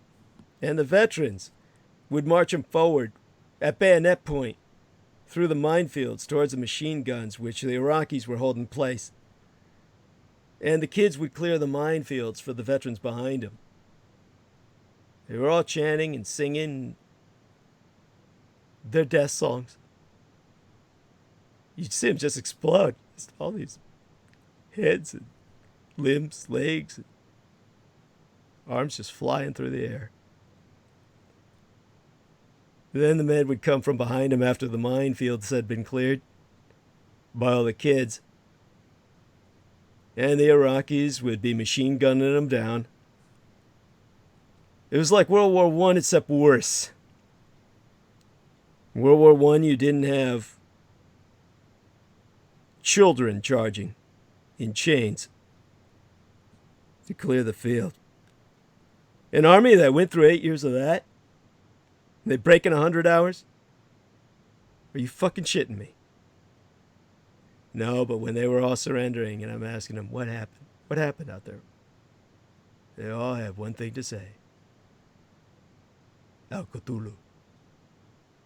Al Cthulhu. The Forsaker, the Abandoner. That which H.P. Lovecraft warned about. Called up by Aquino himself. In his last act of ritual warfare on behalf of Uncle Sam.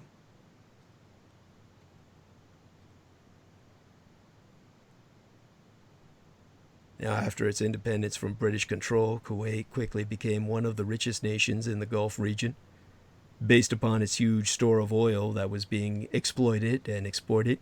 And during the Iran-Iraq War, it was partly on money derived from Kuwait that Iraq waged its warfare. But at the same time, Kuwait actually became in debt to Iraq. Later on, Iraq refused to dismiss $1 billion debt Kuwait owed it, and an excuse was had to invade the country over this and other issues circa 1990.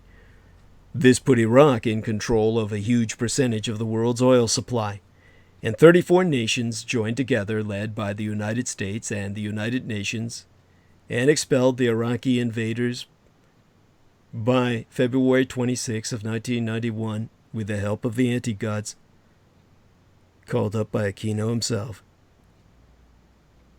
And in Kuwait, Liberation Day is celebrated by day-long public meetings and public parades. It's a time to be thankful for the independence the country enjoys to this day. At what cost? The cost to the world as you once knew it, and the edging of the extinction of the human species ever closer, as the cult of the anti-gods, the kings of Edom, works its way towards its final objective of the destruction of all created by God himself. That people like Duncan Rhodes and Michael Aquino and Stephen Outram and Richard K. Cole can usurp the throne of God in their own demented minds. All that convergent with the beginning of Lent so early this year, this Ashen Wednesday. Of course, Easter plans can be difficult due to the changing nature of the religious holiday.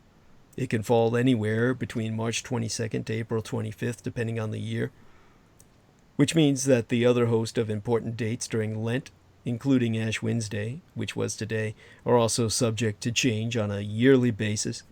And because Easter arrived sooner this year than last year, it also meant that Ash Wednesday occurred on the early side of this 2020th year in our Lord.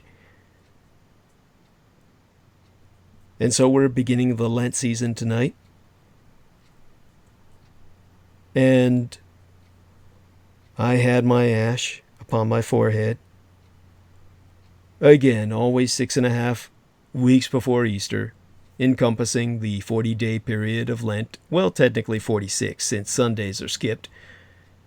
And if you're wondering when the Easter date is this 2020th year of our Lord, but don't want to do the math, I'll lend you a hand. The holy day is on Sunday, April 12th. Now, again, just because people are still asking me in some incoming messages about the significance of the ashes on my forehead. A lot of people are still asking about that. Douglas, what's on your forehead? Well, okay, since I'm still getting those questions right now, if you're familiar with Ash Wednesday, also known as the Day of Ashes, then you know that every year people receive dark ash marks on their foreheads in the sign of a cross. Even if you're not familiar with getting ashes, you've probably seen people walking around in the grocery store or your office on Ash Wednesday displaying these black streaks. Now, the ashes are meant to symbolize both death and repentance in order to begin Lent in a solemn, humble way. This is said to allow us people to reflect on their sins throughout Lent before Easter, when Christians celebrate the resurrection of Jesus the Christ. Now, most churches use palms from the previous year's Palm Sunday Mass to create this ash. And when Christians receive ashes, the priest or pastor saith, "From dust ye camest, and from dust ye will return." Now, Ash Wednesday is the start of Easter season, marking the beginning of Lent through till then. And though the day itself is not mentioned in the Bible, which is what I'm getting some people saying, I find nothing in my Bible about this, ashes are oftentimes used as a symbol of sorrow for sin in the Bible, according to, well, fuck. You can look this up on BibleInfo.com, okay? Now, because Lent is a time for fasting, self-sacrifice, and repentance, it makes sense to begin the 40-day period with a symbolic gesture of solemnity. I don't understand what's so hard to grasp about that.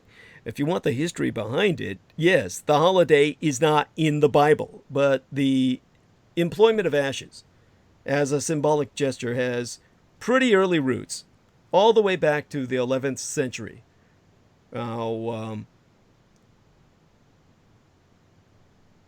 There was a woman I consulted about this a long time ago. I think she was the priestess, the assistant professoress, Lauren F. Winner of Duke Divinity School. And she pointed out to myself the book of Daniel, where ashes were first associated with penance. But the day hasn't always been observed in all of Christianity, as it was once primarily a Catholic holy day. The practice of spreading ashes on foreheads became widespread in these United States as recently as the 1970s. I mean, nigh a decade after I was out of my mother's womb. It was part of a wider trend in American religion of people wanting to connect their physical and spiritual lives. The mark became an obvious association with religion that people embraced as they could wear it throughout the day. And again, if you're curious about what you're supposed to eat, those who celebrate Ash Wednesday are expected to give up meat on this day, in addition to every Friday of Lent.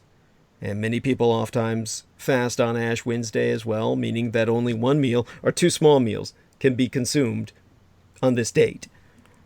And there is a question that comes to my mind this Lententide. Who shall rise? As Ash Wednesday kicks off another Lenten season and the 40-day run-up to Easter, the holiest of days for Christians, it occurs to myself how the American empire sorely needs the sort of morale boost we used to count on from our churches. Before clergy sex abuse scandals soured so many people on organized religion, and sports became the American church.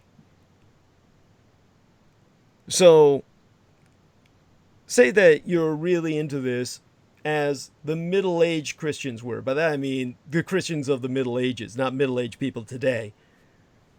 If you were alive during, quote-unquote, the Dark Ages, the medievalist period, when a man's identity was not politics, there was no such thing as politics. A man's religion was his politics. And you were seriously practicing the fast of self-effacement and abstinence of all you enjoyed, such as sex and meats, and restricted your diet to a minimal amount throughout the period of well over a month. Certainly that coming to an end at midnight on Eastertide, when Christ arose victorious from his tomb. Certainly at that period when you could go back to feasting and fucking, the feeling must have been one of enormous relief, of hope for the future, and of communal exhilaration, the kind which whole cities seem to experience when, for example, their sports team wins a championship. Or, on a grander scale, when the entire American empire last experienced such on August 14th of 1945, when the lie so bold was fed to them that Japan had surrendered, signaling what they popularly believed was the end of World War II, and igniting spontaneous celebration and dancing in the streets of every town in America on the basis of the basest of all lies. And as politically and culturally as our country be divided today, we could certainly benefit from the same kind of expression of unifying joy. But there be no world war and no communal cause or victory in sight that we might all celebrate.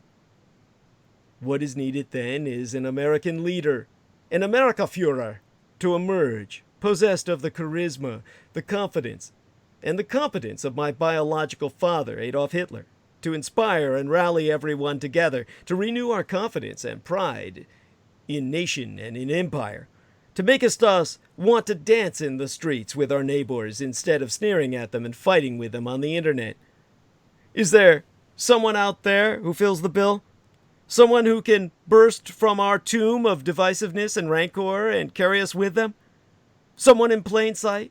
Someone to vote for? Well, I do believe the black African American mayoress of San Francisco, London Breed, has shown such leadership when she declared state of emergency in mine own San Francisco over the coronavirus. And many people aren't understanding what's going on here in San Francisco. Let me try to explain what our state of emergency here means. Now, yesterday, our mayoress declared a local emergency to make it easier for this populous city and international travel hub to combat novel coronavirus if it comest, even while stressing that it isn't here yet. And this move will, among other things, help my city get reimbursed by state and federal governments for money we spend on preparedness. And that's what the mayoress, London Breed, officially stated at a news conference yesterday when she said this declaration of emergency is all about preparedness. It's a preemptive strike. Her announcement followed similar decisions in California's Santa Clara and San Diego counties, and this move came as United States health officials warned they expect to eventually see a continual spread of coronavirus in these United States.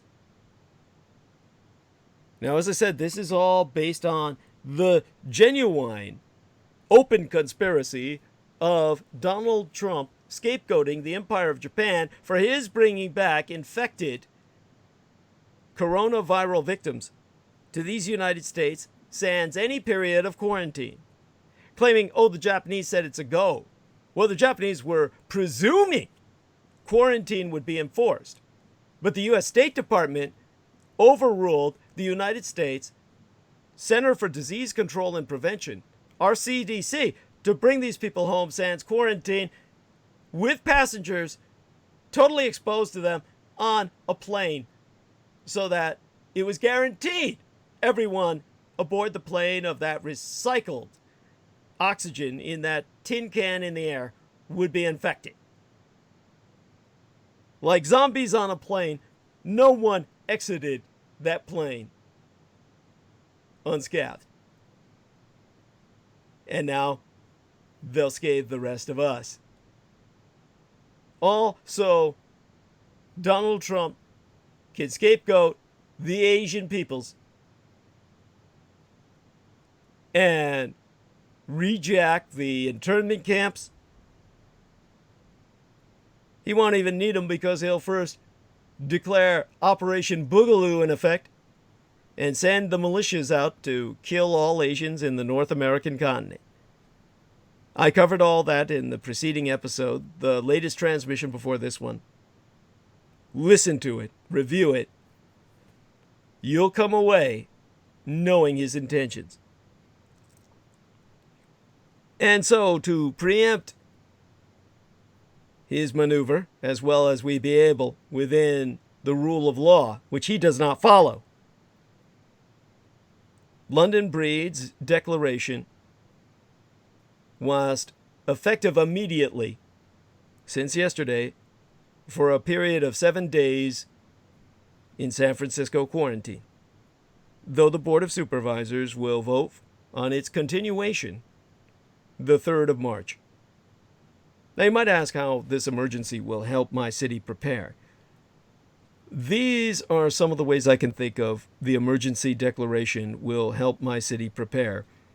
And they were announced, I'm not just speculating here, they were actually announced by health officials at the same news conference, but yesterday. It allows staff to be pulled away from non-essential duties so they can focus on preparedness and prevention. This includes public health nurses, case managers, and social workers who will assess situations throughout my city. Clinicians will be on call at all times to answer questions from anyone who calls the city's customer service number, 311, with clinical questions about coronavirus. And Health Director Dr. Grant Colfax has gone on record to say it allows us to look at things like shelters and other opportunities for us to expand in the event that that's necessary, and do a broader assessment of the city's capacity to respond in the event that there be an outbreak. So my city will also focus on making sure healthcare workers, because they'd have the most contact with symptomatic people, have the supplies they need to lower the chances they themselves would become sick. As I confirmed with my consultation with the health officer, Dr. Tomás Aragon. And so officials have confirmed that media coverage of the declaration itself helps raise awareness about how to prevent the spread of the virus. So far, there be no cure or even vaccine for this virus. Clinical trials to evaluate whether a certain antiviral drug can treat the illness be underway in these United States and the Communist Chinese Empire. So, Dr. Tomás Aragon said to myself that we're going to depend on a lot of core traditional public health measures, things like washing your hands, making sure that you don't touch your face and your nose, making sure that if you're sick, you stay home from school or from work or from social events. Now, city officials have been very adamant and I think very rightfully emphatic to separate the disease from ethnicity. The virus has infected well over 80,000 people at this point, mostly in Red China where it originated, and it's killed over 2,700 worldwide in the past few months. The number of coronavirus patients in these United States was at 59 but yesterday, most of who returned to these United States after being aboard a cruise ship that was traveling in Asia, brought back by Trump's direct orders, sans quarantine period, and in a plane loaded with uninfected people so that they could make certain that the vector was complete. San Francisco's hospitals have treated 3 coronavirus patients who were transferred here from other areas, but there be otherwise no active cases within the city and county of San Francisco. I've confirmed this with officials. And those same city officials addressed San Francisco's travel links with Asia and China in particular, where the outbreak started in December. This city has a large Asian American population and usually robust transit to and from Asia, though airlines have recently suspended many routes to and from Red China. And so Colfax has asserted that given the high volume of travel between San Francisco and mainland China and the spread of the virus to other countries, there be a growing likelihood that we will see cases in San Francisco. He himself emphasizing that the virus transmission is not about race or ethnicity, but travel. And to quote as he, we are monitoring hundreds of people who have recently returned from travel in mainland China and are helping them to self-quarantine and watch for symptoms. And so far, none has tested positive. The city assessor, Carmen Chu, an Asian Americaness herself, also urges people to separate the disease from ethnicity. She's saying, I think we see many of our restaurants, not only in Chinatown, but across our neighborhoods, that are sitting empty on days that would normally be filled to the brim with people who were going there for eating. We will want to share a message of making sure that we don't let this disease turn us into racists. At the end of the day, this is about contracting a virus because someone traveled. And so the Black African American mayoress, London Breed herself, encouraged people to continue to live their daily lives. She's saying there is no recommendation to cancel social gatherings at this time, and we should continue to support the neighborhoods we love, like Chinatown. Now there is some of the leadership rising from that tomb of rancid rancor that Trump is trying to bury us all in, to die, to suffocate alive until we die.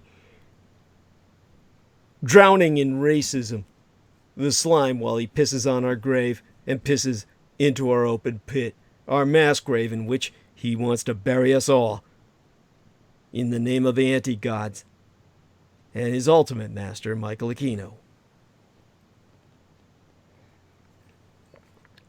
Now, yes, Daniel Arola reported in chat room, Milwaukee's mayor confirmed that multiple people, I believe 7 last time I checked, have been killed in a shooting on the Molson Coors Brewing Company campus, which be directly relevant to the need for America Führerprinzip, or American leadership in principle.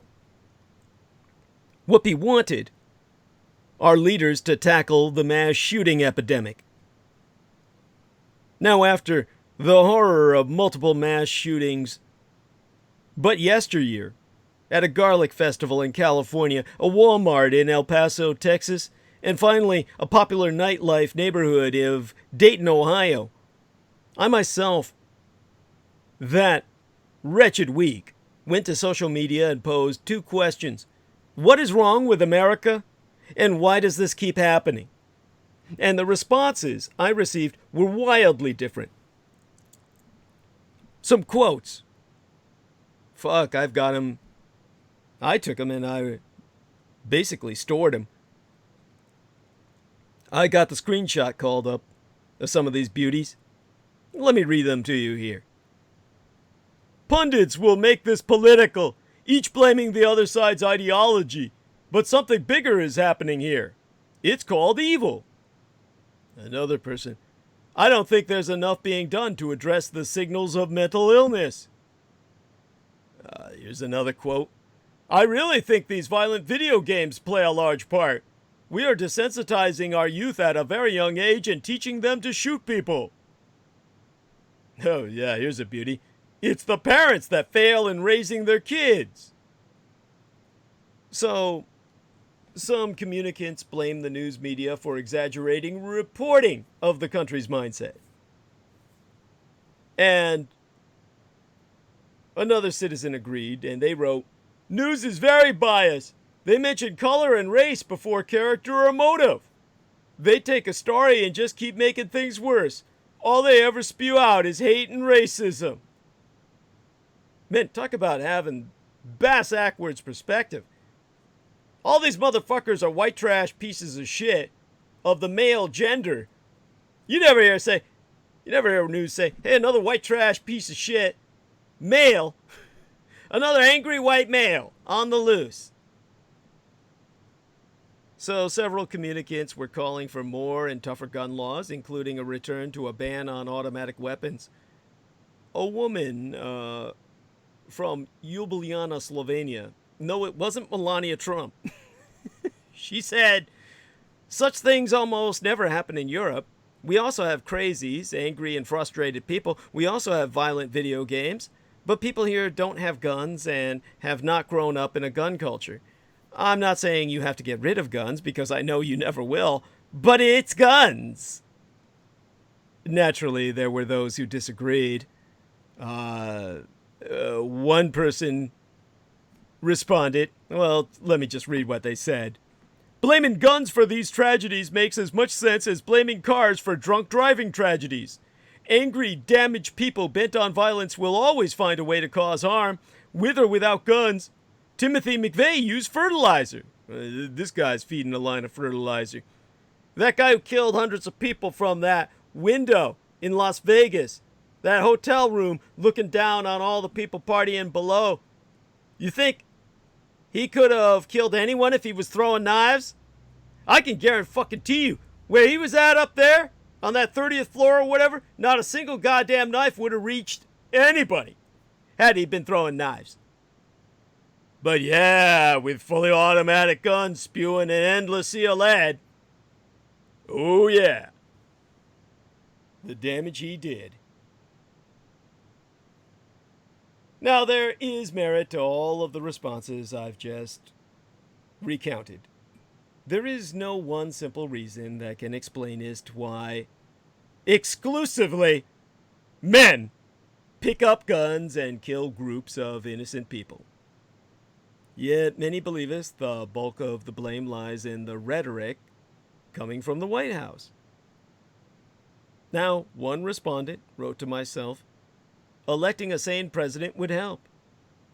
And another opined, the answer to your question is complex, but it starts with the impeachment of Donald Trump.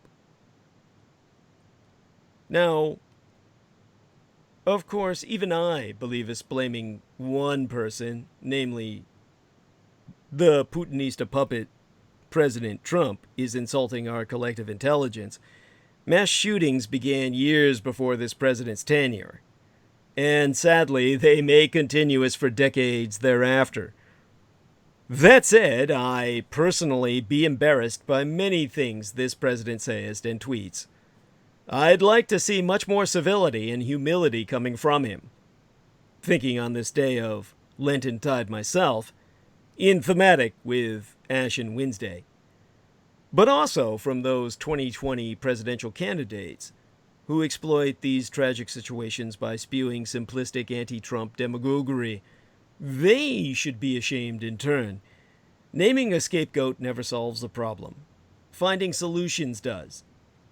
So how about it? Instead of name-calling, finger-pointing, and political posturing, isn't there one leader in this country who can rally a truly bipartisan group to identify common triggers that cause shooters to go on deadly rampages?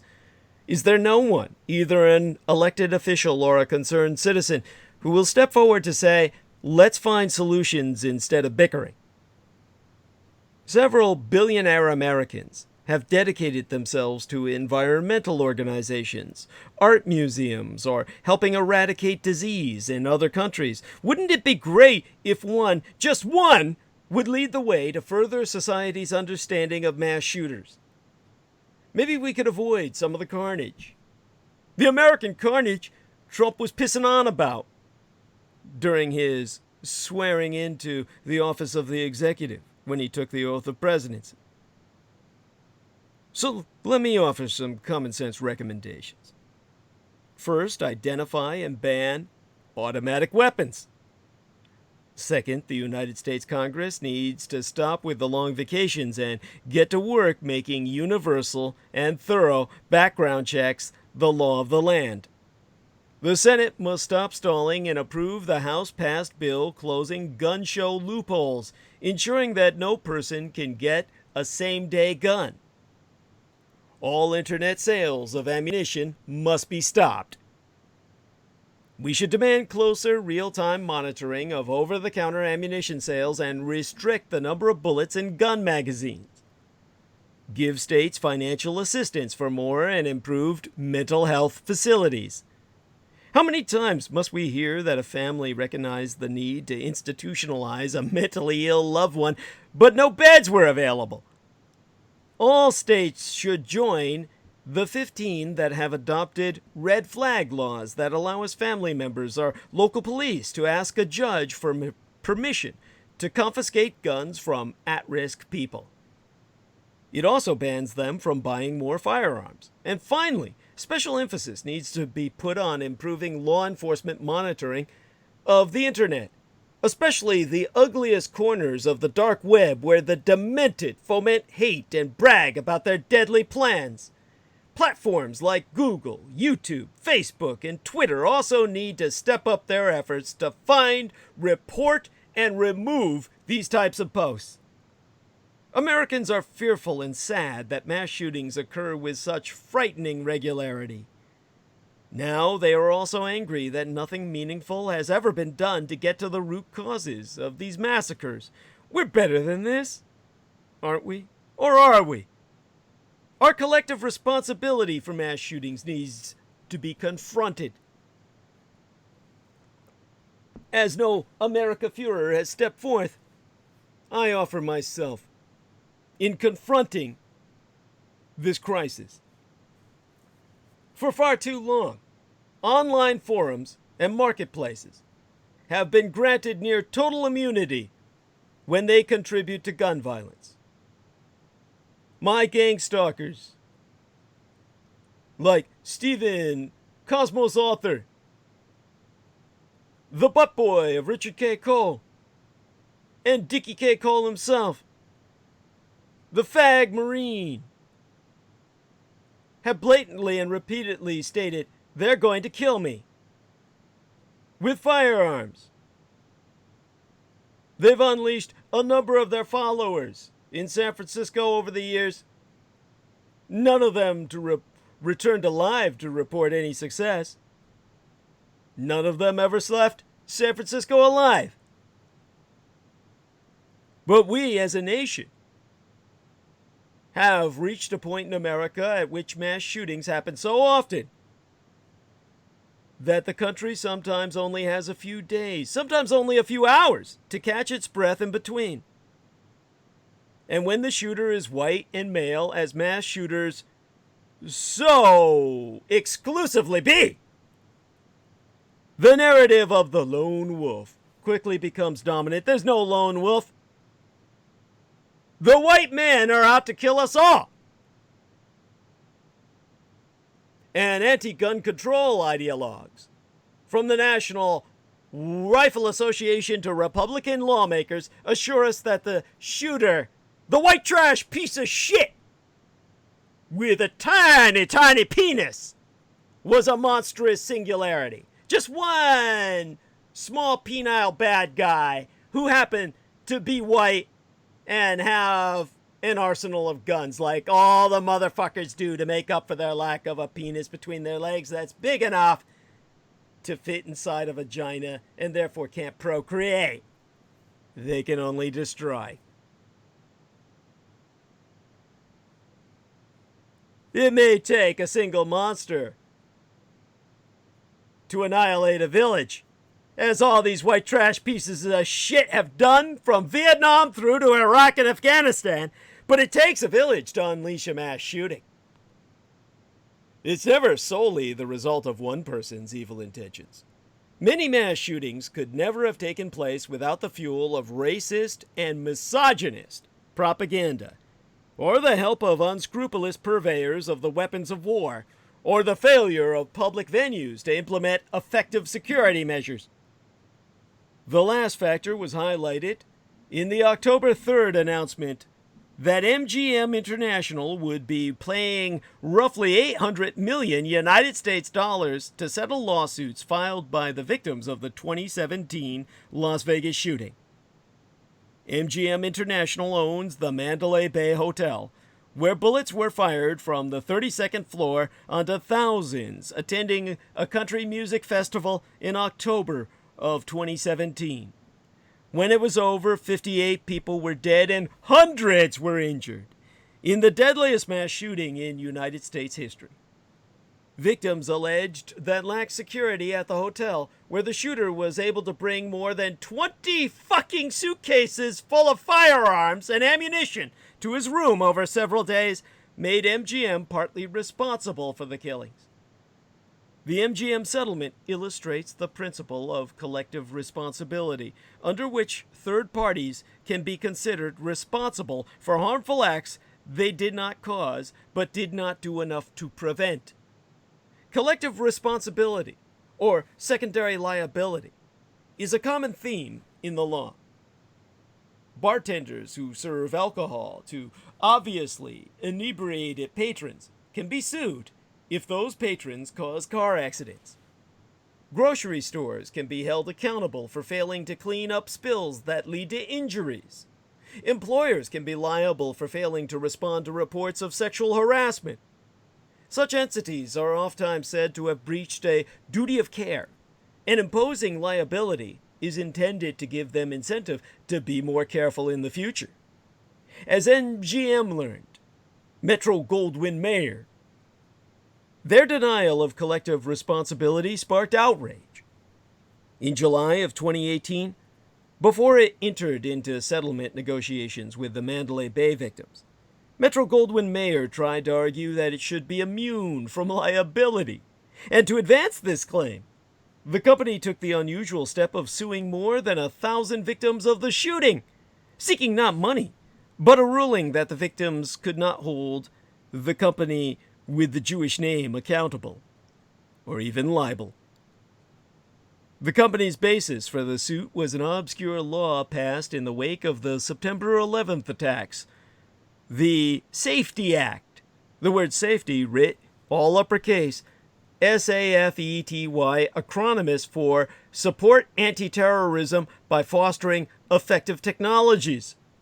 So, the Support Anti-Terrorism by Fostering Effective Technologies Act, the Safety Act, under that law, certified manufacturers of security products and providers of security services are granted immunity from liability if they fail to prevent an act of terrorism. Arguing that the shooting was an act of terrorism, meaning that the white trash piece of shit male was a domestic terrorist, and pointing out that MGM had hired a company certified by the Department of Homeland Security to provide security for the concert, meaning this was a defense contract. MGM claimed that the Safety Act shielded the Jewish company from liability. And the public response was swift and negative. A few months later, after a federal court rejected MGM's attempt to have the cases consolidated in one court, MGM dropped its febrile attempt to escape liability and intermediation with the victims. The outrage over MGM's attempt to evade responsibility for failing to keep its premises safe and its subsequent decision to accept such responsibility should be an object lesson to those who run online businesses. For far too long, online intermediaries have sought and been granted near total immunity for harmful uses of their products, services, or platforms. Section 230. Section 230 of the 1996 Communications Decency Act has been interpreted to provide sweeping immunity to websites and social media platforms for violent propaganda and the facilitation of illegal arms sales. This is why Richard K. Cole can spend all day, every day, telling people to kill Douglas Dietrich. He terrorized my medical cosmetologist to the point where she claimed to sever from myself in the hopes he would cease threatening to kill her via gang rape, where he said he himself and Stephen Cosmos, author, would rape her to death. Well, she is still my medical cosmetologist, and he's done nothing other than to provide more evidence for his ultimate incarceration the moment we have a revolutionary change in our society and the white male pedopathophilocracy, the patriarchy of the Keikocrats, the worst of the worst, the deplorables Hillary Clinton so despised, be themselves destroyed. The Christchurch, New Zealand shooter, who was the very reason that I got banned from Facebook because Richard K. Cole just reported everything as Nazi propaganda that I published. All of that, of course, doing no damage to myself. As you can see, I'm still on Facebook. Through lines gifted to myself, and none of it matters anyway. I could be dropped off Facebook completely.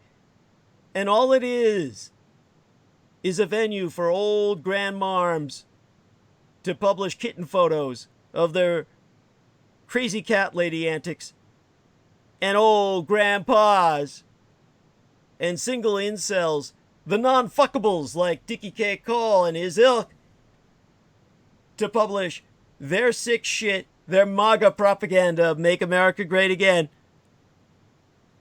Anyone who's young is not on that venue at all.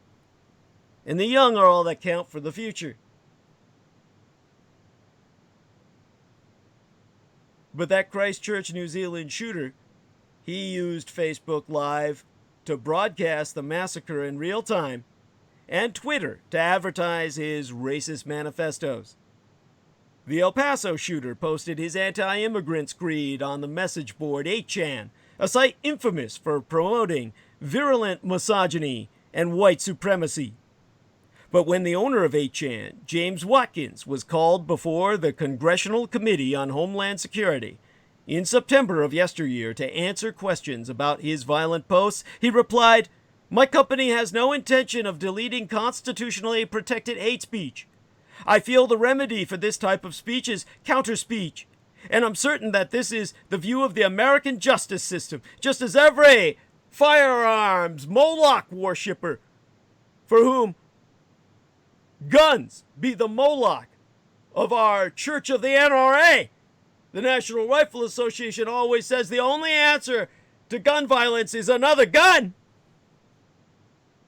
Mr. Watkins' feelings has proved correct in case after case, attempting to hold websites and social media platforms responsible for defamatory, threatening, and illegal content.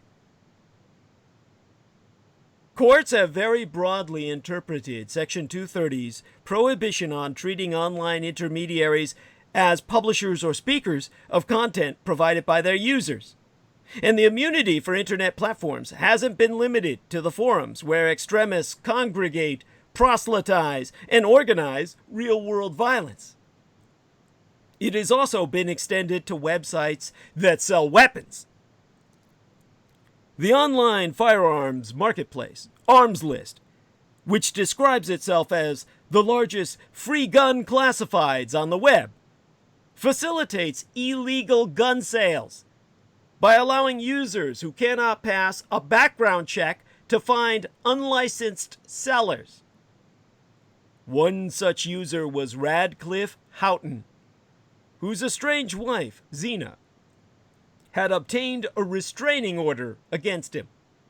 In Wisconsin, where the Houghtons resided, the restraining order prohibited Radcliffe from legally purchasing a firearm. So he turned to Arms List, where he quickly found a seller that didn't require a background check. Armed with the gun he had purchased, Radcliffe entered the salon where Zena worked on October 21st of 2012, killing her and 12 her co-workers in front of Zena's own daughter, Yasmin Daniel. In April of 2019, the Wisconsin Supreme Court held that Arms List was immune from liability based on Section 230. So you can be an accomplice in murder and be declared innocent because of the First Amendment. This is why Richard K. Cole and Stephen Cosmo's author can claim they're going to rape my medical cosmetologist to death. This is why they can threaten my surrogate son and say they're going to gang rape him to death. This is why they threaten my life on a daily basis. And they're given nothing but praise because they're speaking their mind. They're Americans using their right to speak.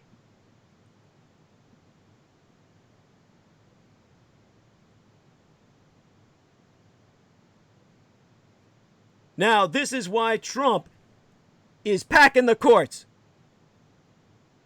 with the same kind of corrupt, white trash shit judges. All male. Because that case I've just articulated is now pending review by the United States Supreme Court. It could present a tremendous opportunity for that court to address the deadly dual reality created by an overzealous application of Section 230. The MGM settlement acknowledges that in physical spaces, individuals or businesses that fail to take care that their products, services, or premises are not used to commit wrongdoing can be held accountable for that failure. It is no less important that this duty to take care be honored in virtual spaces, in cyberspace.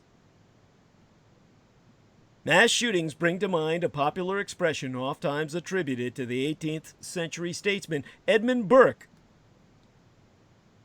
who be quoted as saying, "The only thing necessary for the triumph of evil is for good men to do nothing."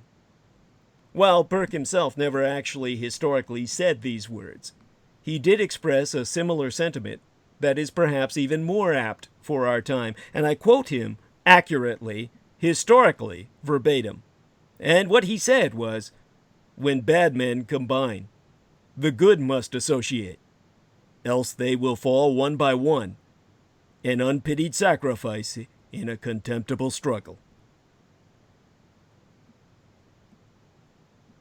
Now, this contemptible struggle he was referencing, think of John Dee, of the occult history of the British Empire, which Peter Moon was articulating in depth. That contemptible struggle is the struggle of the kings of Edom and their cult of the anti-gods to end your world, to deny your children and their children a future, that these white trash pieces of shit would become as gods by eliminating God's greatest creation, humanity in his own image. Now, specialists have studied every mass shooting since the year I was born. Since when I entered this vale of tears through my mother's womb In the 1966th year of our Lord, we've studied every mass shooting since 1966, and we've learned about the shooters. In the single week span of time transitioning July into August but yesteryear, more than 30 people died in 3 separate mass shootings in Gilroy, El Paso, and Dayton, Ohio.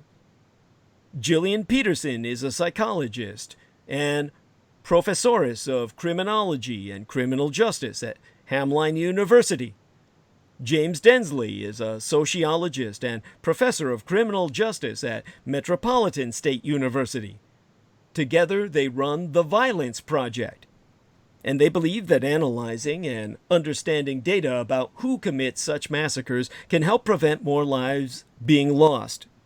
And for 20 years, they've been studying the life histories of mass shooters in these United States for a project funded by the National Institute of Justice, the research arm of the United States Department of Justice, and they built a database dating back to the year Douglas Dietrich was born, 1966, of every mass shooter who shot and killed 4 or more people in a public space, and every shooting incident at schools, workplaces, and places of worship since 1999, the direct inversion of 66. And they've interviewed incarcerated perpetrators and their families, shooting survivors, and first responders. They've read media and social media, manifestos, suicide notes, trial transcripts, and medical records. And their goal has been to find new data-driven pathways for preventing such shootings. And although they haven't found that mass shooters are all alike, other than they're all white trash pieces of shit who happen to be men, their data does reveal 4 commonalities among such perpetrators of nearly all the mass shootings they've studied. First, the vast majority of mass shooters in their study experienced early childhood trauma and exposure to violence at a young age.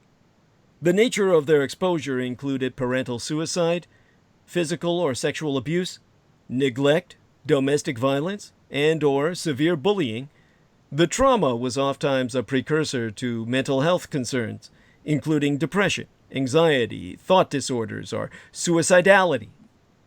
Secondly, practically every mass shooter they studied had reached an identifiable crisis point in the weeks or months leading up to the shooting.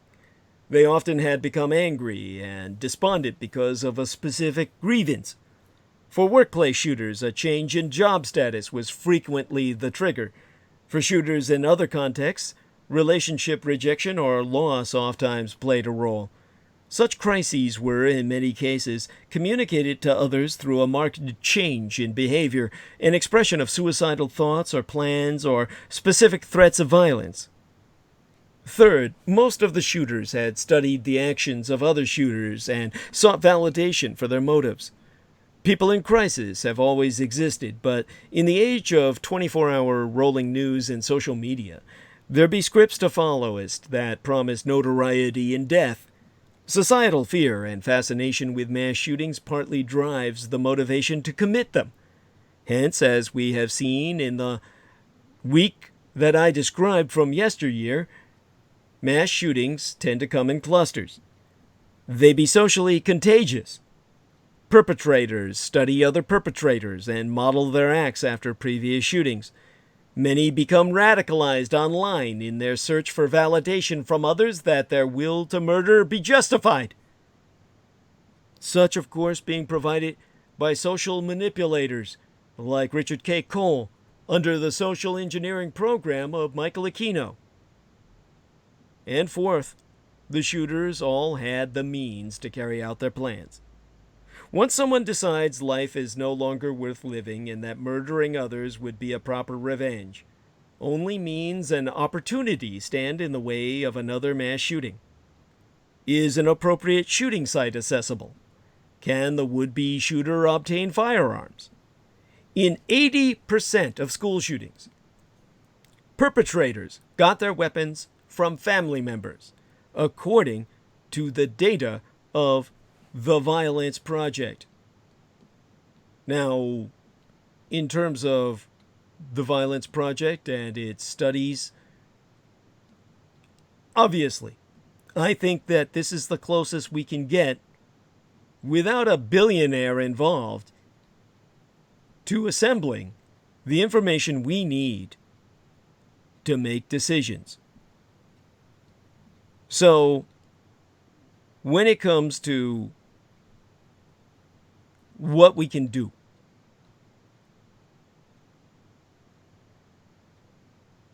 this is where we start. Workplace shooters tended to use handguns they legally owned, as opposed to the school shooters who got their weapons from their family members. Other public shooters were more likely to acquire them illegally.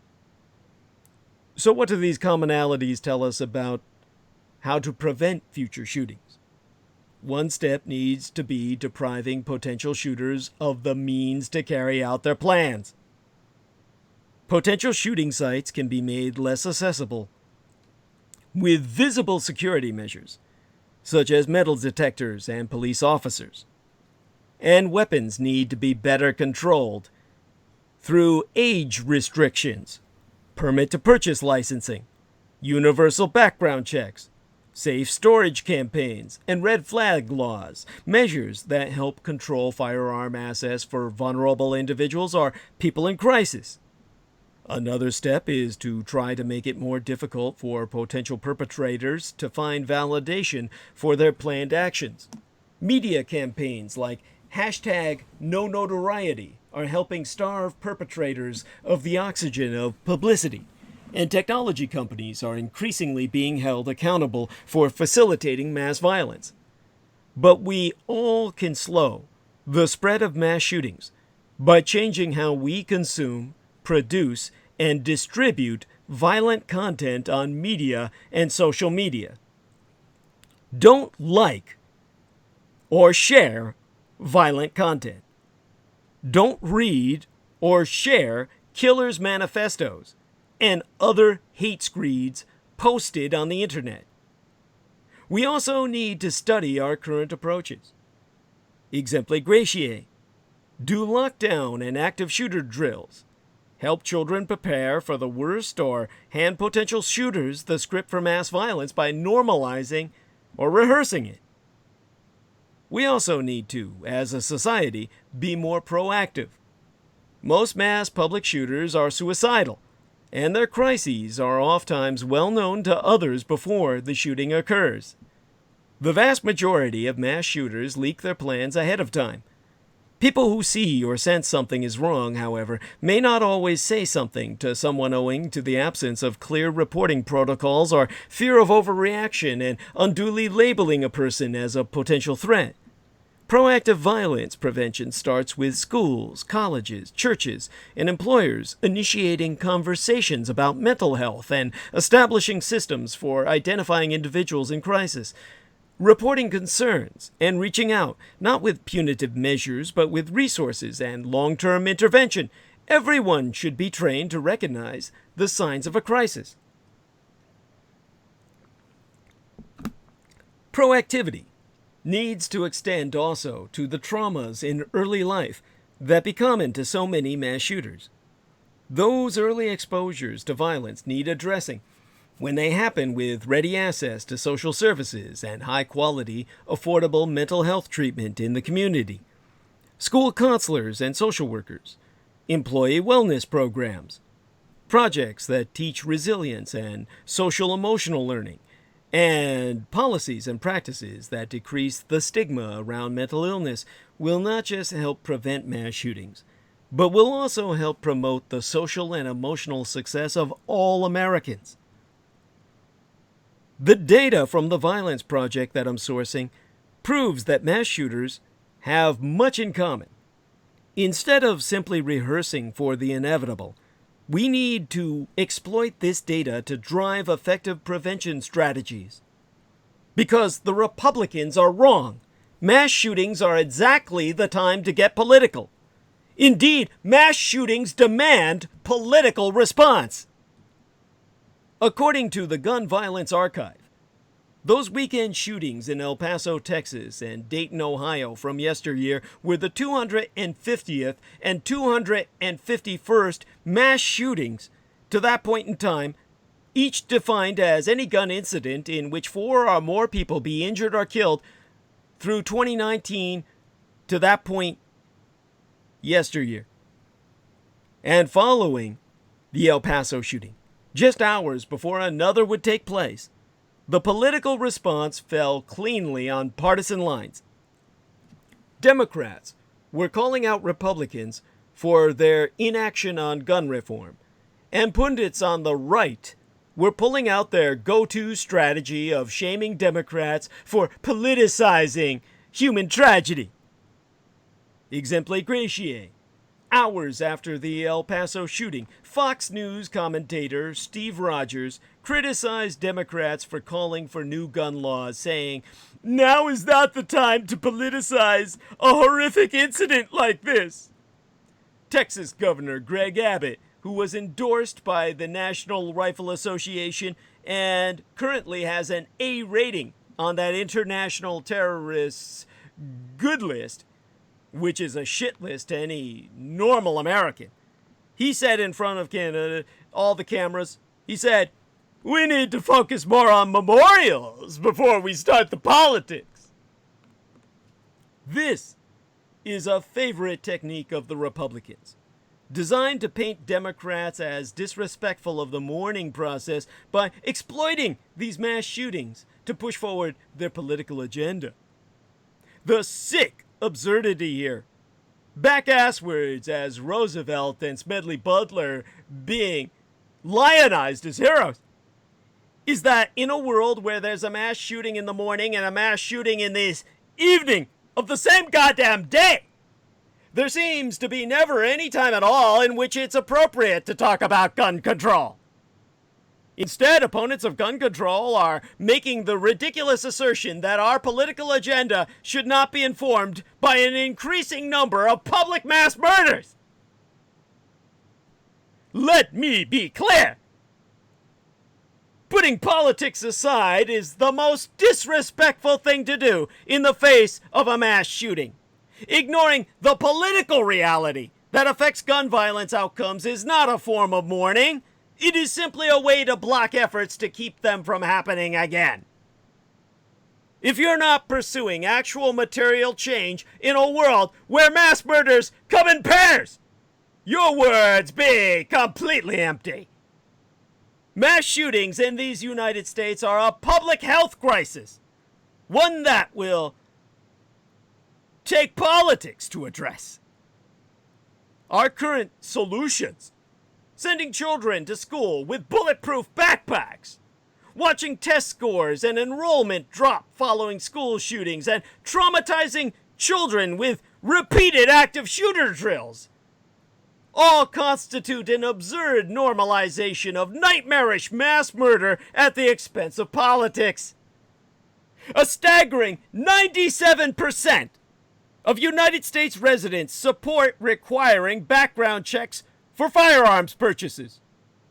If you polled the roundness of this earth, you might not hit 97%. But Republicans have instead pushed in the opposite direction, with Senate Majority Leader Mitch McConnell blocking the Bipartisan Background Checks Act of 2019, which passed the House earlier that very year and would require such background checks. The government's dysfunction is nowhere as clear as in its gun policies, and Republicans' bad faith moralizing is their last-ditch effort to retain control of a position that be radically out of synchronization with the American people en masse. They want to continue as taking money from the National Rifle Association and passing laws that explicitly protect gun manufacturers.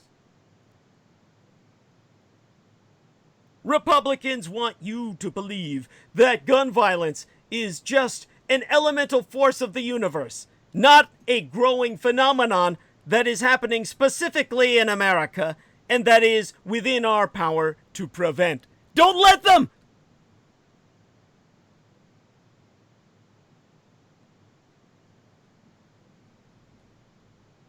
There, I have stepped forth as your America Führer, where no one else dares. I, who have people threatening to kill myself, my surrogate son, my medical cosmetologist, or anyone I love on a daily basis, using the power of free speech. The required reading for every American, no matter what your grade level, is a book, the masterwork of the authoress Mary Anne Franks, a professoress at the University of Miami School of Law and the presidentess of the Cyber Civil Rights Initiative. She be the authoress of the work entitled The Cult of the Constitution. Write that title down. The Cult of the Constitution, subtitled Our Deadly Devotion to Guns and Free Speech. As I said before, it's not the Second Amendment we need to get rid of. It's the goddamn first. Yes, it's not the guns that are killing people. It's the words that prompt people to pick those guns up. The speech of people like Richard K. Cole and Stephen Outram, the multimillionaire who gave him $1 million to dedicate his life to raising the chickens that he fucks and threatening the family of Douglas Dietrich. In that book, The Cult of the Constitution, Our Deadly Devotion to Guns and Free Speech, be writ by Mary Anne Franks. Read it. Buy it for your friends and relatives. Give it as a gift. Required reading for all Americans. The First Amendment has got to go. Now, one among the creepiest true crime tours in America is the Tucson Murders True Crime Tours. The Tucson Murders True Crime Tours provide a historic crime investigation into forgotten lost crimes in Tucson, Arizona. These small private tours are hosted by the Mr. Ben Baron Astenius, a true crime researcher and enthusiast who will personally take us thee to real historic crime locations related to these crimes in Tucson. Relive these events and hear the untold stories behind the stories. The Baron Ben specializes in the seemingly ever-developing case of the late serial rape killer Charles Howard Smitty Schmid Jr., alias the Pied Piper of Tucson, and Aftermath Tour. See theunfinishedman.com, where you can read excerpts from the book in progress, being writ by Baron Ben Astenius himself, and scenes from the film documentaries he's been working on. But other cases, such as the strange case of Morris Brady, the Dr. George Marvin Tejardine case, and the Red Rapist are also within his repertoire, as in fact are all the crimes that shocked the Southwest throughout the 1960s, the very decade I myself entered this vale of tears. These devastating crimes stained a city so deeply they may never be removed. For tour information, contact thetucsonmurders.com. Tucson is spelled Tucson, Tucson. Put the word "the" in front of it. And aside from the TucsonMurders.com, telephone Baron Ben Astenius himself to arrange for your private and personal tour. Call him at 1-520/323-3406. Once again, that's 1520-323-3406. 520 area code 323-3406. Now, before I return to finish off tonight with our COVID-19 watch, which be requisite in these times, let's take a indulgent look into the chat room, and hope whoever checked out will be reviewing this in the near future. Daniel Arola said the K-Bar USMC knife is my favorite combat blade. That's common. Many people, none of the Marines who were issued it ever returned it. They all claimed they lost it so they could take it home. And Gary State says, I heard of Irish Chang's work through you, Douglas. She was a remarkable researcher, and her work literally consumed her. Yes, Irish Chang, who wrote The Rape of Nanking. And S. Zuji said Upton Sinclair wrote about the epic movement, End Poverty in California, circa 1934. That was the time that communism was viewed as a viable option that Peter Moon was talking about. Sam Alex said, big moon in the house, and that could have a lot of meetings. Derek Talley, my fellow former Marine, says, God bless Douglas for all that he's done. I'm proud to have served with him. God bless you, Derek Talley. Matter of fact, you're one of the few reasons I'm ever, that I can even tolerate having served myself.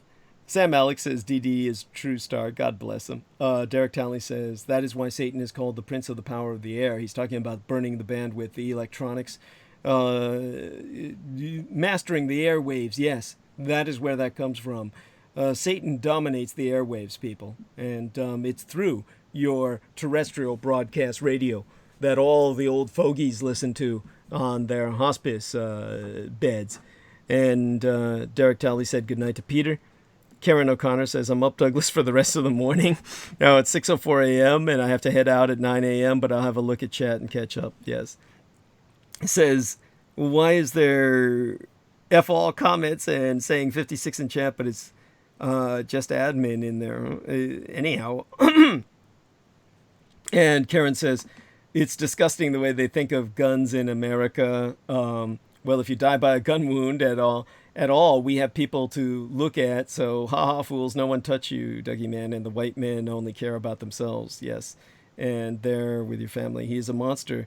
There's been a rise in car ramming in crowds just 4 days ago. Oh my God, she's talking about the festival in Germany.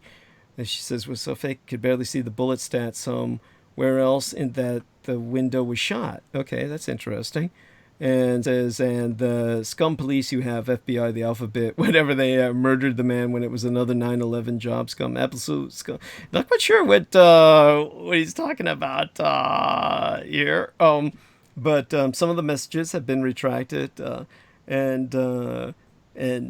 So she was wondering why I have 1,160 subscribers or whatever, 1.16 thousand people subscribed, and why is there only 57 in the chat room and not talking? Well, they're there. Arash says, dear lovely Douglas, you're just an amazingly sharp-minded, intelligent, thank you. Gabriel Ruth says, I'm a very big fan of yours. I've been listening to you for a long time. Thank you for all your hard work and all the information that you give to us.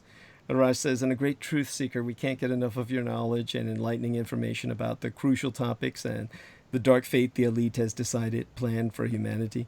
Rusty Shackelford says, I remember you speaking on the weapon suppressors that were good for only one shot and then disposable. I've never heard of such a device that can only take one shot.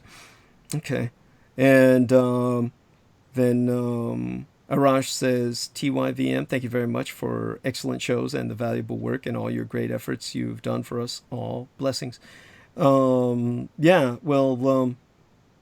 terms of what Rusty's discussing, from what I remember, those were the old silencers. They were like that. Especially, you may have also been thinking about what I said about shotguns. For the longest period of time, until relatively recently, there was no such thing as a silencer for shotguns. But such silencers are possible, but they're one-shots. So they're almost like very heavy paper mache, really extreme paper mache.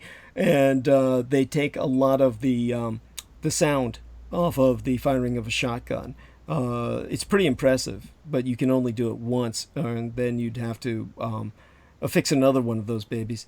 So aside from that, yes, glad I checked into the chat room. Glad people are active on it. Glad to see that we're maintaining steady for the most part. And with that, let me take another look around. Had a wonderful young lady in Messenger, Missy Ann Duke. Shout out to Missy Ann Duke if you're listening, honey. She says, hi, Douglas. Can you send me a friend request? Looks like I can't send you one. I've been watching your vids on YouTube and have learned a lot. Also, I too have had profiles banned on Facebook and have been thrown in Facebook jail a shit ton of times. Laugh out loud. Truth isn't very welcomed on this platform. Yes. Well, that's yes. Thank you. Thank you for sharing that. And so there we have that. With that, I'm going to check around a little bit more, see what else is out there, anything potential that bears attention and reiteration. And with that, what I'll do is probably go back onto COVID-19 watch for now, start talking a bit about that so that people have a better understanding of what we're dealing with. Now, as all of you should know by now, the outbreak has spiked outside of China. Coronavirus continues to spread and is causing chaos in the markets. The outbreak has spread further outside Red China as Afghanistan, Bahrain, and Kuwait reported their first cases. China has postponed its parliament meeting as the patient count has climbed to 77,785 and the death toll has reached, last time I checked, 2,666. Again, last time I checked, which was maybe about 24 hours gone by now, the patient count in Red China had climbed to 77,785, and the death toll had reached 2,666. Now, following the CDC's, the Center for Diseases Control's admission yesterday that a pandemic is now likely, that means it's certain, there'll be new cases in several previously unaffected countries, and shares in Asia and Europe are also tanking. Wall Street exchanges are bracing for the coronavirus outbreak as President Trump declared, "Every aspect of our society should be prepared." This is obviously equivalent to mobilization for total war. Now, how prepared are major United States exchanges for a coronavirus outbreak? That's the million-dollar question for Trump, because his reelection depends on it. And he rides on the market. By that I mean he takes all the credit. He's going to take all the fall. Now, major exchanges and financial industry groups are currently bracing for COVID-19. That, of course, being the official name for the infectious disease that is derived from the novel strain of coronavirus that reportedly originated in Wuhan, China, late last year, and is rapidly sickening people outside of that country to wash up on American shores in a more substantial manner. So far, there be 59 people in these United States who have tested positive for COVID-19, according to the latest figures that I sourced from the Centers for Disease Control and Prevention. So, Farrell Kramer, spokesman for the New York Stock Exchange, which be owned by the Intercontinental Exchange Incorporated, which trades as ICE, ICE, which was up 2.6%, has stated that the New York Stock Exchange is carefully monitoring the spread of COVID-19 and has robust contingency plans tested regularly to enable continuous operation of the NYSE exchanges should any facilities be impacted. Meaning, should, the stockbrokers on the floor start falling down.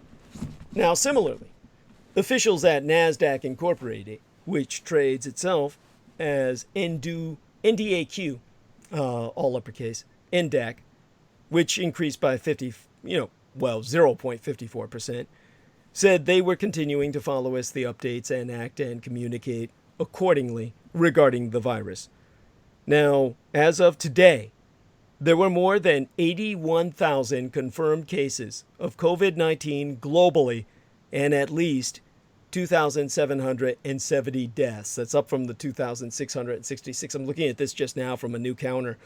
According to a tally of cases published by the Johns Hopkins Whiting School of Engineering's Centers for System Science and engineering. And I trust their statistics far more than anyone else's. Now, the exchanges today had bolstered their so-called contingency response since Superstorm Sandy, circa 2012, forced a shutdown, marking the last time the exchanges closed unexpectedly for at least a full day. Though the New York Stock Exchange did experience a rare extended halt of trading due to an internal technical issue, as they called it, back in 2015. Now, meanwhile, Kenneth Benson, president and CEO, chief executive officer at the Industry Trade Group Securities Industry and Financial Markets Association, or SIFMA, said in the event of a significant incident that affects or has the potential to affect the operations of the financial system, SIFMA, which be acronyms for Security Industry and Financial Markets Association, would help to coordinate the financial industry's response to the virus. Now, the statements from industry leaders and platforms, they come as worries about the spread of illness that be from the same family of viruses as SARS, the Severe Acute Respiratory Syndrome acronym, have ratcheted substantially higher in recent days. And at a news conference held today, President Donald Trump declared that his administration expects to see more cases, but appeared to play down the severity, saying that the immediate risk to the American public remains low. Now, Trump's conference came a day after Dr. Nancy Mazzonier, the directoress of the National Center for Immunization and Respiratory Diseases at the Centers for Disease Control and Prevention, said yesterday that the disruption of daily life might be severe, which, as I said, you must give serious thought to. Trump said today at his news conference that every aspect of our society should be prepared for the inevitable outbreak that will limit business activity in these United States. However, he projected confidence about these United States' ability to respond and emphasized that he wasn't expecting a major breakout. He's so saying, "We're very, very ready for this, for anything, whether it's going to be a breakout of larger proportions or whether or not we're at that very low level." Now, by the way, I really can't overemphasize this. As the world focuses on coronavirus, a deadly influenza has, oh God, how many people have died of the common fucking flu? It's killed at least 10,000 Americans. 10,000 Americans have fucking died. And so bear that in mind. It's really hard on children in particular. So I went on about this the other day, and I was driven to outrage by anti-vaxxers, the anti-vaccination terrorists, the people who are working, be no and star not, for motherless Russia to kill us all in America and depopulate the North American continent in the same way that Roosevelt wanted to depopulate Canada, that the Russians may walk in and fill the depopulated living space the way that Americans had intended to repopulate a depopulated Canada. Now, let's try and put that into some perspective very soon. But back on the markets for a bit, because this is important that people realize the impact on the economy. The markets have caught the flu, the coronavirus flu. And earlier today, New York Governor Andrew Cuomo said he is seeking an emergency appropriation of 40 million United States dollars for equipment and personnel related to the virus. And Mayor Bill de Blasio said New York City had 1,200 public hospital beds at the ready for quarantined patients if needed. Now, for their part, the major United States stock exchanges are nearly all electronic, with the NYSE, the New York Stock Exchange, also incorporating a human touch. Now, back in 2012, the NYSE formed a number of new plans to deal with major problems. Those plans included using its all-electronic ARCA exchange to handle trading at the start and close of the trading day when volumes tend to be highest if there were a major disruption to personnel or the facilities. For NASDAQ, people familiar with the technology-laden exchange's plan said that it has a number of protocols in place to deal with an outbreak, and noted that currently all business-related travel for its employees to, from, and through certain key countries, notably Red China and Hong Kong, is on hold. The company also has a registration policy for visitors to its offices in Times Square that includes a questionnaire on where they have recently traveled. Markets, meanwhile, have been under heavy selling pressure as investors attempt to find their footing against a backdrop that has shut down large parts of China and is sparking fears of a global slowdown of unknown length and severity if this outbreak is not contained. So stocks ended mostly lower today after failing to hold an early bounce.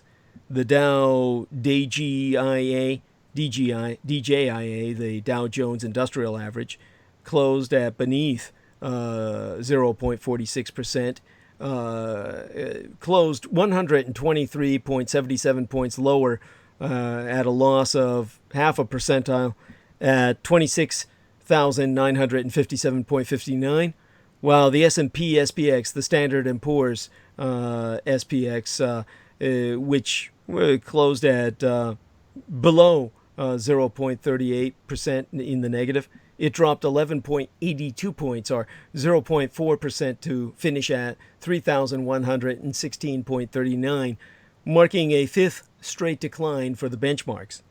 The NASDAQ Composite, which trades as, in the uppercase, COMP, C-O-M-P, had a little rise of 0.17%. That means that they hung on to a gain, snapping a 4-day losing streak to finish at 8,980.77, up 15.16 points, or 0.2%. So let's get this straight. The CDC is warning Americans to prepare for outbreaks. The novel coronavirus will likely spread across American communities, according to recent update from the Centers for Disease Control and Prevention, our own American CDC. It's not a question of if, but when the COVID-19 virus escalates within our borders. And that's according to the CDC's directoress of the National Center for Immunization and Respiratory Diseases, Nancy Messonnier, as she said yesterday during a media briefing. Now, after observing rapid person-to-person spread in North Korea, well, South Korea, we don't know what the fuck's going on in North Korea. They could all be dead for all we know. I'm being a little sarcastic there, but you get my point.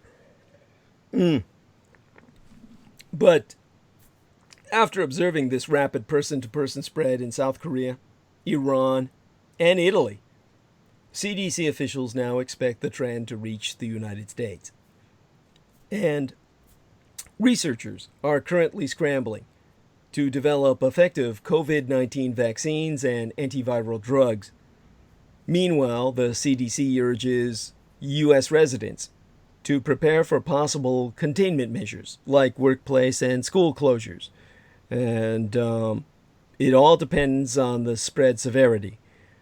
Mezonier herself emphasizes the importance of frequent hand washing and surface disinfection to curtail the virus's spread. She's so saying, we are asking the American public to prepare in expectation that this will be bad. Well, when they're speaking in those measured tones, I can pretty much assure you it's a lot worse than what they're telling you, than what they're letting on.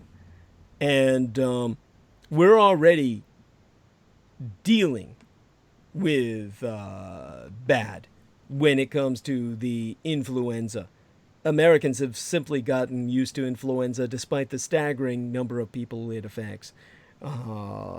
So I use that to put into perspective just how bad coronavirus is going to be on top of that, because we're dealing with both simultaneously at this point in history. It's pretty astonishing. It's historically this has got to be pretty exceptional, and it's not good. It's definitely something that you've got to take this as a 1-2 punch. There are going to be people who have the influenza that are weakened that are going to be taken out by COVID-19. We'll go a bit more into that to close tonight's observations. As of now, only 12 U.S. states and localities have the resources to test for the novel coronavirus strain.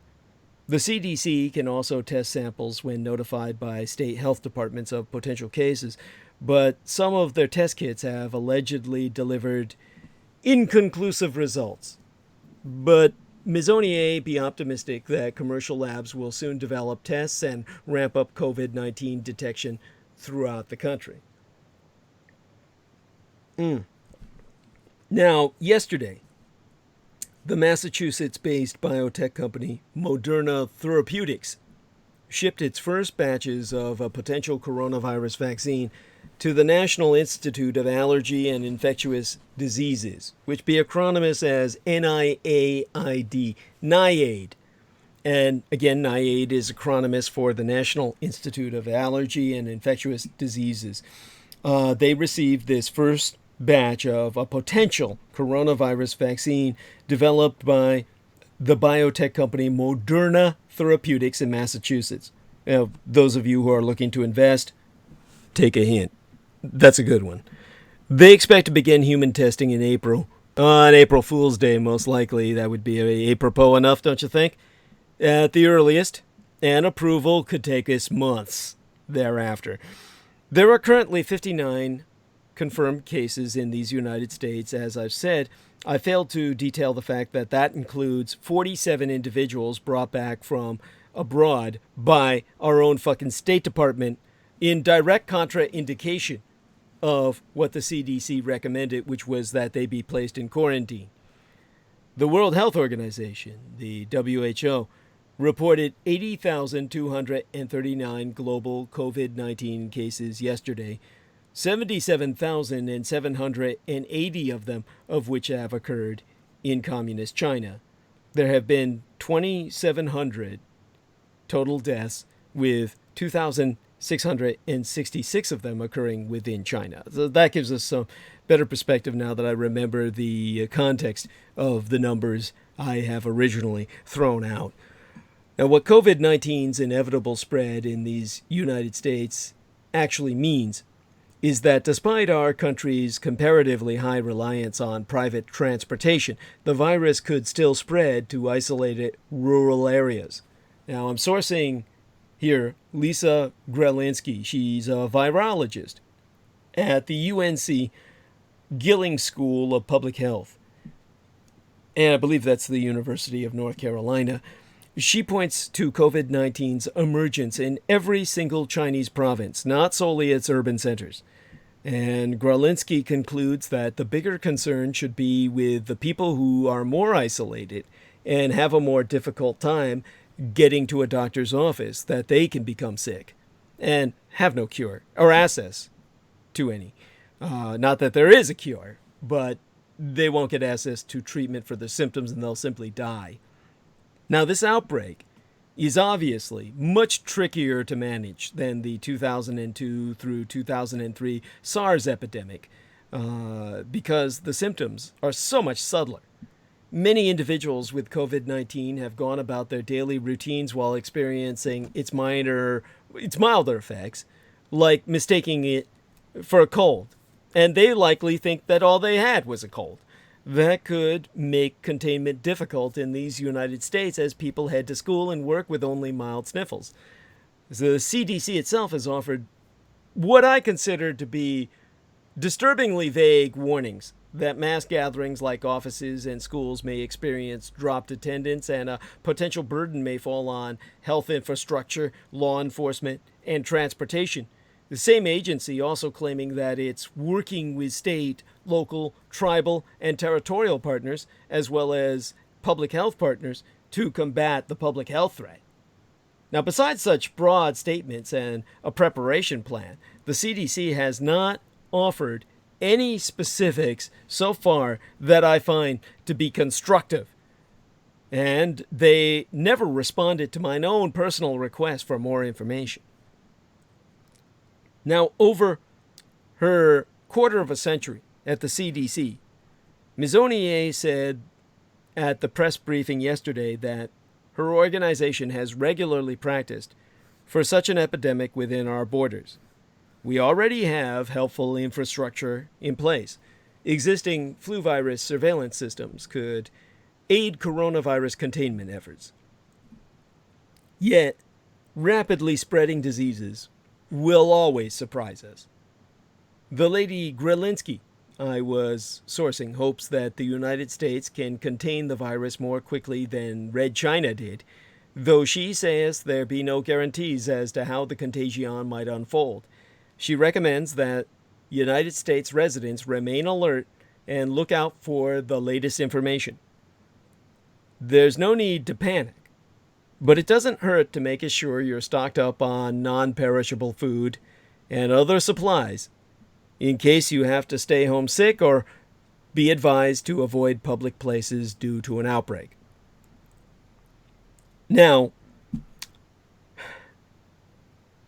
my friend Ben Estenius, my sponsor, has got the well on site, his property in Tucson, Arizona, where he's got the home on top of the abandoned gold mine. He's got firearms and ammo. He's offered to come up here to San Francisco and extract me, if needed, to take me down to his survival shelter to last this out. I'm trying to consider whether that's a viable alternative to death.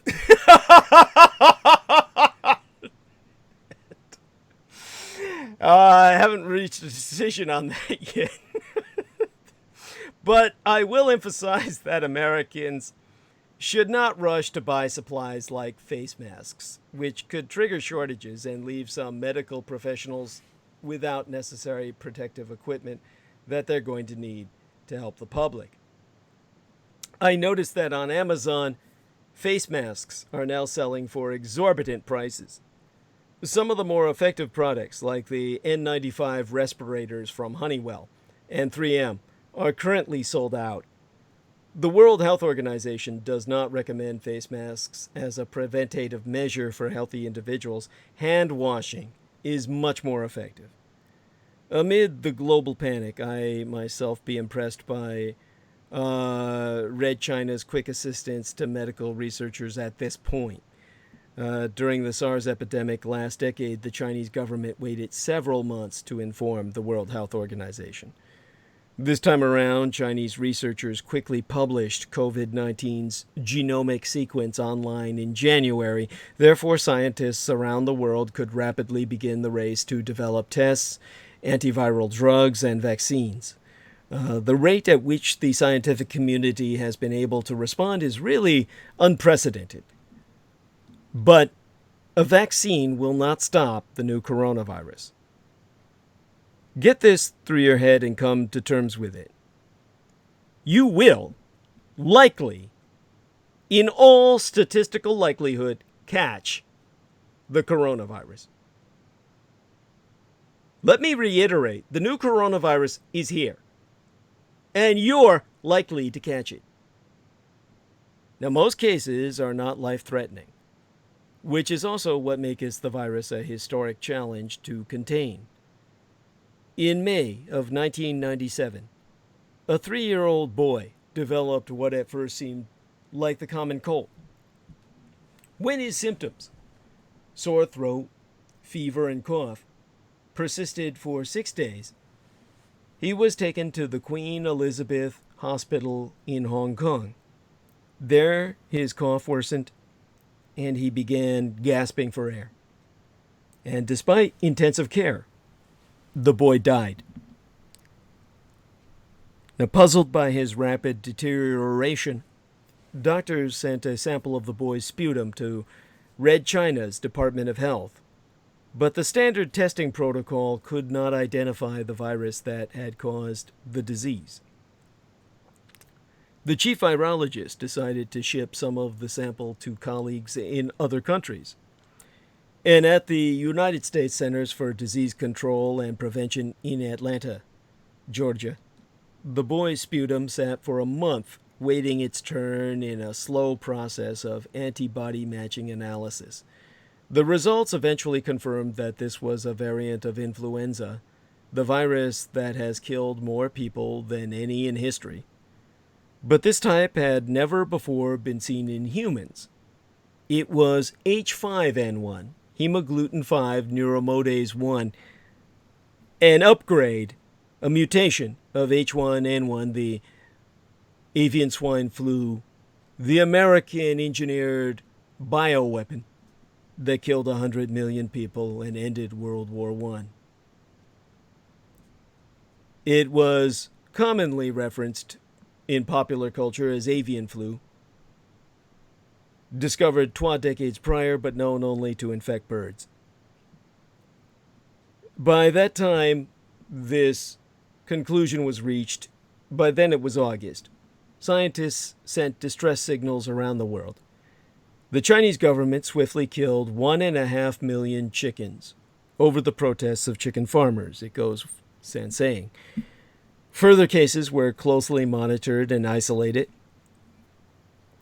By the end of the year, that year, there were 18 known cases in humans. 6 people died. This was seen as a successful global response, and the virus was not seen again for years. In part, containment was possible because the disease was so severe. Those who got it became manifestly extremely ill. H5N1 has a fatality rate of about 60%. If you get it, you're likely to die. Yet since 2003, the virus has killed only 455 people, about half a thousand. The much milder influenza viruses, by contrast, kill fewer than 0.1% of the people they infect on average, but are responsible for hundreds of thousands of deaths each and every single year. Severe illness caused by viruses, such as H5N1, also means that infected people can be identified and isolated, or that they die too quickly for that to even happen. They do not walk around feeling just a little under the weather, seeding the virus to all and sundry around them and beyond them. The new coronavirus, known technically as SARS-CoV-2, or Severe Acute Respiratory Syndrome, coronavirus 2, or SARS-CoV-2, that has been spreading around the world, can cause a respiratory illness that can be severe. The disease, known as COVID-19, seems to have a fatality rate of less than 2%, exponentially lower than most outbreaks that make us global news. The virus has raised alarm not despite that low fatality rate, but because of it. Coronaviruses are similar to influenza viruses in that they both contain single strands of RNA, or ribonucleic acid, the single strand precursor to DNA, or deoxyribonucleic acid, the trois-stranded genetic composition of our very bodies. 4 coronaviruses commonly infect humans, causing colds. These are believed to have evolved in humans to maximize their own spread, which means sickening but not killing people. By contrast, the trois prior novel coronaviral outbreaks, SARS, severe acute respiratory syndrome, and MERS, MERS in the uppercase, Middle East respiratory syndrome, named for where the first outbreak occurred, were picked up from animals, as was H5N1. These diseases were highly fatal to humans. If there were mild or asymptomatic cases, they were extremely few. As a matter of fact, they just simply were so unknown they didn't go on record. They were undetected. What we would call subclinical. Had there been more of them, the disease would have spread widely. Ultimately, SARS and MERS each killed fewer than 1,000 people. COVID-19 is already reported to have killed more than twice that number. With its potent mix of characteristics, this virus is unlike most that capture popular attention. It is deadly, but not too deadly. It makes people sick, but not in predictable, uniquely identifiable ways. Yesterday, or last week, 14 Americans tested positive on a cruise ship in Japan despite feeling fine. The new virus may be dangerous, maybe most dangerous, because, it seems, it may sometimes cause no symptoms at all. The world has responded with unprecedented speed and mobilization of resources. The new virus was identified extremely quickly. Its genome was sequenced by Chinese scientists and shared around the world within weeks. The global scientific community has shared genomic and clinical data at unprecedented rates. Work on a vaccine is well underway. The Communist Chinese government enacted dramatic containment measures, and the World Health Organization declared an emergency of international concern. All of this happened in a fraction of the time it took to even identify H5N1 circa 1997. And yet the outbreak continues to spread. The Harvard epidemiology professor, Mark Lipsitch, I think his name be, Lipsitch if I remember, is exacting in his diction. In other words, his words are pedantic. They are almost pathologically precise, even for an epidemiologist. And twice, in my telephonic conversation with him, he started to say something and then paused and said, "Actually, let me start again." So it's striking when one of the points he wanted to get exactly right was this, and I quote his T verbatim, "I think the likely outcome is that it will ultimately not be containable." Now, containment is the first step in responding to any outbreak. In the case of COVID-19, the possibility, however implausible, of preventing a pandemic seemed to play out in a matter of days. Starting in January, Communist China began cordoning off progressively larger areas, radiating outward from the city of Wuhan and eventually encapsulating some 100 million people. Historically unsurpassed quarantine. People were barred from leaving home and lectured by drones if they were caught outside. Nonetheless, the virus has now been found in 250 countries, at least 24. Despite the apparent ineffectiveness of such measures, relative to their inordinate social and economic cost at least, the crackdown continues to escalate.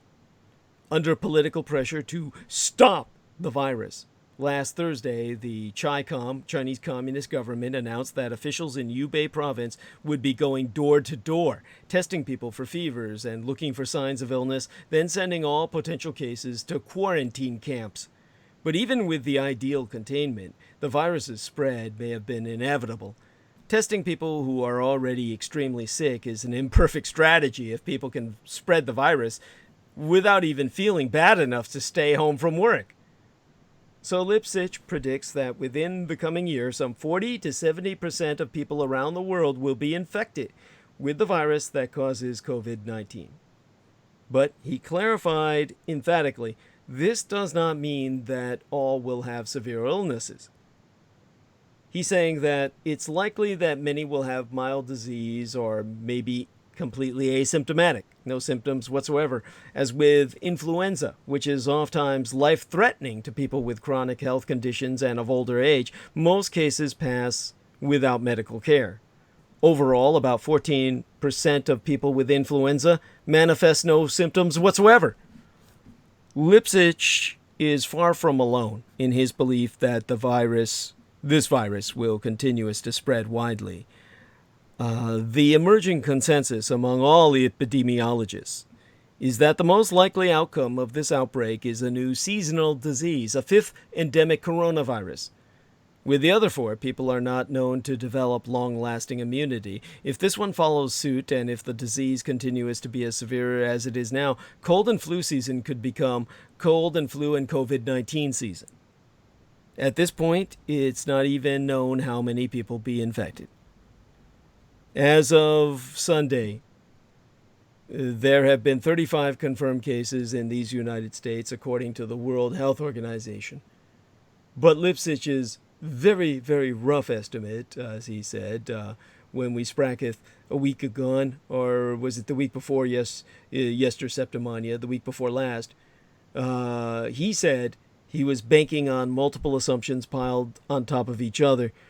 And at that time, it was estimated that aside from the confirmed cases, there were actually 100 to 200 people, or some number in between, in these United States that was infected.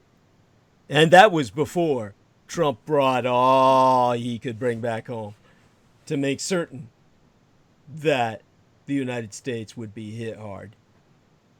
But even before Trump did that, what we had before that we knew of, between 100 to 200 people infected, was all it would have taken to seed the disease widely. The rate of spread would depend on how contagious the disease is in milder cases. On Friday of yester Septimania, last week, the Communist Chinese scientists reported in the medical journal JAMA, J-A-M-A, the Journal of the American Medical Association, an apparent case of asymptomatic spread of this virus from a patient with a normal chest CT scan. And the researchers concluded with stolid understatement that if this finding is not a bizarre abnormality, the prevention of COVID-19 infection would prove challenging. And that is almost bizarrely, laughably, not expressing the dire nature of this situation. The CT scan, someone's asking me, what is this? The patient didn't show, he didn't manifest anything on the CT scan. Okay, it's not an X-ray, it's a computed tomography. It's medical imaging. A CT scan provides cross-sectional images of the bones, blood vessels, and soft tissues inside your body. The CT, or computed tomography scan, it makes use of computer process combinations of many X-ray measurements taken from different angles to produce these cross-sectional images of specific areas of a scanned object, allowing the user to see inside the object without cutting. This can be used without breaking open an ancient artifact, so you can see the lost technology within, That's what the federal government was doing when I was working with them. Or it's more commonly, and I prefer the term CAT scan for CAT, computer-assisted tomography. It's so much more apropos. It allows the doctors to see inside your body as well. And, of course, there may be some procedural side effects. By the way, the actual correct term, now that I remember from my years at UCSF in the Osher Lifelong Learning Institute program called Mini Med School, the courses in medical journalism that I was able to basically attend as a care provider in that status and a senior advocate. The actual acronym was more accurately definitive of computerized axial tomography. So that would be the actual technical term, computerized axial tomography. It was developed independently by a British engineer named Sir Godfrey Hounsfield and Dr. Alan Cormack. I can't even believe I remembered that. Tom. So there we are. At any rate, back to what the researchers concluded from this patient with the normal CAT scan about it being challenging, to say the least. Even if Lipsich's estimates were off by orders of magnitude, they wouldn't likely change the overall prognosis. He himself told me that 1,200 cases of a flu-like illness during flu season, when you're not testing for it, is very hard to detect, but it would be really good to know as sooner rather than later whether that's correct or whether we've miscalculated something. The only way to do that is by testing. So,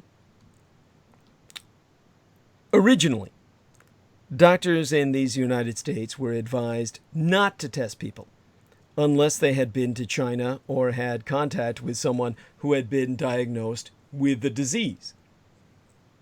Within the past 12 weeks, the CDC said it would start screening people in 5 American cities in an effort to give some idea of how many cases are actually out there. But the tests are still not widely available. And as of Friday into last weekend, the Association of Public Health Laboratories said that only my golden state of California, Nebraska, and Illinois had the capacity to test people for this virus. So with so little data available throughout the rest of the Union, prognosis is difficult. But the concern that this virus is beyond containment, that it will be with us indefinitely, is nowhere more apparent than in the global race to find a vaccine, one of the clearest strategies for saving lives in the years to come. And so over the past month, stock prices of a small pharmaceutical company named Inovio have more than doubled. In mid-January, Inovio reportedly discovered a vaccine for the new coronavirus. This claim has been repeated in many news reports, even though it is technically inaccurate. Like other drugs, vaccines require a long testing process to see whether they indeed protect people from disease at all, and do so safely. What this company, Inovio, and others, has done is copy a bit of the virus's RNA, its ribonucleic acid, that single-strand DNA, that one day could prove to work as a vaccine. It's a promising first step, but to call it a discovery is like announcing a new surgery after sharpening a scalpel. Though genetic sequencing is now extremely fast, making vaccines is as much an art as a science. It involves finding a viral sequence that will reliably cause a protective immunosystem memory, but not trigger an acute inflammatory response that would itself cause symptoms. Now, while the influenza vaccine cannot cause the flu, the CDC does warn that it can cause flu-like symptoms.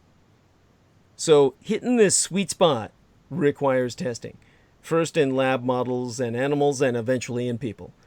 One does not simply ship 1 billion viral gene fragments around the world to be injected into everyone at the moment of discovery. Inovio is far from the only small biotech company venturing to create a sequence that strikes that balance. Others include Moderna, as I've mentioned, CureVac, and Novavax. Academic researchers are also on the case at Imperial College London and other universities, as are federal scientists in several countries, including at the United States National Institutes of Health. Anthony Fauci, the head of the NIH's National Institute of Allergy and Infectious Diseases, wrote in the JAMA, the Journal of American Medical Association, in January that the agency was working at historic speed to find a vaccine. During the SARS outbreak in 2003, researchers moved from obtaining the genomic sequence of the virus and into a phase 1 clinical trial of vaccine in 20 months. Fauci wrote that his team has since compressed that timeline to just over 3 months for other viruses, and for the new coronavirus, they hope to move even faster. Well, we can only pray, and we wish them the best. New models have sprung up in recent years, too, that promise to speed up vaccine development. One is the CEPI, or CEPI, the Coalition for Epidemic Preparedness, which was launched in Norway circa 2017 to finance and coordinate the development of new vaccines. Its founders include the governments of Norway and India, the Wellcome Trust, WELL as in wellness, Wellcome Trust, and the Bill and Melinda Gates Foundation. The group's money is now flowing to Inovio and other small biotech startups, encouraging them to get into the risky business of vaccine development. The group's CEO, Richard Hatchett, shares Fauci's basic timeline vision: a COVID-19 vaccine ready for early phases of safety testing in April. As I said, probably going to start on April Fool's, or All Fool's Day, if all goes well. By late summer, testing could begin to see if the vaccine actually prevents disease. So overall, if all pieces fell into place, Hatchett guesses it would be 12 to 18 months before an initial product could be deemed both safe and effective. And that timeline, disappointing as it is, represents a vast acceleration compared with the history of vaccine development. But it's also unprecedentedly ambitious.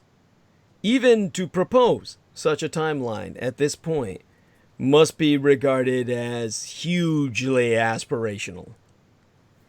Even if that idyllic year-long projection were realized, the novel product would still require manufacturing and distribution.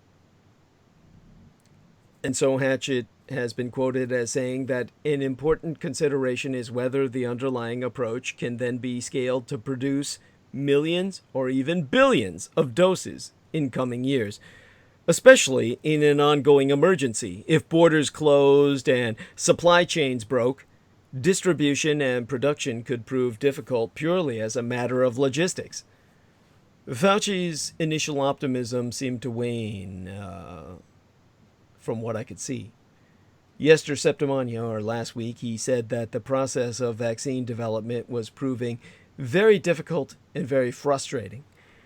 For all the advances in basic science, the process cannot proceed to an actual vaccine sans extensive clinical testing, which requires manufacturing many vaccines and meticulously monitoring outcomes in people. The process could ultimately cost hundreds of millions of dollars, money that the NIH, the National Institute of Health, startups, and universities just don't have. Nor do they have the production facilities and technology to mass manufacture and distribute thereafter a vaccine. Production of vaccines has long been contingent on investment from one of the handful of giant global pharmaceutical companies. At the Aspen Institute, Yester Septimania, Fauci lamented that none had yet to step up to commit to making this vaccine. He's saying that companies that have the skill to be able to do it are not going to just sit around and have a warm facility ready to go for when you need it. Even if they did, taking on a new product like this could mean massive losses, especially if the demand faded or if people, for complex reasons, chose not to use the product, brainwashed by Russian anti-vax propaganda and the like. Making vaccines is so difficult, cost-intensive, and high risk that in the 1980s, when drug companies began to incur legal costs over alleged completely falsely accused harms caused by vaccines, many opted to simply quit making them. To incentivize the pharmaceutical industry to continue producing these vital products, without which millions would die, the United States government offered to indemnify anyone claiming to have been harmed by a vaccine. And the arrangement continues to this day. Even still, drug companies have generally found it more profitable to invest in the daily use drugs for chronic conditions. And coronaviruses could present a particular challenge in that, at their core, they, like influenza viruses, contain single strands of RNA. This viral class is likely to mutate, and vaccines may need to be in constant development, as with the flu.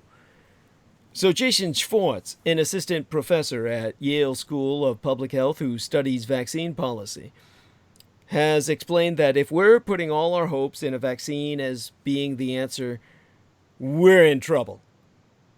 The best case scenario, as Schwartz sees it, is the one in which this vaccine development happens far too late to make a difference for the current outbreak. The real problem is that preparedness for this outbreak should have been happening for the past decade, ever since SARS.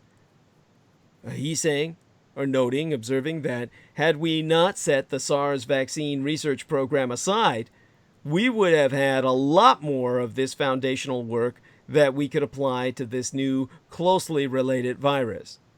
But, as with Ebola, government funding and pharmaceutical industry development evaporated once the sense of emergency lifted. Some very early research ended up sitting on a shelf because that outbreak ended before a vaccine needed to be aggressively developed. Now, on Saturday, Politico reported that the White House is preparing to ask Congress for $1 billion United States dollars in emergency funding for coronavirus response. And this request, if it materialized, would comest in the same month in which President Donald Trump released a new budget proposal that would cut key elements of pandemic preparedness, funding for the CDC, the NIH, the National Institute of Health, and foreign aid. These long-term government investments matter because creating vaccines, antiviral medications, and other vital tools requires decades of serious investment, even when demand be low. Market-based economies oftentimes struggle to develop a product for which there be no immediate demand and to distribute products to the places where they be needed. The CPI, the CEPI program that I cited, has been touted as a promising model to incentivize vaccine development before an emergency begins. But the group also has its skeptics. Yesteryear, Doctors Without Borders wrote a scathing open letter saying the model didn't ensure equitable distribution or affordability. CPI subsequently updated its policies to forefront equitable access. And Manuel Martin, a medical innovation and access advisor with Doctors Without Borders, told myself, but Yester Septimania, that he's now cautiously optimistic, saying CPI is absolutely promising and we really hope that it will be successful in producing a novel vaccine. But he and his colleagues are waiting to see how CPI's commitments play out in practice. These considerations matter not simply as humanitarian benevolence, but also as effective policy. Getting vaccines and other resources to the places where they will be most helpful is essential to stop disease from spreading widely. During the 2009 H1N1 flu outbreak, for example, Mexico was hit hard. In Australia, which was not, the government prevented exports by its pharmaceutical industry until it filled the Australian government's order for vaccines. The more the world enters lockdown and self-preservation mode, the more difficult it could be to soberly assess risk and effectively distribute tools, from vaccines and respirator masks to food and hand soap. Italy, Iran, and South Korea are now among the countries reporting quickly growing numbers of detected COVID-19 infections. Many countries have responded with containment attempts, despite the dubious efficacy and inherent harms of China's historically unprecedented crackdown. Certain containment measures will be appropriate, but widely banning travel, closing down entire cities, and hoarding resources are not realistic solutions for an outbreak that lasts years. All of these measures come with risks of their own. Ultimately, some pandemic responses will require opening borders, not closing them. At some point, the expectations that any area will escape effects of COVID-19 must be abandoned. The disease must be seen as everyone's problem. And Europe's coronavirus response is very different from Communist China's. Now, for a moment, yesterday morning, or the day before, it looked like Europe's markets might be bouncing back from the day before that coronavirus sparked tumble. But no. Any early signs or gains got wiped out. Europe's stocks, STOXX 600, was down 0.8%. The United Kingdom's FTSE 100 was down 0.8%. Germany's DAX, its DAX, was down 0.8%. Italy's Borsa Italiana was down 1.1%. At least it was not as bad as in the Japanese Empire, where the Nikkei 225 fell 3.3% in the wake of the 3.4% drop from the day before in the Standard & Poor's 500.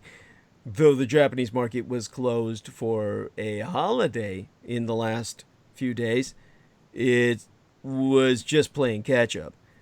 The Shanghai Composite was also down 0.6 yesterday or the day before, but the Hang Seng was up almost 0.3%, and South Korea's Kospi made a 1.2% recovery. As things stand, futures indicate a flat open in these United States. When I was looking at it in the morning, I've explained what happened since, but one has to ask what's happening in Italy, where an enormous spike in infections over last weekend caused yesterday, the day before yesterday, maybe 72 hours have gone by now, that market route.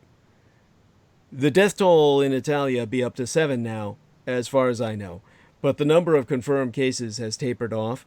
Though at 229, it's still the third largest tally in the world after China, with its massive case counts and deaths, and South Korea with 977 cases and 10 deaths that I know of.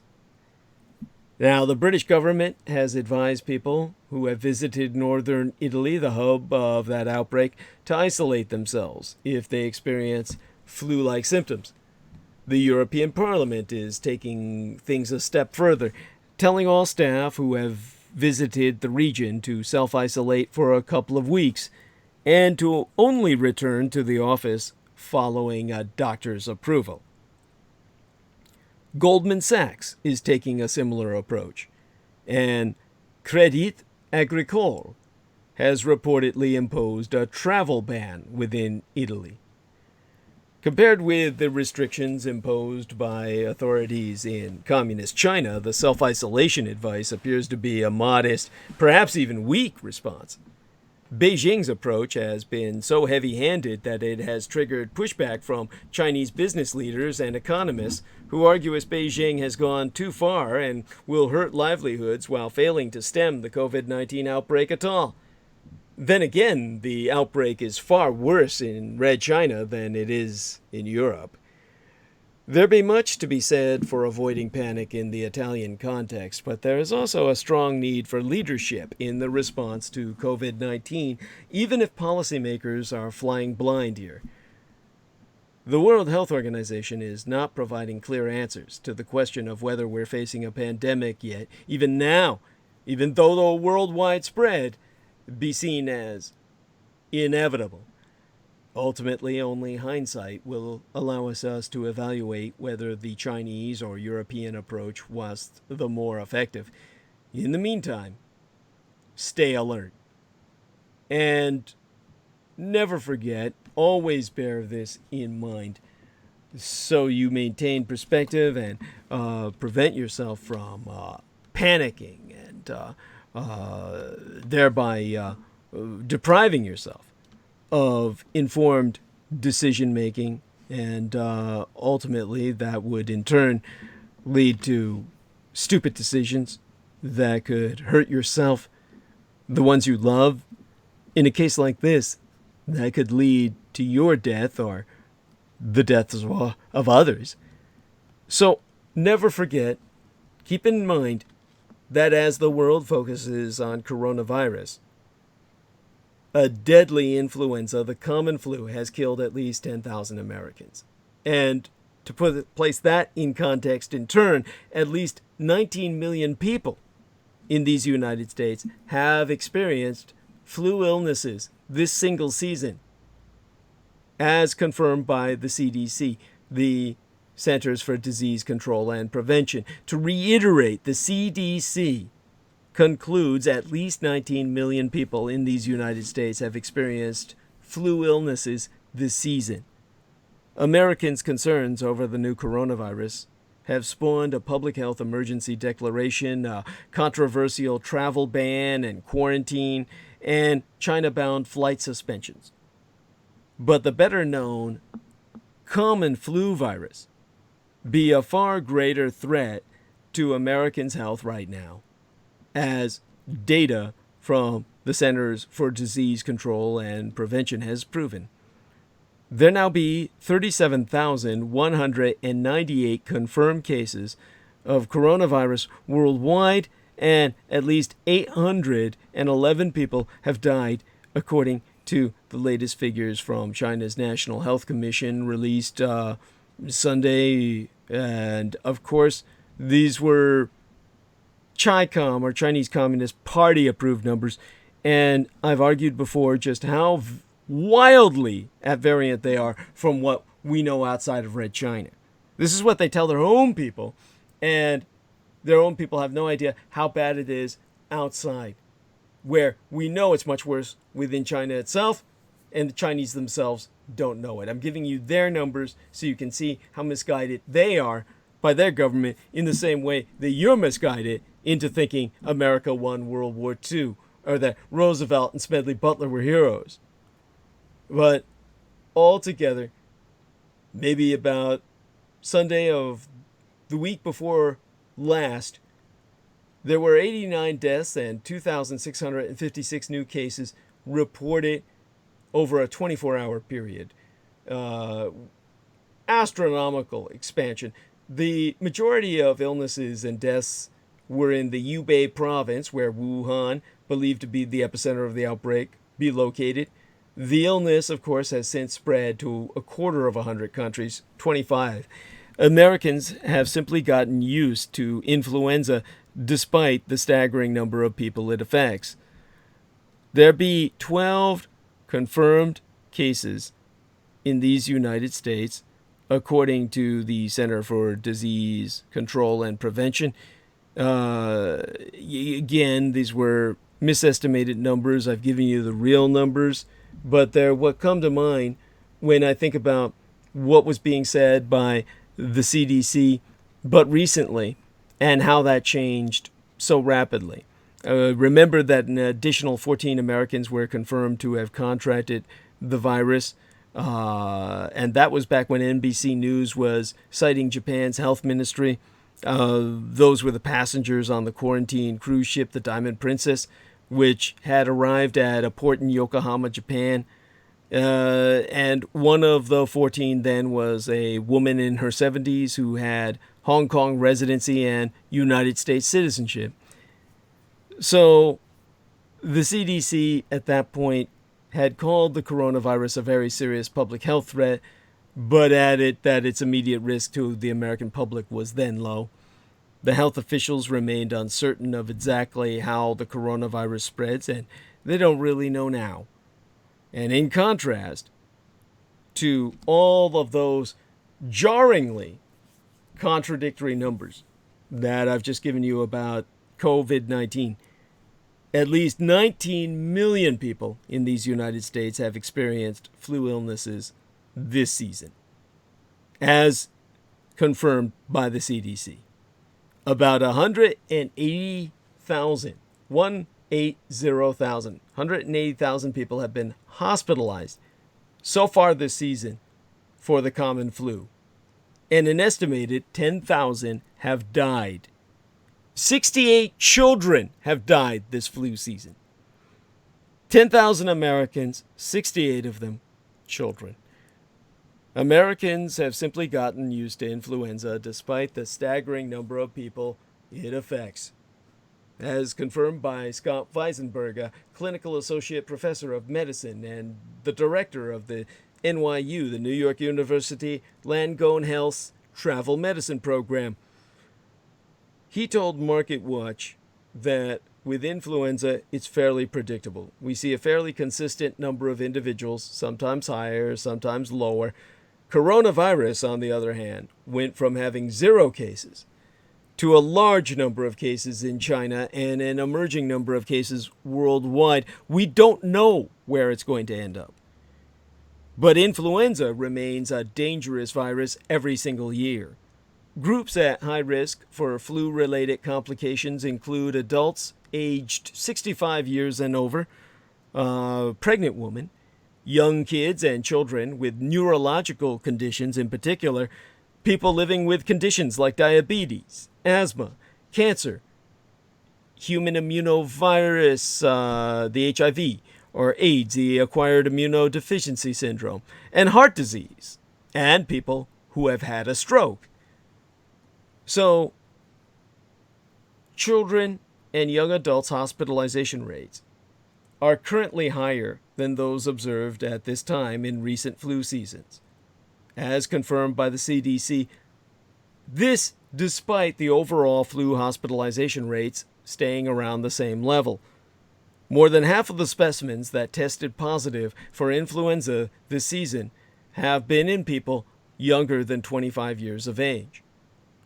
Influenza B, which impacts young people more severely, has been reported more oft times this season on a national level, according to the CDC's most recent flu surveillance report. But influenza A's H1N1 subtype has been more commonly reported in recent weeks. Now, for everyone 6 months and older, the CDC concludes that getting the yearly flu vaccine is the single best way to ward off the seasonal flu virus. People should also steer clear of close contact with sick people, stay home from work and school when they be sick, cover their mouth and nose while sneezing or coughing, and clean their hands with soap and water or an alcohol-based sanitizer. So, the CDC's Weisenberg has been quoted as saying, "I would worry much more about influenza this week, and people should get a flu shot. The flu is still active." So just 45% of United States adults last flu season received a flu vaccine. That's according to the Health and Human Services Secretary, Alex Azar. Almost 63% of kids got a vaccine. While the CDC says estimates of this season's flu vaccine effectiveness aren't yet available, it notes that research shows the flu vaccine typically reduces risk of flu illness by 40% through to 60% when the vaccine viruses are similar to the ones currently circulating. The risk of an average American being exposed to coronavirus would still be quite low right now, but that could change in coming weeks and months depending on how the virus spreads. While the CDC regularly publishes information on flu illnesses, hospitalizations, and deaths that can be analyzed and compared year to year, health experts know us far less about the new coronavirus, including the number of people with milder virus symptoms who could still transmit it to other people. Now, in a report published Wednesday of the week before Septimania, the CDC noted that the coronavirus's symptoms, which include cough and fever, were similar to flu symptoms, and that the coronavirus outbreak coincided with this very season that brings us a heightened prevalence of respiratory illnesses. So the agency has concluded that reducing the number of persons in these United States with seasonal influenza will reduce possible confusion with 2019 NCOV or the 2019 novel coronavirus, now known as COVID-19 infection, and possible additional risk to patients with seasonal influenza who be most vulnerable to getting that second hit in a 1-2 punch that could kill even more people than the 10,000 Americans that have died thus far, by orders of magnitude. People with the flu then catching COVID-19 would be far more susceptible to death. The chances of their dying would go up much more. So, I hope you appreciate my struggle to convey this information, and it was a struggle. There's a lot of information to deal with, and do appreciate the fact that my struggle be your struggle. Mein Kampf, my struggle, be thine own.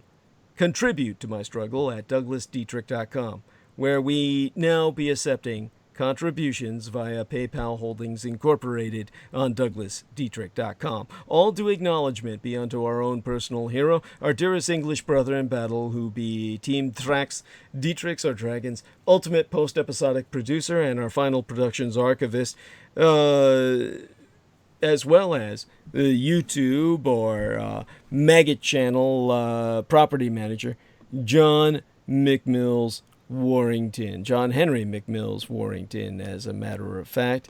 Subscribe to his channel at youtube.com/C/Magatur. Magatur being spelled MAGGGOTAUR.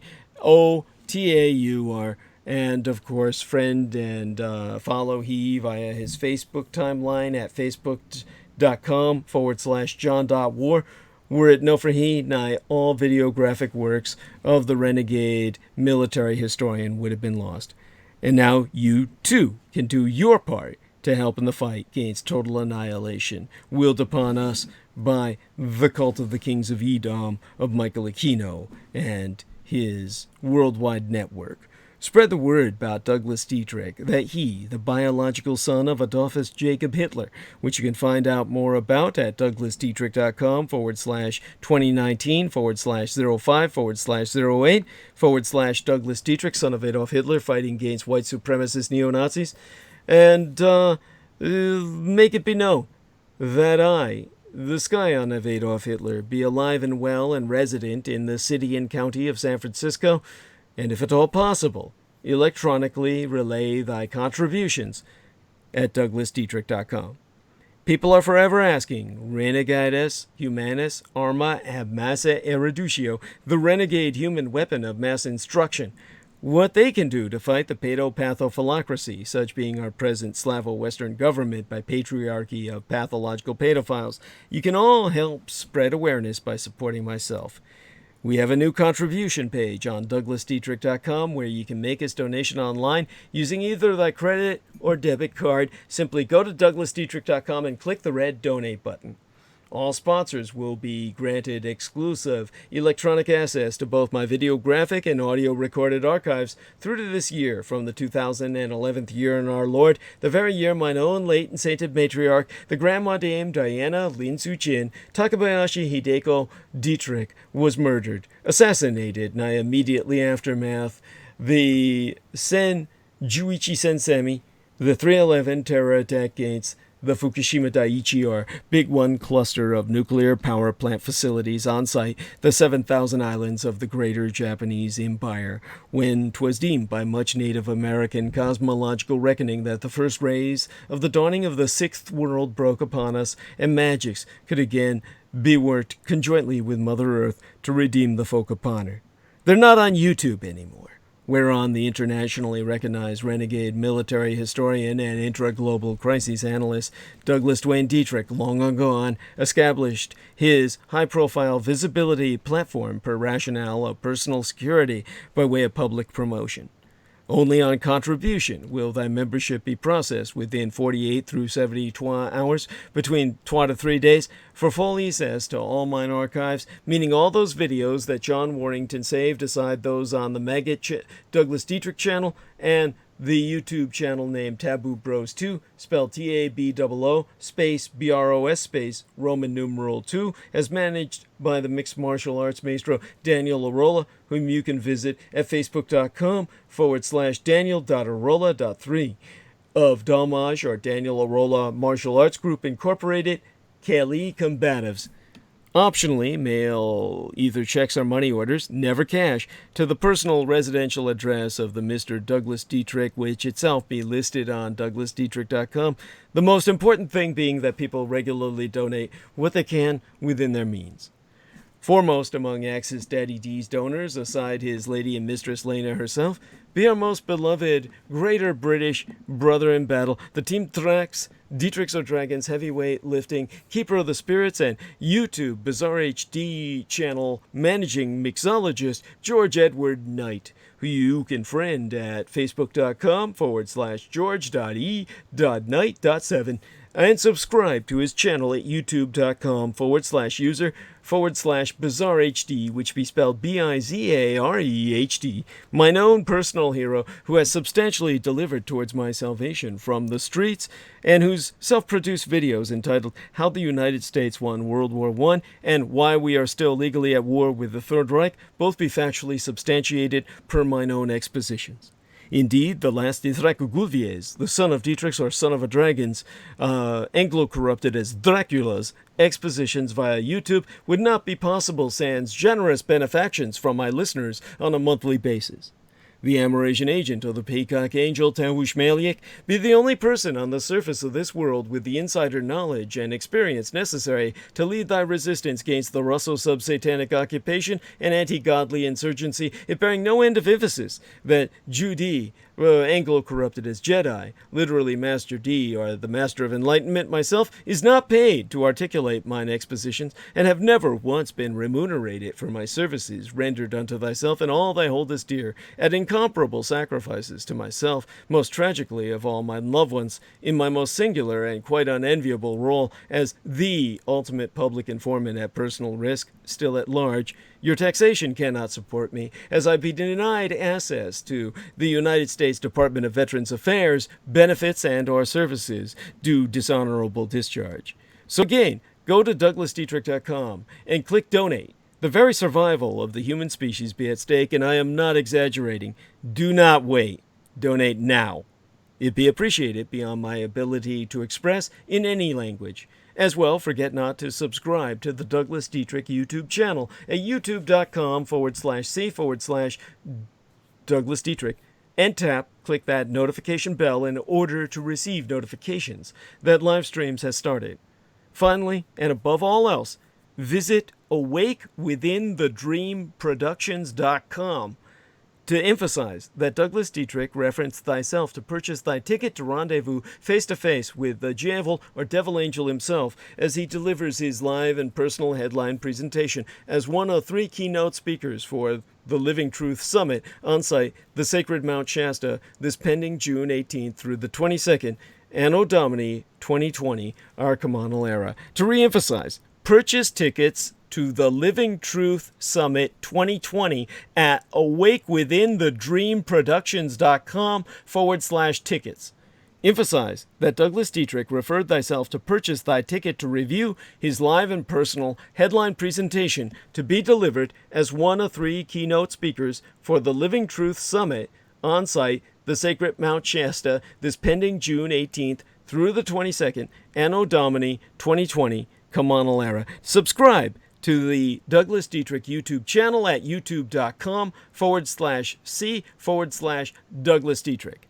And tune in at 5 p.m. Pacific Standard Time, that's 8 p.m. Eastern Standard Time, on Wednesdays and Sundays. And click the notification bell in order to receive notifications that live streams has started. Subscribe and donate at douglasdietrich.com. Sponsors will be granted exclusive access to the online archives, including all video and MP3 recordings of Douglas Dietrich from 2011 through to the present. Now, a quick indulgence to myself in the chat room. Let's take a look at what's going on in the live dashboard. Derek Talley says you did good, Doug. So thank you so much, brother Derek. I love you. Okay, let's see what else people have said before I rehydrate myself with liquids that will include massive amounts of alcohol. Let me see. Got some individuals that are talking. Rusty Shackelford says, I remember a crop circle that was discovered in Sparsholt, Hampshire, United Kingdom back in 2002. It showed what appeared to be an ET along with a binary code that warned of deception. Do you have any info? And Arash says, a researcher from Wuhan Virological Institute who tried to inform people about the dark project of mixing animal and human corona in the laboratory has disappeared. Rusty Shackelford thanks myself for taking the time to respond, and thank you, Rusty. Arash says, first they made a for-human immunosystem detectable and defeatable CV complex and non-recognizable, non-curable. Soon they'll introduce a fake vaccine which will cause even more disease. Well, I believe that's giving him too much credit for thinking too far ahead, to tell you the truth. Bazaar HD, which is, of course, George Knight, says, just came on, Douglas. Can't wait to listen to transmission. Much love on to you, Douglas. Please take care, my dearest friend. Love you too, dear George Knight. And Arash says, and they got the real antidote for themselves already. Honestly, you people are giving the powers that be way too much fucking credit. And honestly, come to grips with the fact they don't want you dead when they need your tax dollars. It doesn't make any sense for people to think that they're trying to kill us all in terms of the elite cabal in general. The people who want to end the world are the cultists of the kings of Edom. They managed to control key personnel within the elite. The big names, Vladimir Putin, Donald Trump, through their agents, such as the modern-day Rasputin of Vladimir Putin, Alexander Dugin, who was proudly introduced by Alex Jones as Putin's brain, a co-religionist of Michael Aquino's. And Putin himself, in turn, controls Donald Trump the way Joseph Stalin controlled Franklin Delano Roosevelt. This is what leads to these massive world wars. This is what leads to the destruction of what may possibly be the human species. Now, Oceanus Prosolarum says, Happy Ash Wednesday. I guess for whatever it's worth. Well, I appreciate that. And Arash says, thank you, ditto. And Arash says, it was a blast like all your other shows. Much love sent your way. Thank you very much again for all the great efforts you're making for humanity. And, well, thank you, all of you. Blessed be. Join us on Sunday and very glad that a lot of you stayed with me. Araj says, "Gotcha, dear bro. Thanks." Yes, thank you, Araj. Don't know if that's a male or a female, but love you dearly, and good night.